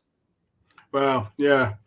It tells you something's happening. If you're getting live rounds, something must have either happened or is happening. But yeah, it's that there's a lot of aspects with training we can look at. And also the bigger question of, can you train people to too sharp an edge? What's the balance? Because, you know, we read those books by the platoon commanders. You want to get men prepared, but you don't want to get them too anxious. How much do you explain to people what they're going to face? Do you tell them we're all going to die, no one's going to die? Do you tell them it's going to be easy or difficult? There's lots of questions about, and it must have varied immensely from battalion to battalion, company to company, platoon to platoon, how they decided to brief their men and how they dealt with that tension. Definitely. In the 6th Airborne Division, you look at the Otway and the training for the 9th Battalion at Merville, the amount of training practice they went in, as well as Major Howard down in Devon at the bridge, practicing for Pegasus and Horsa as well. So huge amounts of training, and it obviously paid off, especially for the 6th Airborne Division. Yeah, although I would make the point that I would bet Howard's training was slightly more relaxed and not light-hearted, but the guys wanting to do, he would have urged them to want to do it. I would imagine Otway is a bit more, you know, fierce. They both got the same results, but by slightly different. I bet Otway's more the hairdryer treatment kind of football manager, isn't he? Whereas I can imagine Howard's more the kind of the arm round the shoulder, come on, lads. I had the question there from Craig Tomlinson. Have I ever fired a live round anything, Peter? Yeah, a few times. I've done some range work with number 4s, Brens. Not much handguns. Fired lots of blanks to stuff, but yeah, a bit of live firing, but not much. But it is a myth to say that all Europeans have never fired guns. We haven't done it as much as our North American cousins, but we have. Have you fired weapons, Ben? Yeah, well, not much. No, and in some ways, I haven't really got an interest. I've been out to Prague and had the opportunity to go in ranges, but it's not my thing. I'd rather talk about it and than handle it and fire weapons. I haven't done anything for years, and I'm glad I did it. But I have to say, kind of in a weird kind of philosophical level, I didn't like the way it made me felt a bit. I kind of felt a bit kind of, you know, when maybe because I was a teenager, in my 20s, I didn't kind of like that element of me that it kind of, tapped into something in me that I don't know that I particularly liked, although I appreciate the fact I got to do it. But yeah, it's a weird, we're into the whole gun culture thing, which is a big, massive, great rabbit hole to not go down down particularly. But you know, I think the British veterans, I think, definitely saw weaponry as a tool.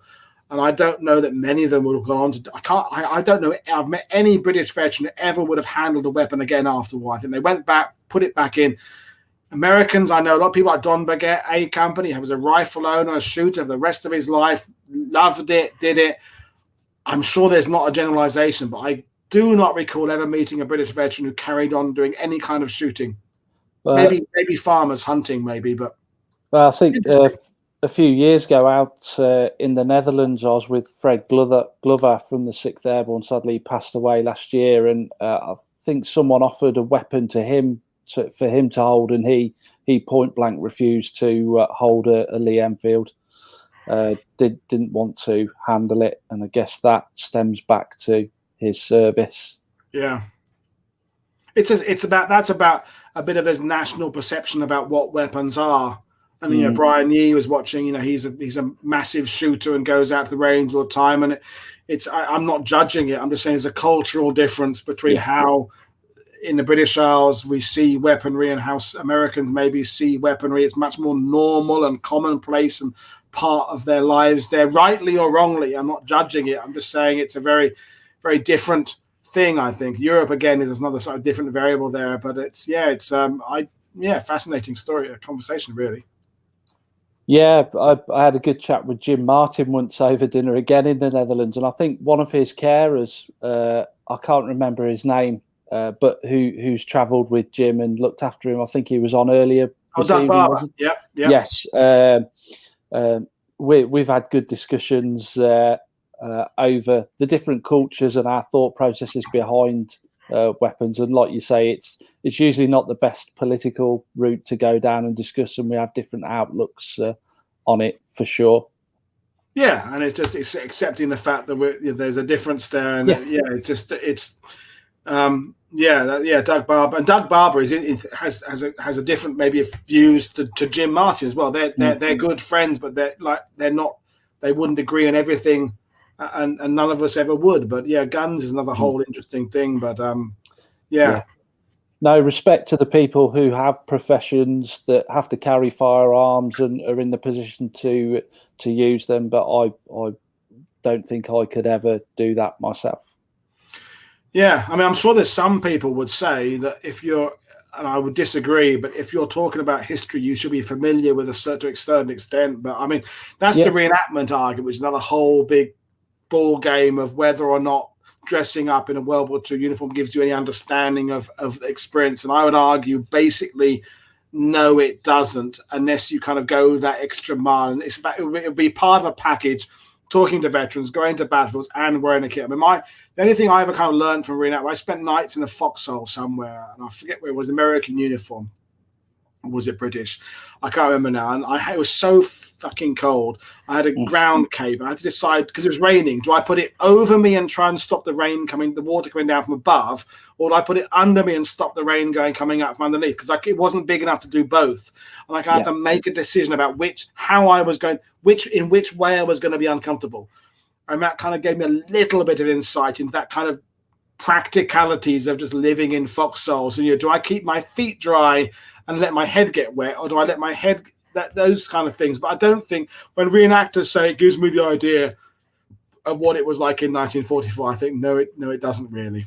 And again, you can go into a debate on the fors and against the reenactment side, and I've seen a mix of both. Done correctly, it's an absolute great tool for especially the younger generations to learn to handle equipment, kit, and get an understanding for it if it's done correctly, which I've seen lots of it done very well. But then the other side to it, I've seen some what I'd class as atrocious stuff and wrong. And the prime example was at Hillman Bunker. I think it was around D-Day 71, that amongst their tents, they had a dishwasher plumbed in to a hose pipe in amongst it. And I didn't quite get that. Yeah. In the middle of the Hillman site, a dishwasher plumbed in amongst the tents, which was a bit out of place, really, and strange. That goes a bit weird, doesn't it? Yeah. I mean, it's like those. I've got some mates, really brilliant, really guys who know their history, and they go to schools in uniform, First World War stuff, but they're now in their 50s, if not in their 60s. And I completely get the fact they don't want to give up something they enjoy. I completely get that the kids get something out of it. But I also think, even if subliminally, kids are coming away with the idea that it was old men, middle-aged men going to war. And I kind of wish that maybe so many people say, okay, I'm no longer going to wear the gear myself. I will take it along and I will put it on one of the students or something like that. But I can completely understand they don't want to give up what they enjoy doing. And I'm not judging it. I'm just saying it's very, very complicated. And it's about what idea are you presenting to people? It's, and we talked about veterans with Doug earlier. I think we have this sense of the veterans that they were never young. I mean, we hear their voices on documentaries as frail old men, and maybe it'd be better to hear what they said, but read by a 21-year-old actor would maybe give it the youth. I don't know. It's complicated. How do some people really understand World War II was fought by young men?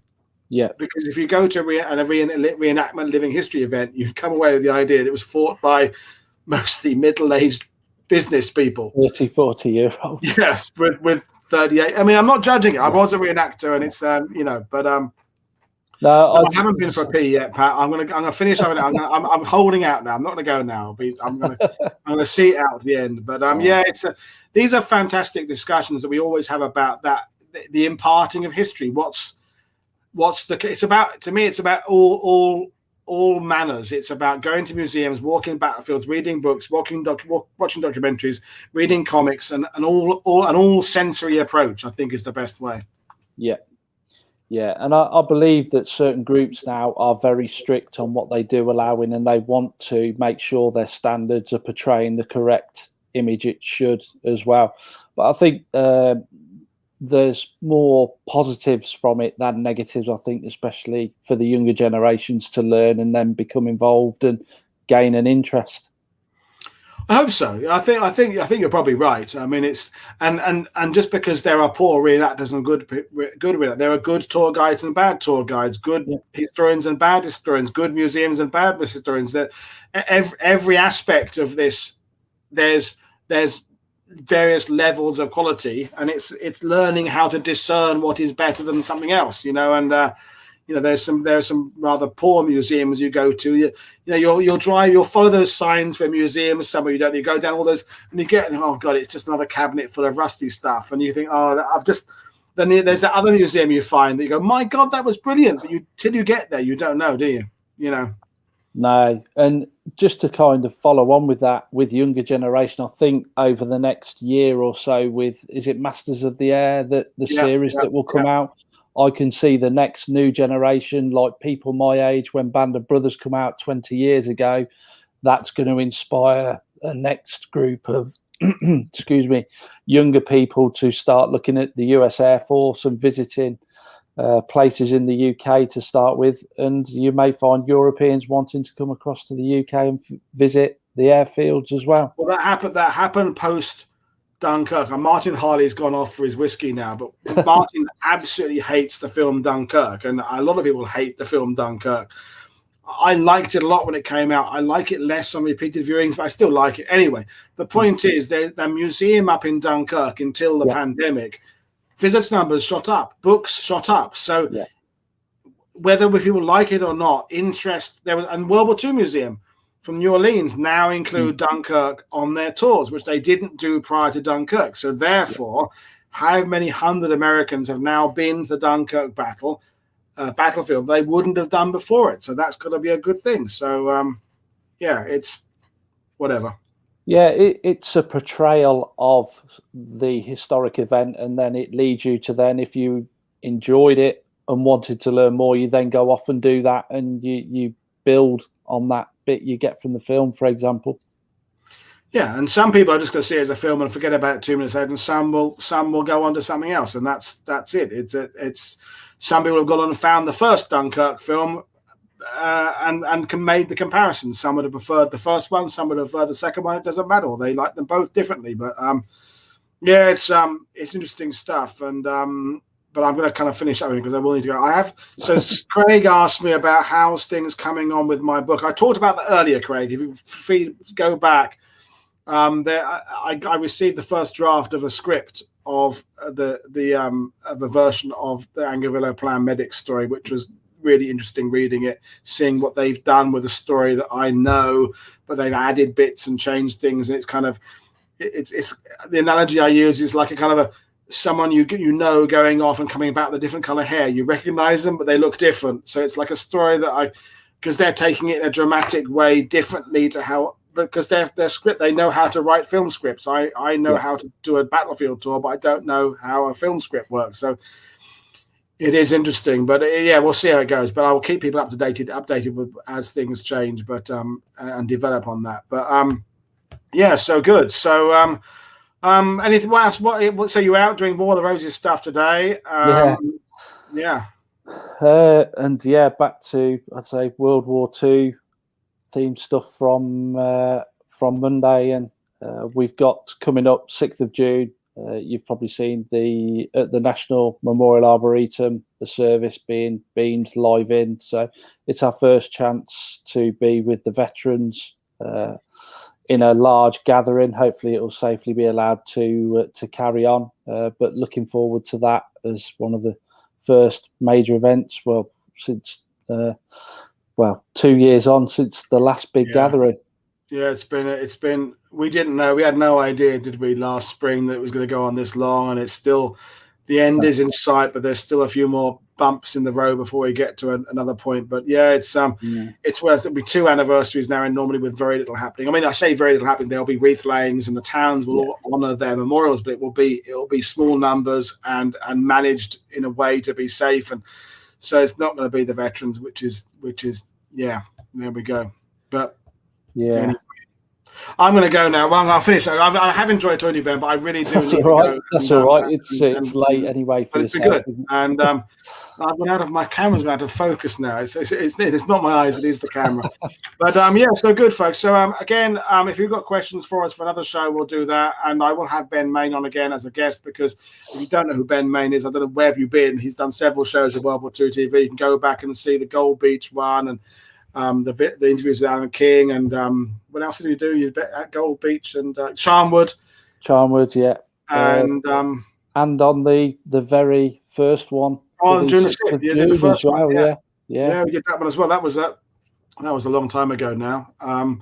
So good. So we will do it again. So and I will do some more book review shows, and I could do some book review shows where I invite people on like Ben or someone else, and we could discuss Sword Beach books or tank books, and we could flash. My Colin wants to come on and do some shows. Or Colin was having a family thing tonight, and we could do that. I should do these regularly, Brian, but it was meant to be my day. I don't know why I invited myself to do this, because I could have just had an evening watching TV, but whatever. Anyway, for what we've got coming up, Monday begins Strategic Bombing Week, so 5 really cool shows coming up, and then I've just uploaded the schedule for pre-D-Day week. There's still one show to fit in, which I may or may not be doing with Ben now, so that's coming up. And then we're into the June the 6th week, was Leadership Week. Then we go into Airborne Week, then Infantry Week, and basically I've got my theme weeks pretty much sorted now till midway through September, which is rather scary. So lots coming up for people to keep me going. So there you are. Well, thanks everybody for watching.